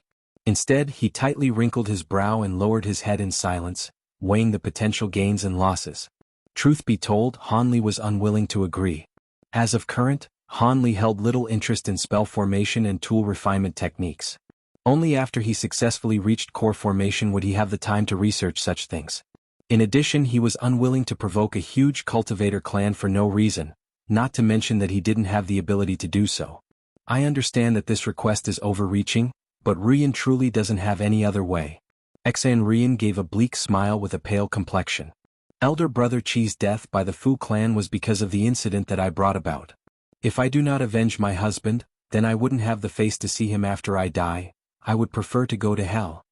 Xan Rian softly whispered with a pleading tone. When Han Li heard her say, die, he couldn't help but raise his eyebrows as he suddenly thought of something.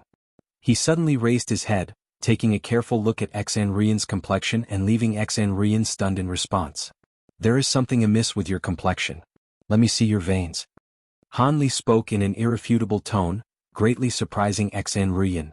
A queer glint flashed from her eyes. After a moment of hesitation, she obediently handed Han Li her flawless wrist. Han Li impolitely brought 2 fingers to her wrist and poured a strand of spiritual qi into her body. A long while later, Han Li's expression became unsightly. Are you aware that your blood vessels have completely withered away? If this is not addressed, you will die within 2 years. Han Li coldly said after withdrawing his hand. Xan Rian faintly smiled in response to Han Li's assertion. Of course I know this. How could I not know about my own body?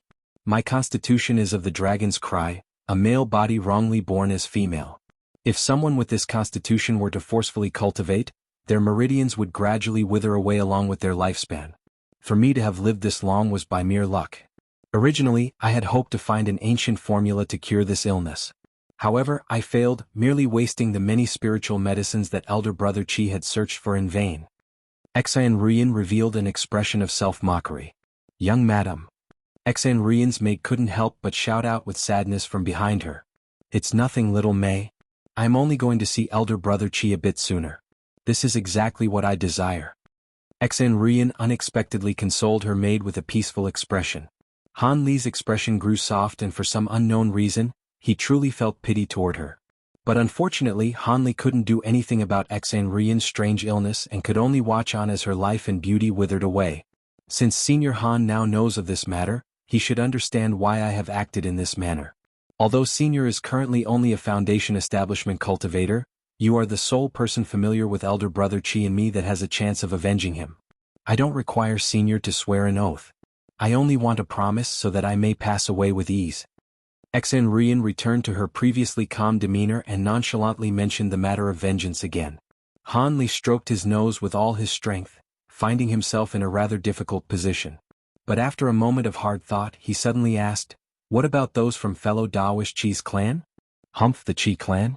They are merely a common clan within the state of Yuanwu. How could they dare to offend the Fu clan? Besides, elder brother Qi was only an external branch disciple driven out from the sect. They couldn't be less concerned. As for me, I've learned everything from a nameless formation spell grandmaster. He was a rogue cultivator that had long since passed away.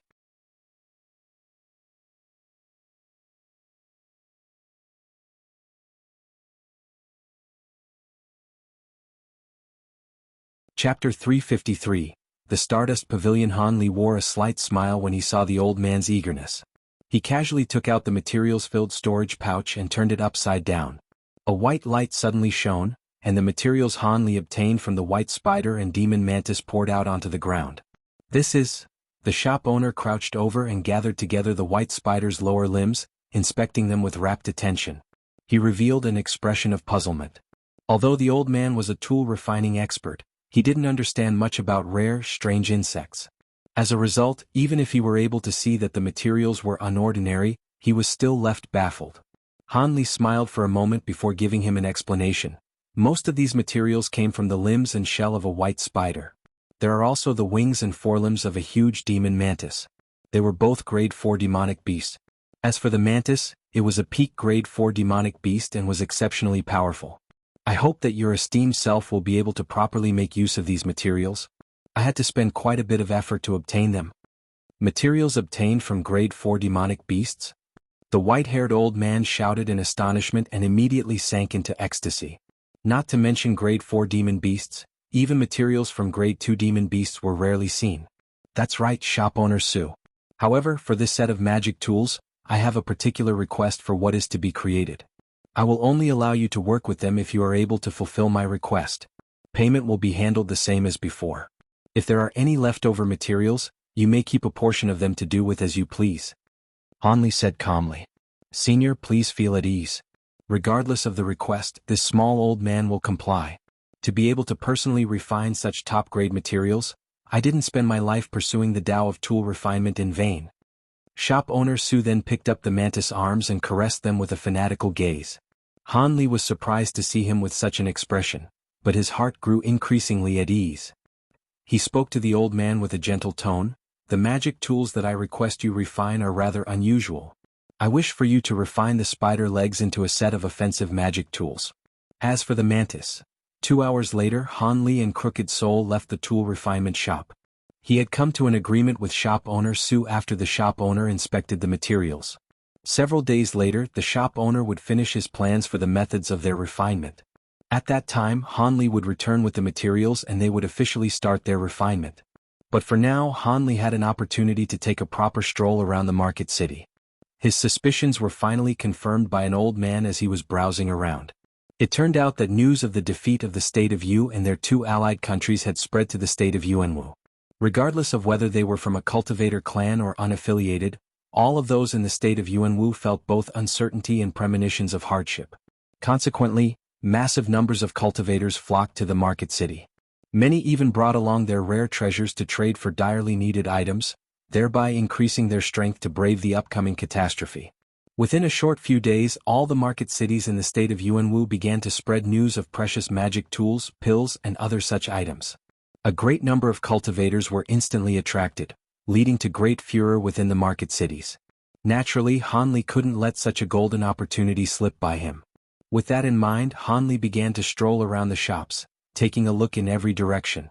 As he had expected, there were far more high-quality goods for sale. But much to Han Li's surprise, there were very few top-grade magic tools for sale. Still, it wasn't as if Han Li had any need for those common top-grade magic tools. After walking in nearly a full circle, Han Li had only bought a few uncommon medicinal ingredients that he hadn't seen before. There was nothing else of interest to him. He subsequently headed toward the heart of the market city, the Stardust Pavilion. Having traded in Market City several times, Han Li already knew that if he wanted to buy better goods, he would have to go to the larger, more imposing stores. Only they would have the power to acquire quality goods. Though the small vendors might actually possess a few decent items, they had nothing compared to the collection of a large store. Not long ago, he acquired many quality items from the Thousand Treasures Pavilion of the Yellow Maple Valley Market City. With that line of thought, Han Li brought Crooked Soul along to the Heavenly Star Sect Stardust Pavilion, a huge 100-meter-tall building. Han Li was rendered speechless upon entering. This was because there were over 30 cultivators bustling about on the first floor's hall. They were all surrounding several display counters, talking with red-clothed store employees. Not a single person noticed Han Li. Han Li scratched the back of his head and absent-mindedly walked toward a display counter, looking around for the stairs to the second story. 3 chi condensation cultivators stood beside the display counter. One of them was continuously waving a white formation flag while speaking to the store employee in a dissatisfied mumble. The Stardust Pavilion employee appeared to not mind at all. From the very start, he had been giving explanations with a wide smile on his face. However, when these cultivators saw Han Li and Crooked Soul approach them, they immediately grew silent. It was clear that they were very wary of unfamiliar cultivators. When the flag-holding cultivator saw Han Li approach, he hastily brought out several tens of spirit stones to give to the store employee before hastily flying off with his friend. Han Li gloomily gazed at them as they took off. He felt slightly at a loss. But just a moment later, the store employee politely addressed Han Li, "Senior, my sincerest apologies. As this is the first floor, I'm afraid there is nothing of interest here. If Senior truly wishes to find suitable items to purchase, then the floors above the third would be best. Those floors specialize in receiving high-class cultivators." Initially, Han Li was somewhat startled, but he soon recovered his usual bearings. He asked indifferently, "Could you give me an introduction to the floors of the Stardust Pavilion?" The employee appeared slightly surprised, but he respectfully agreed, "Of course. Since it's Senior's first time at our Stardust Pavilion, it's only natural that I introduce our store to you. Our Stardust Pavilion has a total of 9 floors. The first 7 are open to the public, and the last 2 are closed off to outsiders."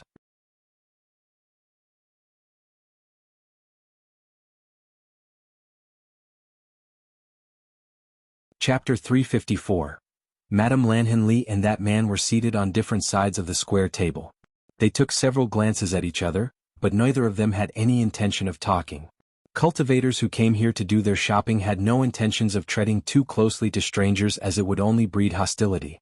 Despite this, the man still shot several curious glances at Crooked Soul, who had remained outside the hall by the staircase. Thanks to his perceptiveness, he had already made out Crooked Soul to be a refined corpse, but the spiritual chi fluctuations he felt from Crooked Soul's body left him quite baffled. After all, cultivator-refined, iron-skinned corpses normally only had immense strength. It shouldn't be possible for them to possess magic power. The man strongly suppressed his desire to ask questions. Although Han Li was a mid-foundation establishment cultivator like himself, he was rather wary of him. After Han Li had sipped away most of the tea, the woman finally returned to the main hall. This time she had 2 strong, robust men following behind her. These 2 men didn't possess any magic power and had rather stiff faces. They were unexpectedly 2 realistic-looking puppets. The puppets held a huge tray, wrapped in a bundle of silk cloth. It seemed that the shopkeeper intended on concealing the precious items within it. A strange expression flashed from Han Li's eyes. He had just used his spiritual sense to see through the red silk and find out what was underneath it. However, he hadn't expected that the unremarkable silk cloth would block him. In his surprise, he couldn't help but turn his head to look at the man beside him. He also appeared astonished. It was obvious he had done the same. The middle-aged woman approached Han Li and the man until she was a few steps away. She wordlessly smiled before she spoke. "I've already acquainted myself with you, fellow Taoist fan. Might I ask for your name, fellow Taoist?" "My surname is Lan. You 2 fellow Taoists may call me Madame Lan." The woman gave herself a well-practiced introduction. Naturally, Han Li couldn't awkwardly remain silent, so he reluctantly said, "My surname is Han." Afterwards, he said nothing further and displayed a cold demeanor, unwilling to speak further. Madame Lan didn't take this to heart. After all, a vast majority of cultivators that came here feigned indifference like Han Li. It was something she had long become accustomed to. As a result, she smiled slightly and beckoned to the puppets behind her. The well-chiseled puppets immediately walked forward. Afterwards, Madame Lan extended her flawless finger and lifted the red cloth cover, revealing the several items underneath. Han Li and the man surnamed Fan simultaneously gazed at the items on the tray, their eyes gleaming with rapt attention. A long sword, short blade, throwing dart, a ring and a piece of jet-black armor were arranged in a line. From one glance at the sparkling shine each of these items radiated, one could tell that these were not common goods. Once the magic tools on the dish were clearly seen, Han Li and the man surnamed Fan had differing reactions. The cultivator named Fan intensely stared at the plate with a gaze containing a slight trace of exhilaration. But when Han Li glanced at them, he immediately turned his gaze away, revealing a lack of interest.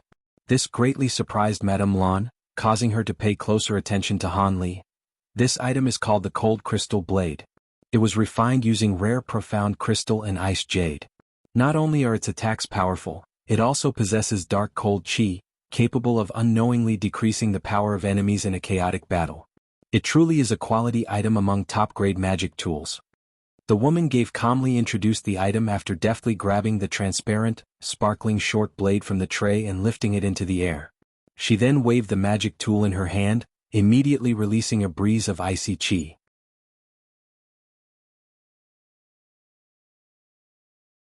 Could it be that these magic tools aren't worthy of fellow Taoists' notice? Madame Lan asked with a slight smile. It was quite strange. She clearly knew that the person before her had inferior cultivation to her own. But for some unknown reason she felt a trace of strange danger from Han Li, causing her speech to unconsciously become more tactful towards him as she didn't dare to offend him. While the quality of these magic tools are quite decent, I am looking for magic tools that are a bit more exceptional. They must also be well suited to my techniques. Furthermore, not only am I looking for magic tools and talismans, I am also interested in rare items. Han Li replied serenely. Oh. If fellow Taoist Han had such requests, he should have said them sooner. This one had believed that fellow Taoist Han would have been satisfied with any kind of magic tool, the same as fellow Taoist Fan. Madame Lan couldn't help but giggle. She then continued speaking with great confidence. So long as fellow Taoist is able to pay the price, our Stardust Pavilion will provide all the items you desire. Han Li dryly laughed and directly answered with a question. Since Madame insists, I will bluntly mention them. Does your esteemed pavilion have any pill formulas useful to Foundation establishment cultivators for sale? Or any sets of magic tools? Naturally, the greater the number in a magic tool set, the better. The woman's face revealed slight emotion before immediately regaining her calm. Madame Lan stared at Han Li with her beautiful eyes before speaking deliberately. Fellow Taoist requests are truly unusual. Were it half a month ago, I may have been left helpless. But now, my pavilion had acquired 2 such pill formulas and a set of high-quality magic tools. The prices of these items are truly great. They are not something that I am able to sell. Fellow Taoist will have to continue this conversation on the 6th floor. Han Li had anticipated what the woman would say and asked indifferently, then am I allowed to go up to the 6th floor? Madame Lan lightly brushed her hair before gently smiling. Of course you can. But in accordance to sect rules, I must first inspect fellow Taoist's qualifications. What qualifications? Han Li casually asked.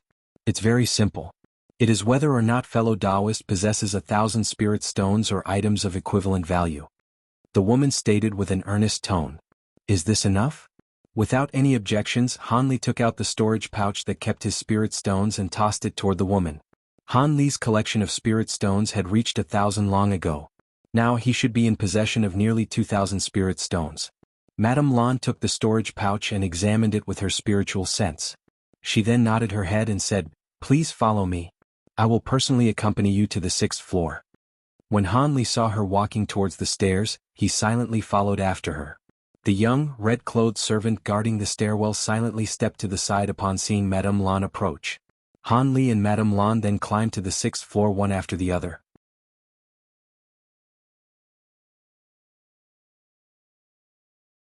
Chapter 355, Red Thread Shadow Chaser Needles. To tell the truth, Han Li was quite curious about the 6th floor shopkeeper.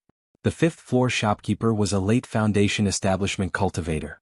Could the 6th floor cultivator be a core formation expert? Han Li felt slightly excited. Then Han Li glanced at the young 17-year-old woman that stood behind Madame Lan and was left dumbfounded. The young woman was dressed rather simply, and her beauty was merely above average. However, for this young mortal woman who was lacking even the slightest magic power to be the 6th floor shopkeeper was truly beyond Han Li's expectations. But what was particularly unusual was what happened when the young woman saw Madame Lan climb to the 6th floor. She continuously called out, Auntie Lan, Auntie Lan, with much intimacy. At the same time, she completely overlooked Han Li, causing him to feel sullen. That's enough, Xior. There is a guest here. Although Madame Lan's words were harsh, her tone was filled with obvious affection. Guest? The young woman indifferently glanced at Han Li without the slightest of care. Yes. This fellow Taoist Han wishes to buy pill formulas and the set of magic tools we previously acquired. Thus, I am bringing him to the 6th floor and having you receive him. I have to go back down. There may be more guests arriving at the 5th floor. Madame Lan spoke with great warmth. So it's like that. But the next time Auntie Lan is free, she must definitely come up and keep me company. The young woman spoke with reluctance. Madame Lan gave a kind smile in response before heading back down. The young woman gazed at her as she descended. She eventually turned her head to glance at Han Li and spoke coldly. What sort of pill formulas does your esteemed self want? We possess 8 pill formulas, but only 2 are useful to foundation establishment cultivators. In addition, the prices for them are astonishingly high. It won't just cost several hundred spirit stones. When Han Li heard the tone of her voice, he smiled instead of becoming angry. So long as the pill formulas are genuine, price is of no concern. Han Li's tone was exceptionally grand. The young woman was surprised by his response and earnestly sized him up. Then please wait a moment. I will call for people to bring out the pill formulas and the set of magic tools. The young woman's expression softened. It was only natural that she acted more pleasantly around a magnanimous guest. She merely took out a small bell and lightly tapped it with a rhythm. Then, she casually sat in her chair without the slightest intention of entertaining Han Li. Han Li felt somewhat amazed at this. Still, he calmly pulled out a chair and sat across from the young woman. The only thing separating the two was a wooden table. Han Li's action caused the young woman's graceful brow to lightly crease. Although her expression wasn't very happy, she ultimately didn't say anything. A short moment later, a young female cultivator walked in, grasping 2 jade boxes, one large and one small. Place them there. The young woman spoke indifferently as she pointed to the side of the table. Yes, young madam. The female cultivator respectfully replied before placing the jade boxes down on the table. She then took the initiative to withdraw. Han Li's eyes flashed with surprise upon seeing the female cultivator speak so respectfully to a young female mortal. The pill formulas and the magic tools are here. Your esteemed self should have a look.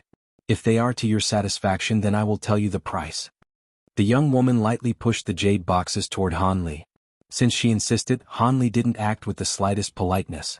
He took the small jade box and opened the lid, revealing a red and white jade talisman. Han Li touched the 2 jade talismans and closed his eyes, slowly submerging his spiritual sense within them. When the young woman saw that Han Li was inspecting the pill formulas, she took out a thin, white book and started to read through it without the slightest of concern. After the time it took to finish a cup of tea, Han Li withdrew his spiritual sense and wore an expression of contemplation. One of the formulas was similar to the chi-gathering pill that Lei Wanha had previously given him. It was useless to him. As for the other, it wasn't an ancient pill formula. It was for a pill called the True Essence Pill. Apart from the required age of the ingredients used, it was rather easy to refine. It was very suitable for his use. However, the cost of this pill formula was unexpectedly several times greater than the chi-gathering pill formula. Even Han Li understood the difference in value between ancient formulas and ordinary formulas that were currently used in the cultivation world. With that thought, Han Li returned the jade slips to their boxes with an indifferent expression. Then he took the larger box and opened it. The magic tools in the box caused Han Li to become stunned from a single glance. The jade box actually contained a set of 13 fine needles sparkling with red light. Each of the needles were only about an inch long, but their fire-red bodies emitted a fluctuating glow. Flying needle magic tools? Han Li couldn't help but mutter in astonishment. Even with Han Li's vast experience with magic tools, this was the first time he had seen flying needle magic tools such as these. He suddenly grew very excited. He previously hadn't seen anyone make full use of them either. When the young woman heard Han Li's murmurs, she couldn't help but turn her head to look at him with a trace of displeasure.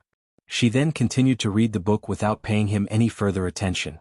At that moment, Han Li was carefully examining one of the red needles as he held it in a pinch without paying any attention to the young woman's displeasure.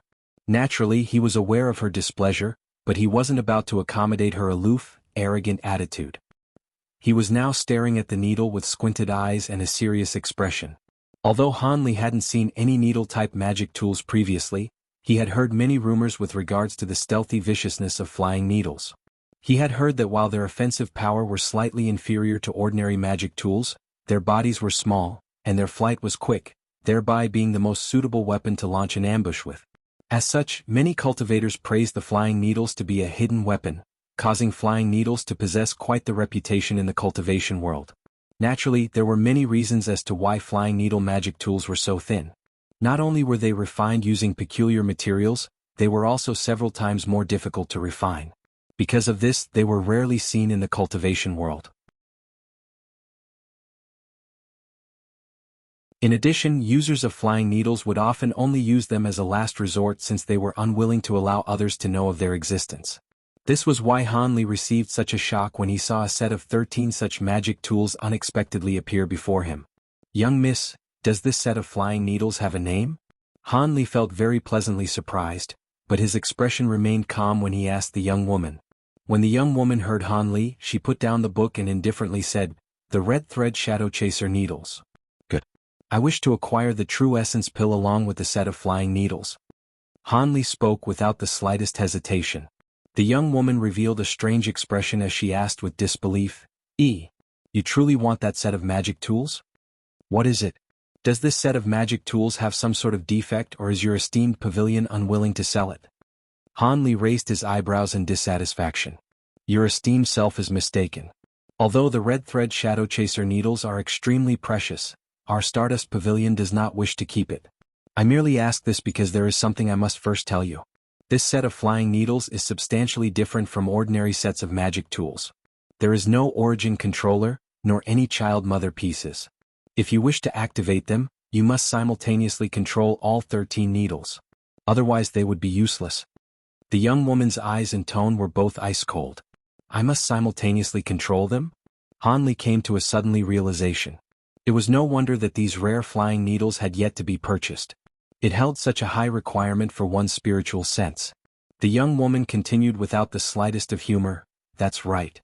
Originally, Aunt Lan and a few others fancied this set of magic tools, but because they were only able to control up to 9 needles, they have given up on it." "So, all 13 needles then?" Han Li chuckled before suddenly raising his hand, beckoning to the rest of the needles in the box. With a flash of red light, all of the flying needles simultaneously floated. The red needles quickly revolved around Han Li, transforming into 13 red threads that were difficult for the naked eye to see, creating a finely woven red net in an instant. The young woman's small mouth gaped, revealing an appearance of surprise to Han Li for the first time. Han Li soon waved his hand once more, returning the red threads to the jade box, which once again revealed their original appearance as needles. With an unchanged expression, Han Li asked with a deep voice, "Am I able to purchase these magic tools now? Since your esteemed self is able to use them, of course you can. Together with the true essence pill formula, it will come to a total of 4,000 spirit stones." The young woman regained her calm and once again spoke without the slightest humor. 4,000 spirit stones. Han Li looked at the young woman while rubbing his nose. That price had exceeded his expectations.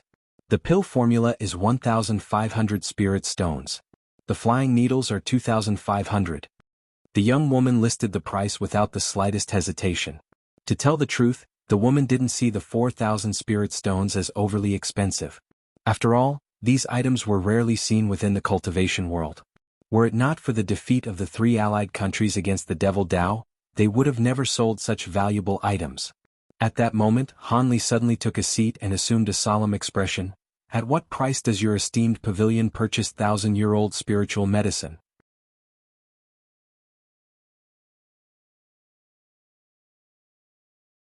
Chapter 356. Disaster and fortune come hand in hand. Han Li calmly walked out from the Stardust Pavilion a quarter-hour later. He turned his head to look at the huge pavilion with a faint, mysterious smile on his face before continuing on with long strides. Han Li currently had the red thread shadow chaser needles, and a jade slip containing the true essence pill formula inside his storage pouch. Moments ago, he had casually asked about the selling price of 1,000-year-old spiritual medicine. Instead of taking out any herbs, he took out 2 boxes each containing a face-setting pill, created from 1,000-year-old herbs, and handed it over to the young woman. Han Li vividly remembered the fervent expression of the usually aloof woman when he told her about the face-setting pill's miraculous effect of an unchanging appearance. The sharp contrast with her usual expression had surprised him by no small measure. Soon after, the young woman called over a pill refinement expert from the Stardust Pavilion to personally confirm the claims. However, none of them had refined such a pill before. In the end, she brought the 2 medicine pills to the 5th floor's Madame Lan to verify the legitimacy of the face-setting pills, as well as their miraculous effect of preserving one's appearance. After a whispered discussion, the women decided that Han Li could pay for the pill formula and the magic tool set with the 2 face-setting pills along with 1,000 spirit stones. Now that he thought about it, he felt it was quite funny. Being able to eternally preserve one's appearance was a matter that proved extremely enticing and irresistible to women. Even such a clever schemer with such deep cultivation as Madame Lan revealed the same fervent expression as the young woman upon hearing Han Li say the words face-setting pill. As a result, Han Li came to a complete understanding about how greatly women cared about their appearance. However, the amount that Han Li had acquired for the face-setting pills had far exceeded his estimations. He had originally believed that the pills would get him 2,000 spirit stones at most. Therefore, their offer had left Han Li completely satisfied. Naturally, he didn't attempt to haggle over the price and ignore their generous offer. It was quite fortunate that the two shopkeepers were women. Were it a male shopkeeper, he would have been quite lucky to get a few hundred spirit stones for them. After he finished the trade, Madame Lan couldn't help but ask about the medicine pill's origin after recovering from her earlier fervor. Han Li thoughtlessly replied, "It was an unintentional discovery," before making himself scarce. As Han Li walked out of the Stardust Pavilion, he felt some reluctance. He knew that since the Stardust Pavilion was able to take out such rarities as pill formulas and the red thread Shadow Chaser needles, they were certain to have even more precious items. It was a pity that he wasn't able to take out more medicine pills and spiritual herbs for trade, as Han Li clearly understood the dangers of openly revealing one's wealth. With regret lingering in his heart, Han Li found an inn that accommodated cultivators and decided to stay there. For the remainder of the day, Han Li started to meditate and refine qi, preparing for the next day when he would have store owner Su refine his magic tools. On the morning of the second day, Han Li arrived at the tool refinement store in accordance with the appointed time. Store owner Su had been waiting for him for quite a while. Once he saw Han Li, he immediately called out to him in excitement, urging him to enter the rear courtyard. Han Li gave a slight smile and entered. Half a month later, Han Li finally emerged from the store. But this time, he appeared to be the opposite of how he entered and wore a darkened expression as if he were in an exceptionally foul mood. Store owner Su closely followed behind him with a face full of shame. He was muttering something to Han Li as he followed him. Han Li then released a long and heavy sigh, which somewhat alleviated his foul mood.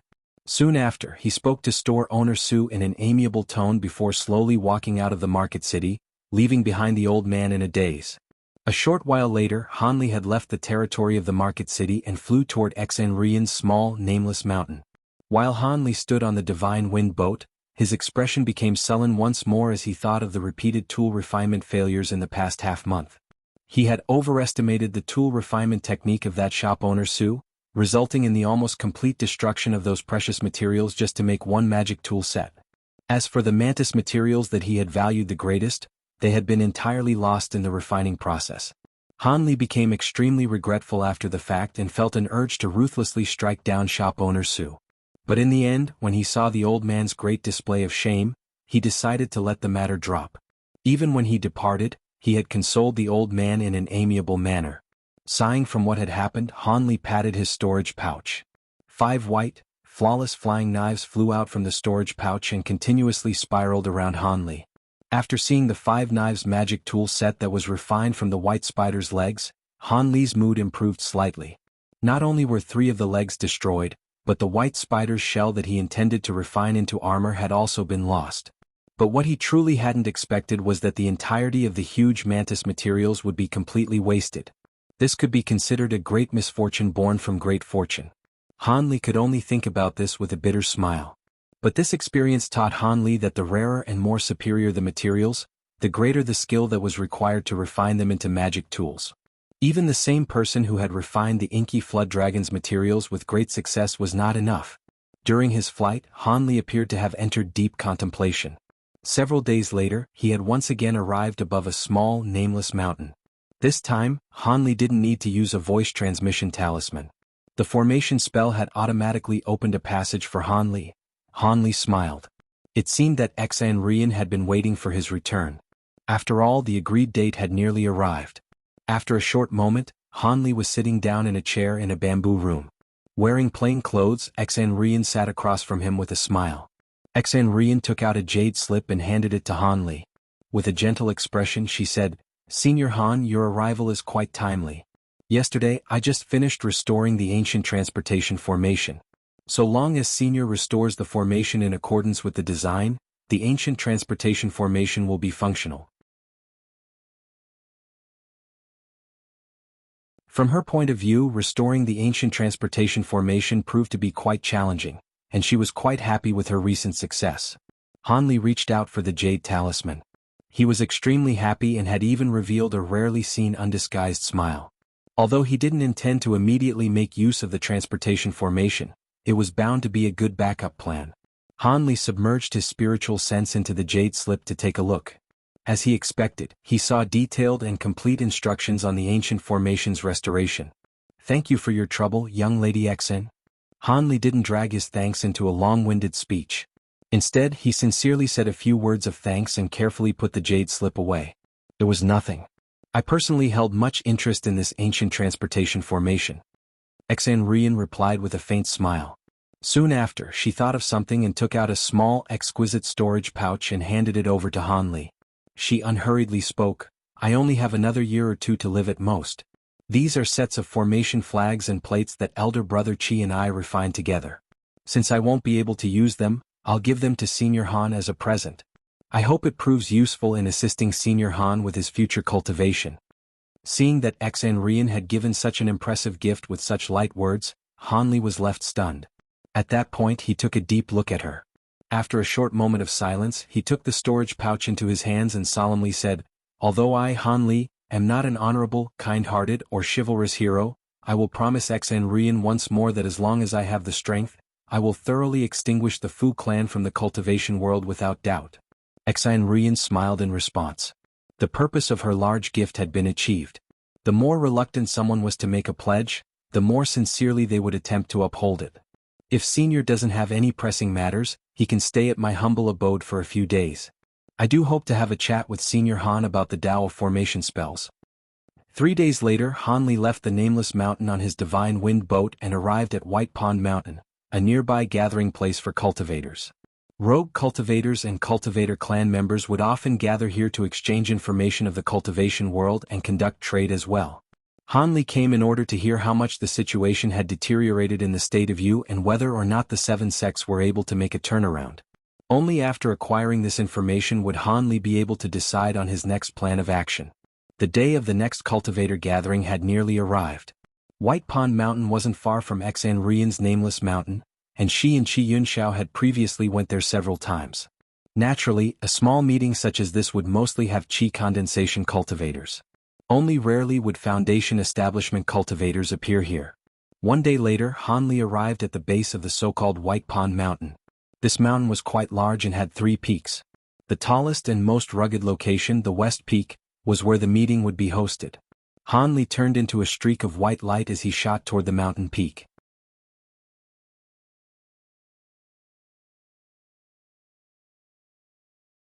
Chapter 357. White Pond Mountain. The west peak of White Pond Mountain was slightly larger than Han Li had imagined. Not only was there an ancient Buddhist temple on the mountain peak, there were also over 10 stone kiosks of varying sizes, each with a group of several cultivators chatting around them. Naturally, there were a few straggling cultivators that wandered about the kiosks and the temple. It seemed that they were those who had impatiently arrived early for the White Pond Mountain's meeting. Han Li observed the mountain peak from the air for a moment before spiraling down and landing in an obscure corner. Soon after, Han Li walked to the nearby stone kiosks with Crooked Soul in tow. Because of Han Li's powerful spiritual sense, he was soon able to clearly hear the whispered discussions of the cultivators within the kiosks. One of the whispered conversations in particular captured Han Li's attention. Han Li focused on this 4-person conversation and discovered that they were talking about the war situation between the 7 sects of Yu and the Devil Tao. His interest was roused, and he walked over without further hesitation. This was a great victory for the Devil Tao. Not only were the 6 sects of the state of Yu forced to flee from their homeland, catastrophe will also befall the state of Zijin and our very own state of Yuanwu. A pale middle-aged man sighed deeply after speaking. That's right. In the last great battle, the 6 sects' power had suffered great losses. The 2 countries that had fought alongside them also lost 60% of their forces as well. The Heavenly Star sect and the other sects are now facing great pressure. A youth about 20 years old spoke with schadenfreude. Among the other 3 in the discussion, 2 old men had unchanged expressions and didn't reply. As for the middle-aged man who had just spoken, he couldn't help but bitterly laugh, wanting to say something in response. But at that moment he was interrupted by someone's voice from the side. While it is true that the Heavenly Star sect finds itself in a dilemma along with the other great sects, the lives of us rogue cultivators and those from cultivator clans will also soon take a turn for the worse. Those of the Devil Tao espouse the belief that the strong should feed on the weak. When that time comes, we definitely won't be able to enjoy free and easygoing lives. Han Li slowly walked in and spoke the words that the middle-aged man intended to say. When the four realized that an outsider was nearby, they were startled and immediately grew silent. But when they were unable to perceive Han Li's cultivation, they all revealed a trace of worry and respectfully saluted Han Li. The middle-aged man then hurriedly rushed to exonerate the youth. "Senior, my honorable nephew spoke without thinking. He doesn't hold the slightest disrespect toward the sections. I hope Senior won't take offense." These people had unexpectedly presumed Han Li to be a high-grade cultivator from the state of Yuanwu's cultivation clans. The youth who had just spoken appeared especially nervous. "He fellow Taoists are mistaken. I am but a rogue cultivator. I was only casually adding on to the conversation." Han Li smiled and warmly explained. The four relaxed upon hearing Han Li's words. Although they didn't know whether Han Li was truly a rogue cultivator, they clearly understood he wouldn't be pursuing the rash words that had been previously spoken. Thus they gave Han Li a respectful welcome. Han Li then took a seat next to the stone table within the kiosk. "Us juniors are truly honored to have Senior here. However, why would Senior partake in such a lowly exchange of this degree?" An old man with a red-flushed face cautiously asked. It was obvious why this man was amazed. A small meeting place like White Pond Mountain would normally find it difficult to attract foundation establishment cultivators. If such high-grade cultivators wanted to converse, they would normally seek out a higher-class gathering spot. First was due to time, as I came here from a desolate mountain where I was cultivating. Recently, I've heard news that the cultivators from my country, the state of Yu, had suffered a huge loss. I felt that the cultivation world was about to undergo great changes, so I thought I'd discreetly look for information. Do you fellow Taoists have the latest information on the Devil Tao and the state of Yu? Han Li gave a simplified explanation. The four looked at each other for a moment before three of them focused their attention on the shriveled old man among them. The most well-informed is naturally our eldest brother Ding. After all, the Ding clan possesses many secular properties in the state of Yu. The red-faced old man quickly said. The other two simultaneously agreed, causing Han Li's eyes to flash with a queer expression. Old man Ding expressed some embarrassment in response. He helplessly said, "Our Ding clan members in the state of Yu have indeed given us information on recent circumstances. Of course, the clan doesn't wish for this information to spread, but since you are all close friends with me and this senior also wishes to know, I can talk about it. However, I hope you all won't easily make this information known." The other three couldn't help but grow excited and repeatedly praise him. Even Han Li gently nodded his head. The old man lightly sighed and slowly spoke. "I've just received this information a few days ago. Currently the state of Yu is in great turmoil. Although the Devil Tao had defeated the Six Sects allied armies, a large amount of the Six Sects cultivators have broken off from their retreat out of the state of Yu and have been incessantly launching guerrilla raids utilizing their familiarity of the terrain. I've heard that there were also a few core formation cultivators who haven't retreated, thus keeping the Devil Tao busy. After all, core formation cultivators aren't so easily dealt with. In addition, as the Six Sects have existed in the state of Yu for so many years, they possessed much hidden power and have been causing the Devil Tao's takeover of the state of Yu to be rather troublesome. As for the state of Yu's cultivation clans, they have divided into three factions. One faction turned traitor once the Six Sects were defeated. They took the initiative to surrender and pay allegiance to the Devil Tao. Another faction consisted of those that were too closely tied with the Six Sects. Fearing that the Devil Tao would want to take revenge, they fled the state of Yu as the Six Sects had.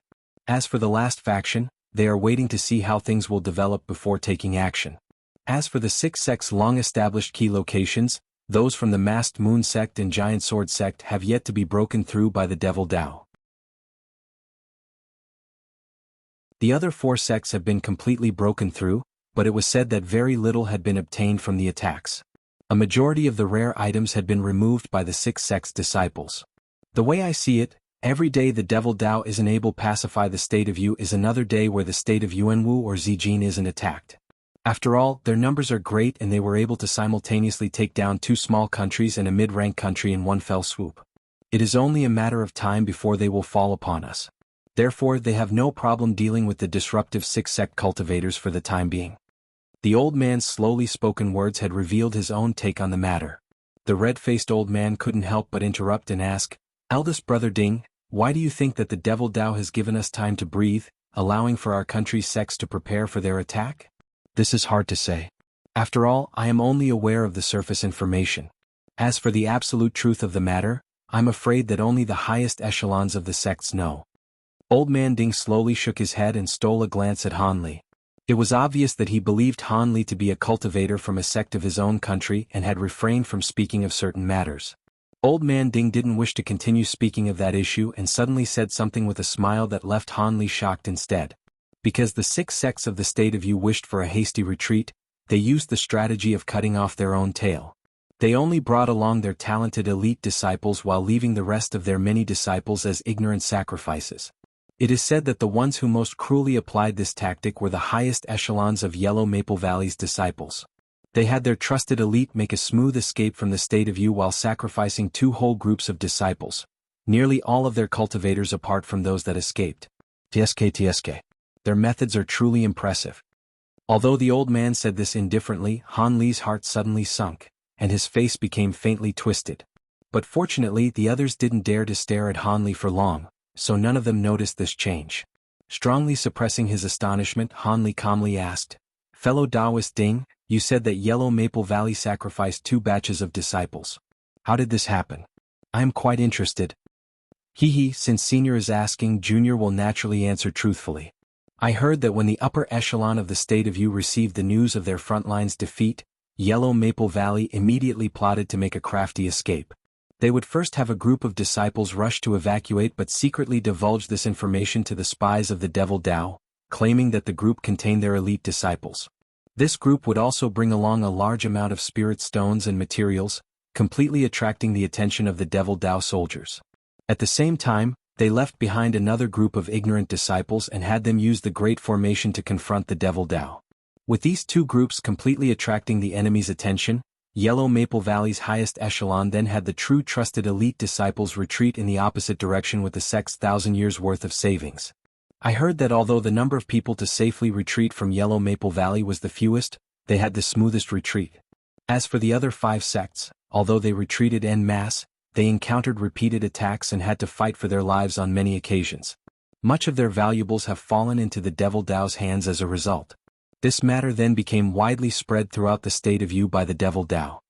Not daring to slight Han Li, the old man gave him a complete explanation. Han Li's expression remained unchanged as he spoke unhurriedly with a soft voice. "Oh, so it was like that. Those abandoned Yellow Maple Valley disciples really were foolish."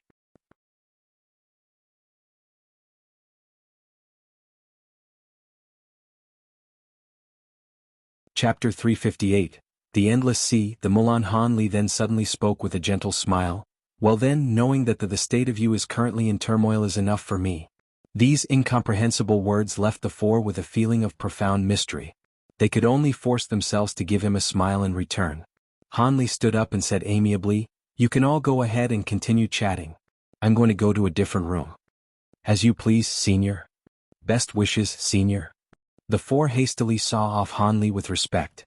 Han Li casually beckoned with his arm and called out to Crooked Soul, who had stood outside throughout the conversation. They then walked together to another stone kiosk. 4 hours later, Han Li stood at a corner of the mountain peak and lowered his head in contemplation. He had participated in many discussions about the current affairs of the state of Yu. As a result, he had come to the conclusion that the current situation in the state of Yu could only be described as chaotic. Under these circumstances, he only had 2 options. One was to use a flying magic tool and fly to a country far away from the state of Yu, in order to find a place suitable for cultivation. The other option was to restore the ancient transportation formation and take a gamble to see where the transportation formation would take him. After all, this precious ancient transportation formation was built underground for a reason. It was certain to be linked to a distant location. At first glance, he felt that he should obviously choose the first option as it was more reliable. But after some consideration, Han Li felt that it was just as risky. To the east and west of the state of Yu were the Devil Dao state of Tianluo and the Righteous Dao Alliance's state of Fengdo. As a result, he would only be able to head north or south. If he were to flee north of Yuanwu, there would be several tens of small and mid-ranked countries. But Han Li knew that their cultivators wouldn't be able to resist the attacks of either the Devil or Righteous Dao. Some of them had even attached themselves to the 2 great powers, becoming their puppets and occasionally engaging in both open and covert struggles with the other side. Otherwise, it would have been impossible for the state of Tianluo and Fengdo to conduct a wide-scale turf war, especially since they originally only had a small stretch of common border with one other. Those countries would soon be turned into battlefields by the Devil Dao and Righteous Dao alliance, and Han Li naturally wouldn't be able to stay there.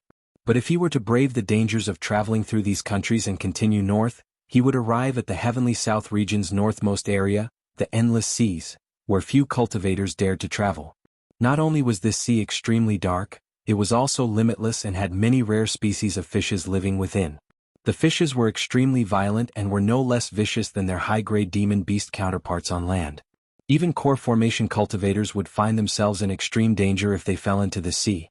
The thought of flying across the sea was but a mere fantasy. There was once a nascent soul cultivator who was curious about the end of the sea. After preparing fully, he then flew over the ocean water. After flying for over a year, he was still unable to see any end of the sea and hadn't seen the slightest hint of land. At that point, over half of his medicine pills and spirit stones had been exhausted, and he could only resentfully turn back. Otherwise, he would only be able to die at sea when he ran out of spiritual power, even if he was a nascent soul cultivator.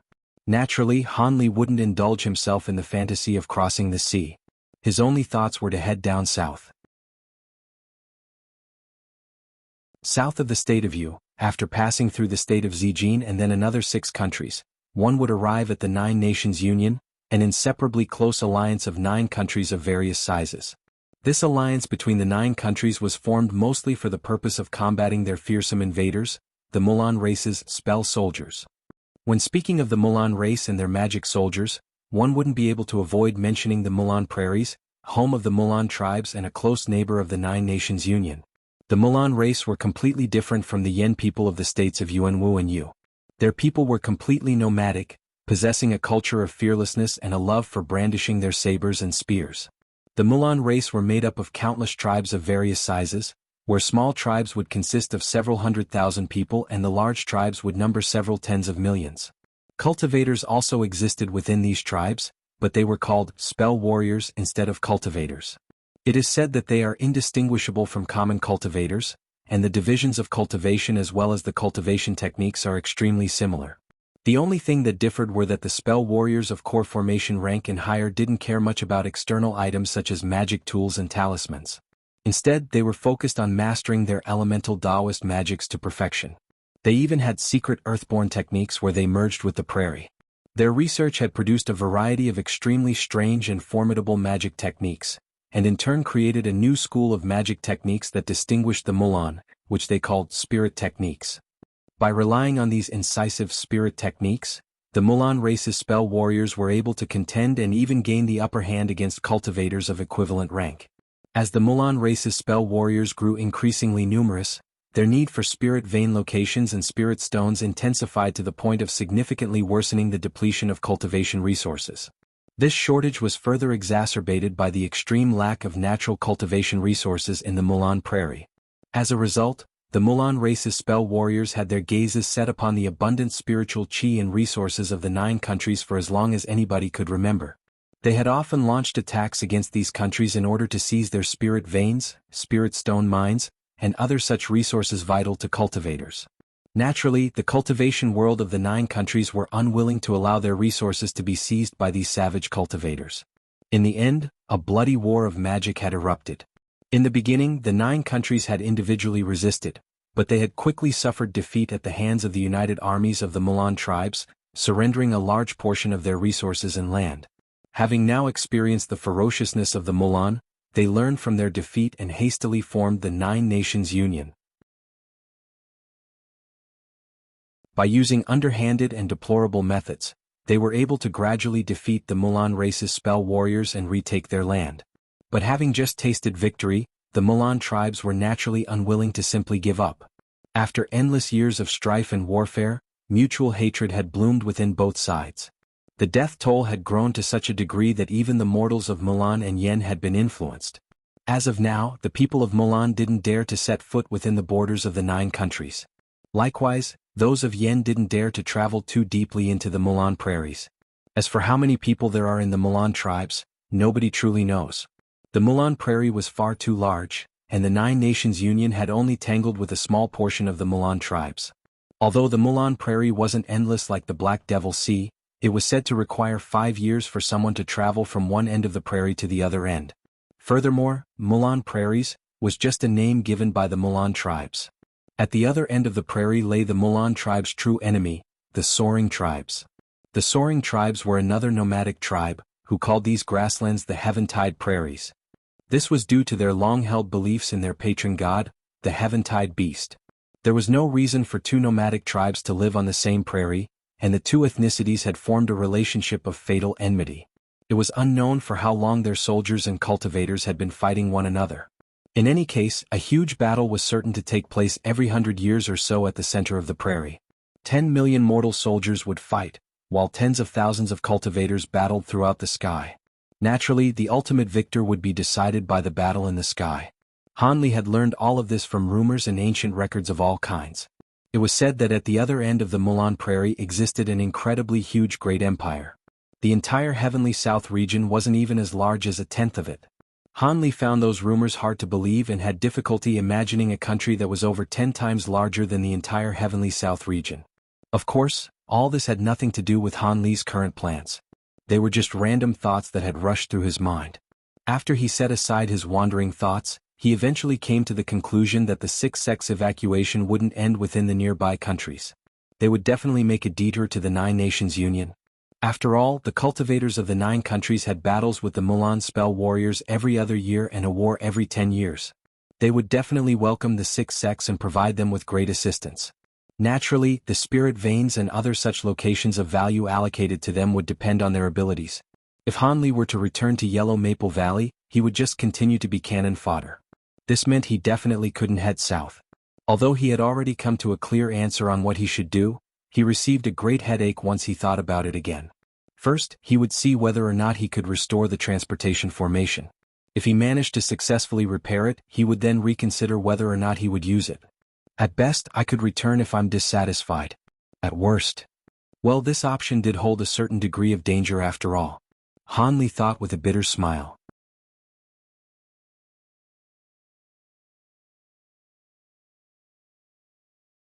Chapter 359.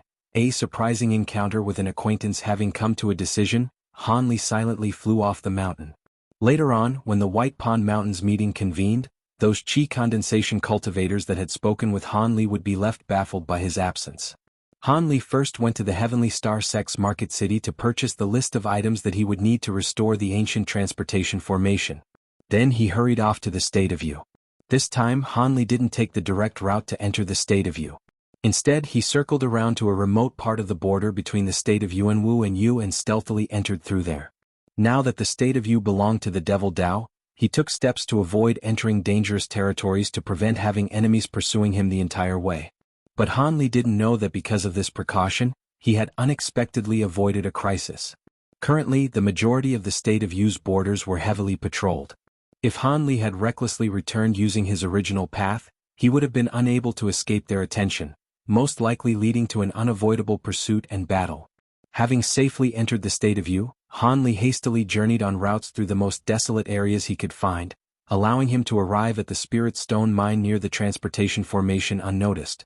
Han Li stealthily observed the Spirit Stone Mine from far away, as it had now fallen into the hands of the Devil Dao. He saw Devil Dao disciples wearing green and white clothing with either a dark green ghost skull or a pink peach blossom tucked within the corners of their sleeves. It seemed they were cultivators from the Ghost Spirit sect and the Harmonious Bond sect. Now knowing that the Spirit Stone Mine was being guarded, Han Li stealthily slipped away and entered a nearby secret underground entrance. He was able to easily find the concealed cave he had previously collapsed. After using his magic tools to tear the stone away, Han Li was able to take another look at the damaged ancient transportation formation. He let out a sigh of relief upon seeing the ancient transportation formation safe and sound. During the following day, Han Li first used his newly acquired illusion formation flags to thoroughly conceal the secret location. Afterwards, he laid down the formation flags and formation plates of the 5 elements reversal formation, laying out a thorough defense for the cave containing the ancient transportation formation. This way he would have enough time to easily escape, even if he was discovered by the Devil Dao cultivators. Freed from worry, Han Li started the transportation formation's restoration. The Jade Talisman clearly stated that restoring the ancient transportation formation required the utmost precision. Even the slightest slant of an unremarkable talisman line could result in an error in the transportation formation. After spending an entire 7 days, Hanli had only managed to complete less than half of the restoration. But that night, Hanli encountered a huge problem. He had already ran out of the supplies he had bought earlier. Hanli was flabbergasted. He had originally bought a bit more than what was mentioned on the item list, but he hadn't accounted for the wasted materials from the mistakes he would make while repairing the formation. He was neither a tool refinement nor a formation spell master. As he was lacking in skill, he had wasted over half of his materials from errors and didn't have enough left to finish. Hanli sighed. It seemed he'd have to go on another trip. However, he remembered that a small market town of some cultivator clan lay several days east of the Spirit Stone mine. Although it wasn't large, items such as source iron and crystal jade could be found there. Since the core of the transportation formation wasn't ruined, he would only require a few common materials to repair it. His only worry was that given the current chaos of the cultivation world, this clan's market city might no longer exist. If this were the case, he'd have to travel to a more dangerous area. Under the cover of night, Hanli flew out of the cave and headed directly toward the market city. He had already decided that if the market city no longer existed, it would be best to return to the state of Yuanwu. He couldn't afford to just ignore the fact that the ancient formation was only half repaired. To be safe, Hanli planned to only travel during the night. During the day he would find areas to rest and recover, keeping the danger to a minimum. In this way Hanli continued to fly east under the cover of night. Whenever rays of sunlight began to appear off the horizon, he would search for a place to rest. But while he was gazing down from above, his expression suddenly changed, and he quickly turned his head in another direction. Hanli faintly felt as if someone was quickly flying toward him and that they weren't alone. Hanli reacted instantly by stomping on his divine wind boat and flew downward. In the blink of an eye, he had disappeared into the darkness of night. Just as he concealed himself and restrained his spiritual chi, a blinding light silently flashed by him like a bolt of lightning. Then a bloody cloud about 10 meters wide relentlessly chased after it, releasing unending ghostly wails and howls as it flew past. A bit behind the cloud was a pink ray of light that released soft, clear cries which seemed to also be in relentless pursuit. Hanli, who was hidden in the mountain forest below, didn't pay attention to the white light, focusing on the bloody cloud instead. He felt that the bloody cloud seemed extremely familiar. Wasn't that the demonic art which had protected the young master of the Ghost Spirit sect?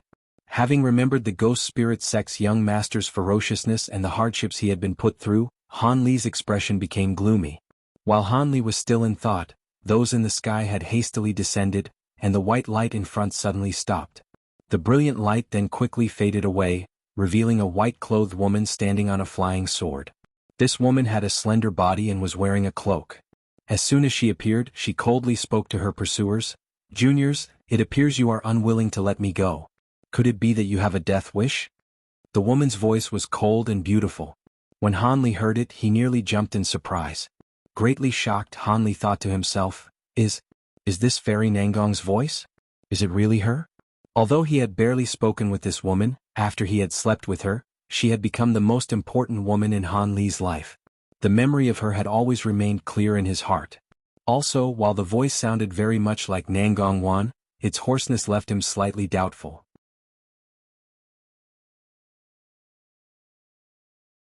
While Hanli was lost in astonishment, the bloody mist and that pink light had both stopped about 40 meters away in response to her threats.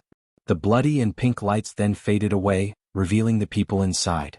The bloody cloud revealed the Ghost Spirit sect's young master Wang Chan as expected, and the pink light revealed a man and woman that left Hanli dumbstruck. He had last seen both at Yanling Castle. One was a demonic man as beautiful as a woman. As for the woman, she had been missing for a long time and was assumed to have fallen into the grasp of the devil Dao, Dong Xianer. Dong Xianer wore a cold expression and appeared rather dignified. Her originally seductive appearance had completely disappeared at some point in the past.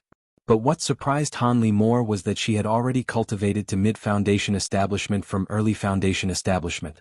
When Hanli saw Dong Xianer standing by the demonic man's side, he couldn't help but tightly crease his brow. At the moment, the Ghost Spirit sect's young master and the gorgeous man were coldly staring at the masked woman and revealed a trace of hesitation.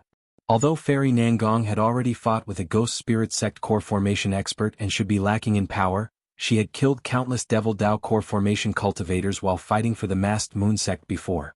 It wouldn't be worth it if she were to go all out and end them all in mutual destruction. With that in mind, the two couldn't help but look at each other, neither willing to act first. That strange, gorgeous man gazed at the masked woman with a slight smile. If this were the past, both Senior Brother Wang and I would naturally flee at the mere sight of Fairy Nangong.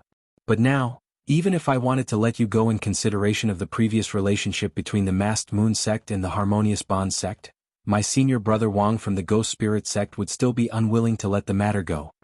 The gorgeous man spoke as if they were all on extremely familiar terms with one another and as if this were a matter they had already discussed, but he unapologetically pushed the Ghost Spirit sect's young master in front of him to act as a shield.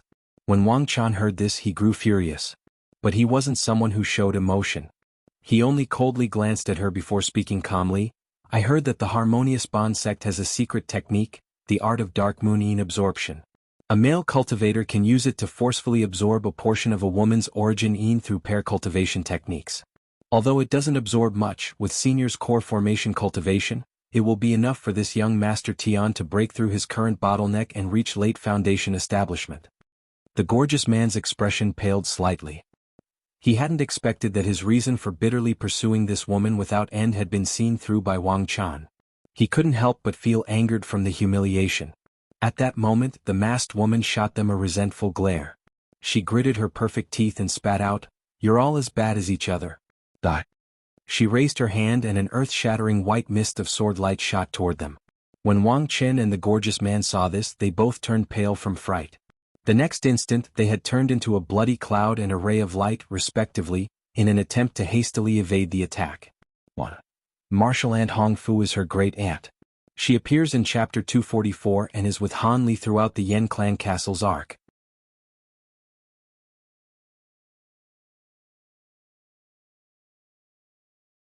Chapter 360. Halfway to Calamity Dong Xin'er, who was standing by the side of the gorgeous man, was also enveloped by the man's rainbow barrier. In an instant, the three had hastily flown back. A spiteful strike from a core formation cultivator was not something the three of them could endure. The sword light filled the sky and closely pursued them for about 40 meters before suddenly vanishing without a trace. At the same time, the woman's slender body swayed as if she were about to fall. The Ghost Spirit sect's young master and the gorgeous man grew elated upon seeing this and turned their retreat into a charge. As Han Li watched on from below, his face stiffened and he subconsciously patted his storage pouch. The 13 red-line Shadow Chaser needles flew out, and he quickly drew them back with his hands. Even if he were to put himself in danger, Han Li couldn't allow Nangong Wan to wilt before his eyes. No matter how self-centered and cold-hearted he may be, regardless of whether or not he could contend with the Ghost Spirit sect's young master and the others, the entirety of his heart and soul urged him to act. Just as Han Li was about to act and release the flying needles to save the masked woman, the sky abruptly underwent a massive change. The previously wavering woman that was standing on the sword suddenly regained her bearings, and her eyes glinted with cold light. Wang Chan and the gorgeous man grew pale. They immediately knew that they had fallen for her ruse, but by the time they wanted to run away, it was already too late. The woman raised her hands and countless streaks of sword light soared through the air and completely enveloped the three in blinding white light. When Han Li saw this, he felt relieved and loosened his grip on his flying needles. The sky shone with gray light from the masked woman's sword light. A bloody cloud and pink light tottered within it like a small boat in a surging storm. However, they still managed to painfully endure. In particular, within the pink light, the gorgeous man and Dong Xin'er released a strange azure-red light from their hands, offsetting the sword light's attack. Han Li lightly wrinkled his brow and lowered his head in contemplation before silently disappearing. Meanwhile, the masked woman felt great worry. She was truly surprised to see that even though she had used a ruse to press the Devil Dao cultivators, her current attack was still unable to deal with the three. Not long ago, she had fought a great battle against a Devil Dao core formation cultivator. Her opponent had nearly succeeded in ending the battle in mutual destruction, depleting her magic power. Although she managed to escape further entanglements afterwards, her heavy injuries had been a cause for great concern. Even worse, her magic treasure, which was inseparably bonded to her soul, had suffered serious damage during the previous battle, leaving it unusable for the time being. Furthermore, because she was being pursued, she was forced to use a secret technique that greatly damaged her vitality to escape, forcefully drawing out a portion of her body's potential to produce a sliver of spiritual power. Although she had managed to throw off the majority of her pursuers, she hadn't expected that these three, who possessed exceptional devilish arts, would continue to pursue her relentlessly. Thus she could only attempt to eliminate them. Otherwise, even if she were a core formation cultivator, she would be at their mercy once the effects of her secret technique subsided. The reason why she had stopped here was because her spiritual awareness had felt that there was a cultivator here. Although she didn't know who it was an undeniable fact that this person lacked the devilish aura possessed by those who used the techniques of the Devil Tao. Furthermore, this person was a mid-foundation establishment cultivator. Were he not a cultivator from a large clan, then he should be a cultivator from the other 5 allied sections. With nowhere to go and in a hopeless situation, she flew here with the intention of dragging that cultivator into this mess and possibly turning the situation for the better. But she absolutely didn't expect that this person's spiritual sense would be so strong. This person had concealed himself from far away without any intention of involving himself. As such, the masked woman could only confront the enemy alone and grit her teeth with aching resentment. But once again, a frightening development had unfolded before her. These 3 Devil Tao cultivators were extremely tenacious, and they possessed immensely powerful defensive magic tools. Even if she were to use the entirety of her remaining spiritual power, she wouldn't be able to kill them quickly. With regard to her high-grade talismans and impressive magic tools, they had been thoroughly exhausted in the battles many days earlier. Her heart sank as she felt her last remnants of magic power about to disappear. The Devil Tao cultivators that were bitterly enduring the sword light felt its enormous suffocating pressure gradually weaken until it had completely disappeared. The 3 were stunned and immediately turned their gazes towards the masked woman. She blankly stood on top of her flying sword with dim, emotionless eyes while her body pitifully trembled. Wang Chan and the beautiful man looked at each other with feelings of pleasant surprise. But as they had just suffered from her clever ploy, they hesitated and didn't dare to act rashly. But at this moment, a streak of white light flew out from below like a bolt of lightning. In the blink of an eye, the white light had appeared in front of the masked woman. The silhouette within the white light embraced her waist before suddenly descending back down from where it came. This scene left Wang Chan and the gorgeous man bursting with anger. How could the 2 let such a rich prize be snatched out of their mouths? They reacted by immediately chasing after the white light with the full capabilities of their movement techniques. However, Dong Xianer stood at her original location with an expression of shock. This was because that silhouette had appeared extremely familiar and caused her to unconsciously hesitate.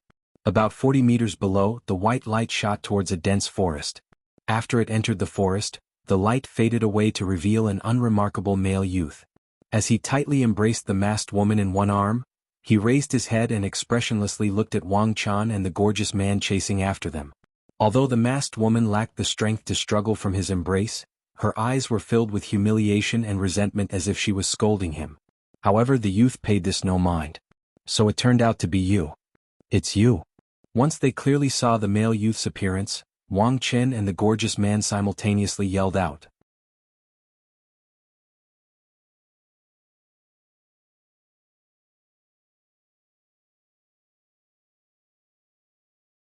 Chapter 361. Mishap. As Han Li stomped on his divine wind boat with one arm wrapped around the masked woman, Dong Xianer blocked his way while covered in pink light. Junior Marshal Sister Dong, must you act? Han Li lightly sighed and spoke grudgingly. Her eyes coldly glinted as she glanced down at the unconscious masked woman in Han Li's embrace. Dong Xianer expressionlessly said, Han Li, if you wish to leave, you must first pass through me. I have always been curious as to why my master Hong Fu had insisted on marrying me to you. Also, did you really expect me to allow a masked moon core formation cultivator to easily escape? Dong Xianer's refined brow gradually frowned, and she wore a baleful expression. Once she finished, Han Li didn't reply with words regarding old affection or other such nonsense. After all, he had used formation flags to hastily trap the other 2 within a simple illusion formation. It wouldn't keep them trapped for long.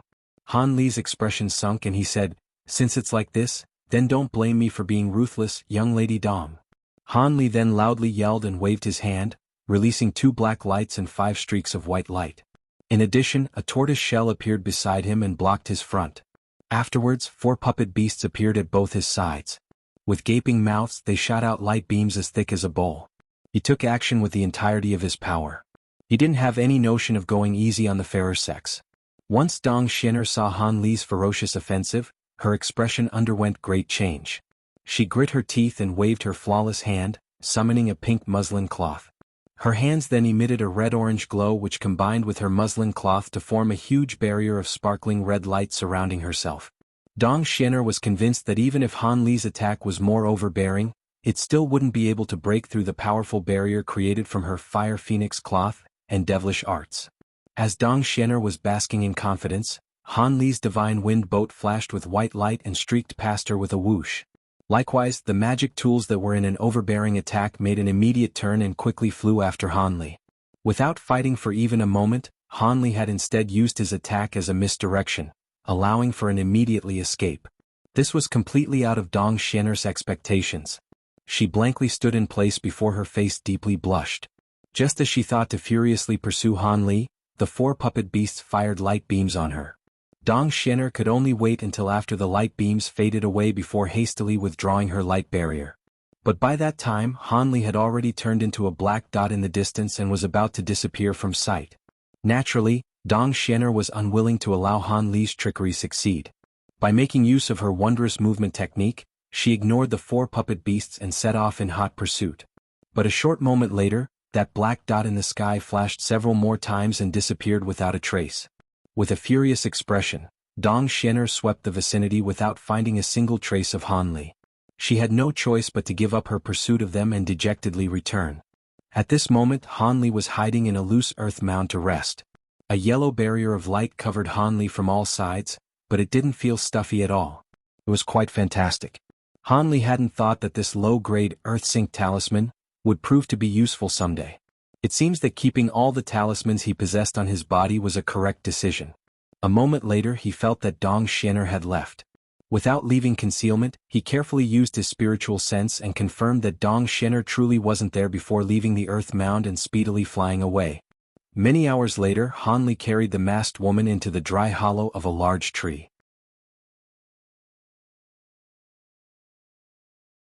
The tree hollow's previous master, a huge bear, was lying dismembered outside the cave.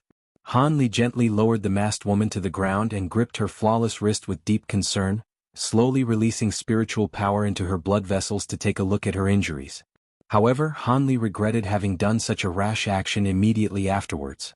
Upon pouring just a slight amount of spiritual power into her body, a huge attractive force suddenly appeared and caused Han Li's spiritual power to wildly flood into her like a dam had broken. Han Li was greatly alarmed and attempted to let go, but he found that his hands were firmly stuck and was unable to break free. Unexpectedly, his other hand was also helplessly caught by this attractive force, causing his magic power to flow out at double the speed. Han Li was aghast as he felt every drop of his bitterly cultivated true essence forcefully sucked out by the masked woman. To make matters worse, the attractive force only grew stronger as time passed by, making Han Li lose his head from panic. Not daring to repeat the same mistake by pushing her off with his legs, Han Li was at his wits' end as his hands continued to be rigidly stuck. Han Li could only helplessly stare on as his mid-foundation establishment cultivation degraded to early foundation establishment, and then as early foundation establishment fell into chi condensation, and, as he felt his heart bleed, Han Li found that he could not longer endure and his gaze blackened before he fainted and fell onto the body of the masked woman. Fragrant and soft. Before Han Li lost consciousness, this single lustful thought flashed through his mind. As such, a man and a woman were intimately tangled with one another in a quiet cave. But as both people were unconscious, Han Li's spiritual power still continued to slowly and uncontrollably flow into the woman's body. After an unknown amount of time, Han Li eventually woke up in a daze. But just as he drowsily opened his eyes, Han Li found himself looking at an attractive, slender silhouette standing outside the tree cave, surveying the scene outside with her back facing Han Li. Han Li blankly looked on for a moment before feeling a severe headache. After holding back his voice with great difficulty, he recalled the event before he passed out. Fearful, Han Li hastily used his spiritual sense to examine his body. His heart drop to the deepest depths. Not only did his cultivation revert back to chi condensation, it had dropped to the third layer. He was left completely dumbfounded as if he had been struck by lightning. While Han Li was at a loss, the slender woman softly asked without turning her head, "You're awake?" Han Li woke from his stupor and with an unsightly expression, he couldn't help but furiously ask, Nangong Wan, what happened? I saved you with good intentions yet you absorbed my magic power. Nangong Wan? You know my elder cousin? The woman finally turned around. She had already taken off her hood, allowing Han Li to clearly see her face. Han Li was shocked. Although her extremely beautiful appearance was quite similar to Nangong Wan, her delicate oval face along with her delicate eyebrows were completely unfamiliar to Han Li. Who are you? How is this possible? I clearly heard the Devil Dao cultivators called you, Senior Nangong. And your voice? Han Li blankly murmured to himself in complete confusion. But suddenly, his complexion turned deathly pale and couldn't bring himself to speak further. This was because he finally recalled the clear but subtle difference between this woman's voice and Nangong Wan's voice. Her voice was more hoarse. At the time, he had believed that Nangong Wan was severely injured, causing her voice to change as a result. However, this oversight had caused this mishap to occur. Not only did he mistakenly rescue someone, but his cultivation had been sucked dry by the person he rescued. Over 10 years of bitter cultivation had completely disappeared in a day. As Han Li felt both dismay and dejection, his complexion alternated between red and white. This female cultivator, who claimed to be Nangong Wan's younger cousin, gave Han Li a dignified smile and said something that left him stunned. Are you Yellow Maple Valley's Han Li? How does Senior know my name? Han Li's spirit strongly shook. Since he saw that this woman had no intentions of killing him and with reassuring thoughts of the Three Essence Revolutions technique, he managed to calm down. Elder cousin and I are as close as sisters. We hide nothing from each other. She had spoken to me about your previous incident. The woman's expression was indifferent. Neither joy nor anger could be made out. Han Li was speechless. Did you know? When I found out of this incident, my first thought was to run over to Yellow Maple Valley and dismember you into 8 pieces, feeding your corpse to the dogs. The woman's eyes suddenly flashed with cold light. Her words were filled with a murderous tone, leaving Han Li pale.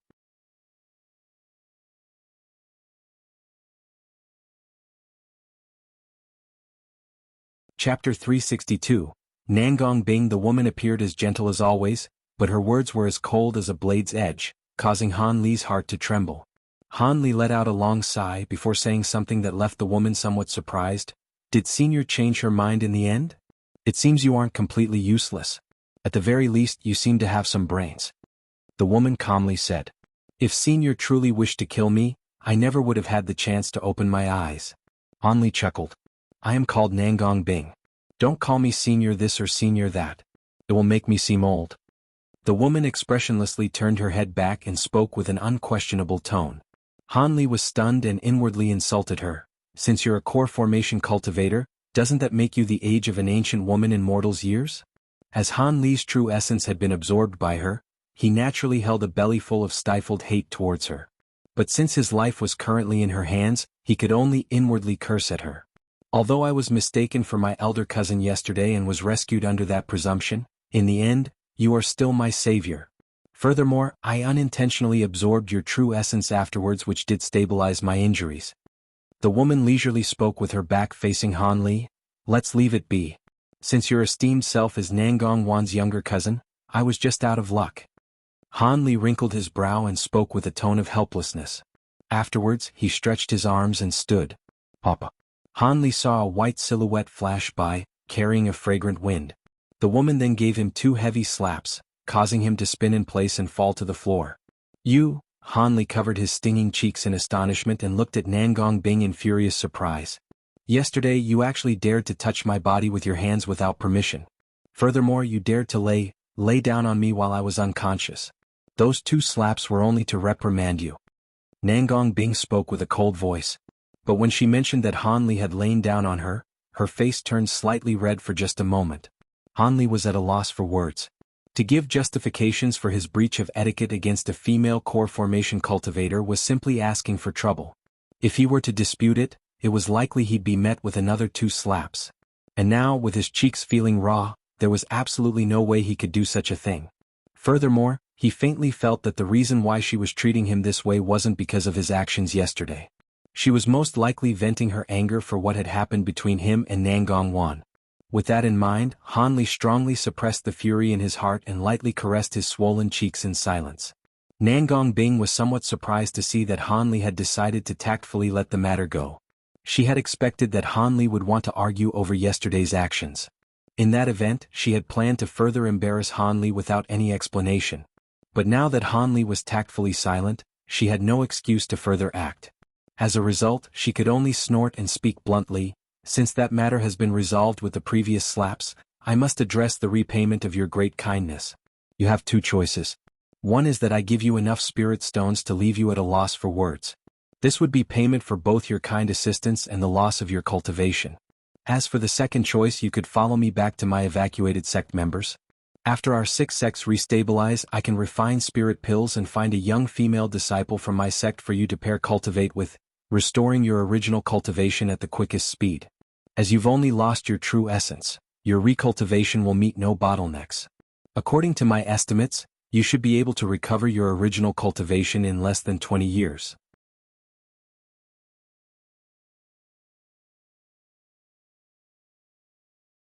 Nangong Bing coldly stared at Han Li before expressionlessly saying, "Is there anything else? If not, then I will take my leave." "Oh, there is nothing left to trouble Senior with." Han Li shook his head after correcting his expression. Nangong Bing then gave a charming snort before turning around and leaving the tree hollow. But before she walked outside, she turned her head over and calmly said, "Han Li, I don't know whether your choice was made out of stupidity or because you think yourself to be clever." A jade sword flew out from her sleeve. Her white silhouette blurred before appearing on the sword. At that moment, Han Li lazily said something from behind her. "Senior, please don't forget to send my regards to Nangong Wan."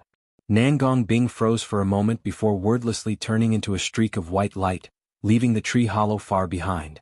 It was unknown whether she had agreed or if she had completely ignored him. Han Li bitterly laughed and rubbed his nose, simply dropping down to sit on the ground. He blankly stared outside the entrance and became lost in thought. He still didn't understand how his cultivation was absorbed by that woman. Could it be that the techniques of the masked moon sect were truly so overbearing? Was it even more strange than the Black Fiend School's blood sacrifice? However, Han Li believed that this cultivation art that absorbed others' cultivation was certain to have many restrictions and flaws. Otherwise, the masked moon sect's cultivators would have long been at war with the cultivation world. Han Li's presumption was somewhat correct. It was a complete coincidence that Nangong Bing was able to absorb his true essence. After having made full use of her secret technique earlier, her own true essence had been greatly damaged. Had nothing happened, her cultivation would have faced a great decline. Although it wasn't enough to make her descend back into Foundation establishment, she was certain to face a loss of several tens of years of bitter cultivation. In addition, she believed that she would have fallen into the hands of the Devil Dao cultivators once her secret technique lost its effect. As a result, she clenched her teeth and activated the divine ability of her cultivation art, the true art of reincarnation. Once this divine ability was used, anybody who used spiritual power to probe her body would have their true essence forcefully absorbed by the true essence whirlpool formed inside her body. Had she not awoken early and halted her technique, she would have absorbed every last shred of Han Li's cultivation. Naturally, the restrictions of this strange divine ability were extremely demanding. First of all, it required that her true essence was in a state of great deficiency. Secondly, if she didn't absorb anybody's true essence during the duration of this technique, her true essence would explode, causing her to die. It could be said that this technique was partially suicidal. But what made this technique the most undesirable was the fact that even if the user absorbed someone else's true essence, they would only be able to recover a fraction of their lost cultivation. This technique was unable to be used to increase one's magic power or cultivation.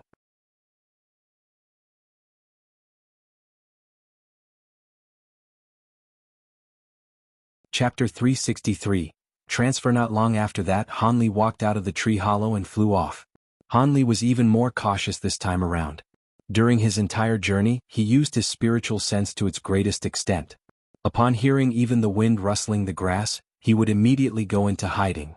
After all, it would be extremely dangerous to negligently run into a cultivator with his current cultivation. Thus, with paranoid levels of carefulness, Han Li eventually arrived back at his underground cave after taking up nearly twice the time he had been away. Only after he entered his 5 elements reversal formation did he truly let out a breath of relief. As for Crooked Soul, he was still obediently sitting at the side of the formation. When Han Li saw that Crooked Soul had remained in the exact same posture that he had left him in, he couldn't help but smile. Han Li knew that restoring his cultivation wasn't a matter requiring merely 3 or 4 years. As such, he didn't meditate or take any pills to cultivate. Instead, he spent the following days wholeheartedly focused on restoring the ancient transportation formation. Under his current circumstances, traveling to a country far away was much too dangerous. He could only hope that he would be able to use the ancient transportation formation after restoring it. Although Han Li's cultivation had greatly declined, it did not obstruct his restoration work. After a sleepless week, he had completely finished its restoration. Han Li, a normally cool-headed person, felt his heart stir as he looked at the completed ancient transportation formation. He was at the most crucial step with regards to failure or success. He had to test whether another transportation formation was safely connected to his. If the other end of the transportation formation was damaged or if it no longer existed, then it would naturally be of no use. He could only bury his thoughts of using the transportation formation and find another path forward. With that in mind, Han Li calmly placed down low-grade spirit stones one after another on the edge of the transportation formation. When he finished placing the last spirit stones, Han Li hastily took several steps back and couldn't help but look on with bated breath. This ancient formation that was created countless years ago suddenly hummed and flashed with yellow radiance before quickly fading away into darkness. Han Li's heart dropped. Could it be that the ancient transportation formation on the other end was disabled? This would mean that everything he had done was a complete waste. Han Li couldn't help but reveal complete disappointment. But still he was unresigned. He began walking in circles around the transportation formation with hands behind his back while occasionally muttering to himself. He suddenly stopped and tightly creased his brow as if he had thought of something. He then crouched down and picked up the low-grade spirit stone at the center of the formation.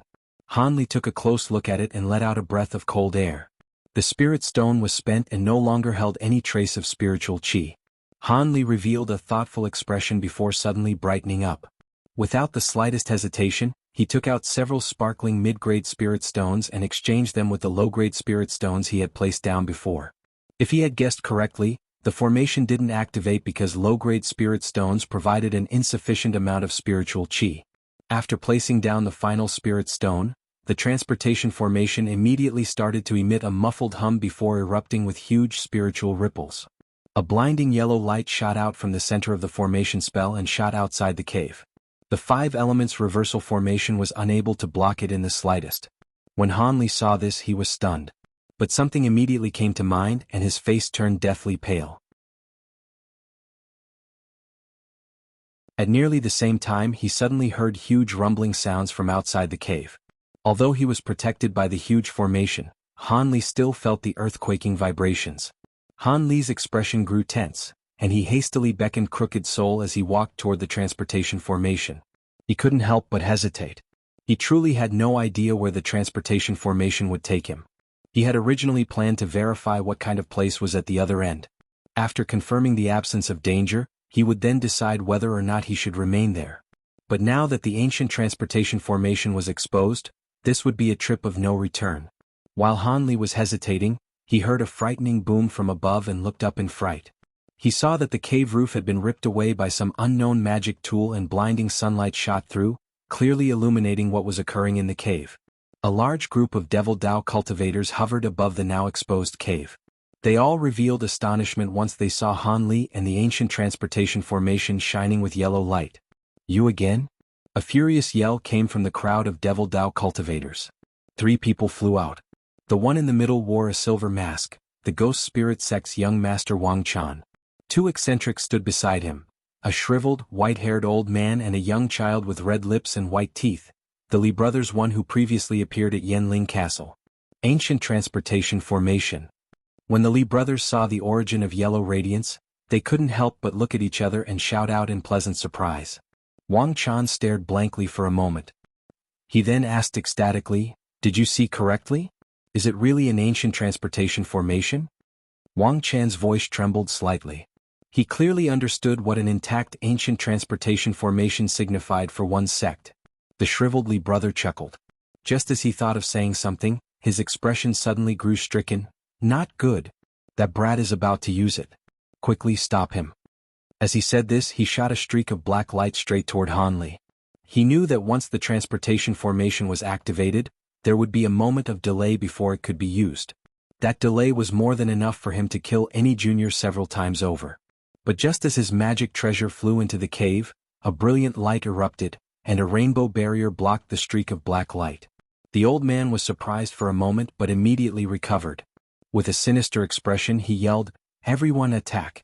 This brat has laid down a formation spell. We must break through it as quickly as possible or else it will be too late." Upon hearing the order from their sect elder, the Devil Dao cultivators promptly released their magic tools as if they had woken up from a dream. Even Wang Chan and the childlike Li brothers struck down upon the spell formation.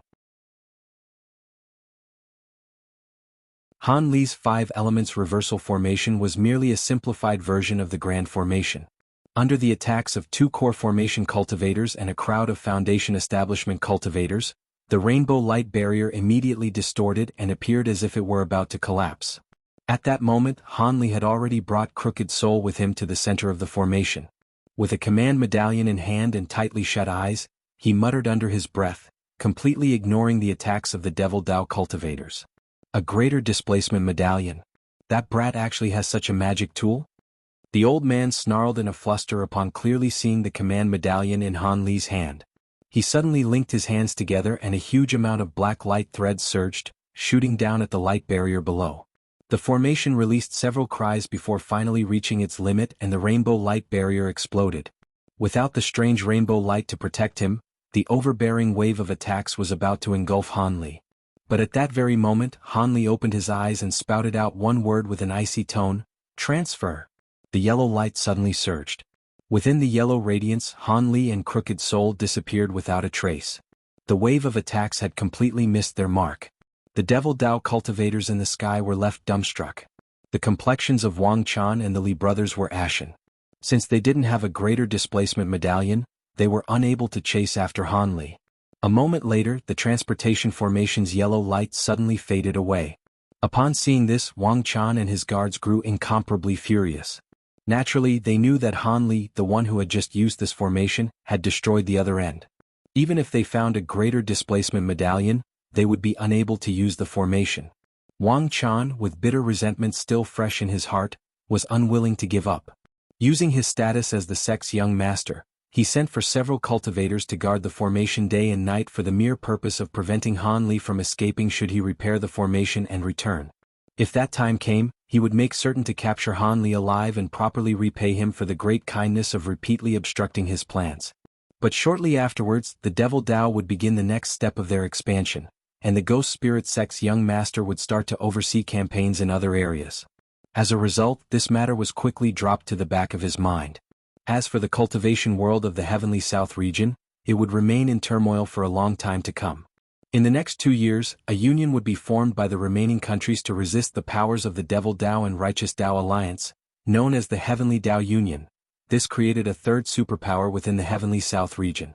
The 3 superpowers had near equal strength and campaigned against one another. After a short amount of time, it seemed that they had reached a stalemate. As for the 6 sects, they eventually arrived at the 9 Nations Union. They contended with the local sects for natural resources such as spirit veins and spirit stone mines, managing to establish a new foothold. Naturally, if the Mulan tribe spell soldiers were to invade the 9 countries, the 6 sects would dispatch men to combat them. They no longer possessed the same leisure they had back at the State of View. As a result, many foundation establishment cultivators and core formation experts perished in battle against the spell soldiers. Han Li's former master, Li Huayuan, was one such example, dying in an intense battle that took place over 10 years later. But in contrast, a new generation of 6 sect cultivators quickly matured. Many core formation cultivators eventually rose from the ranks of their foundation establishment cultivators. 1. First introduced in Chapter 254. They are core formation cultivators and the Ghost Spirit sect young masters' personal bodyguards. You're tuning in to the Sword Dance in the Vast Sky YouTube channel.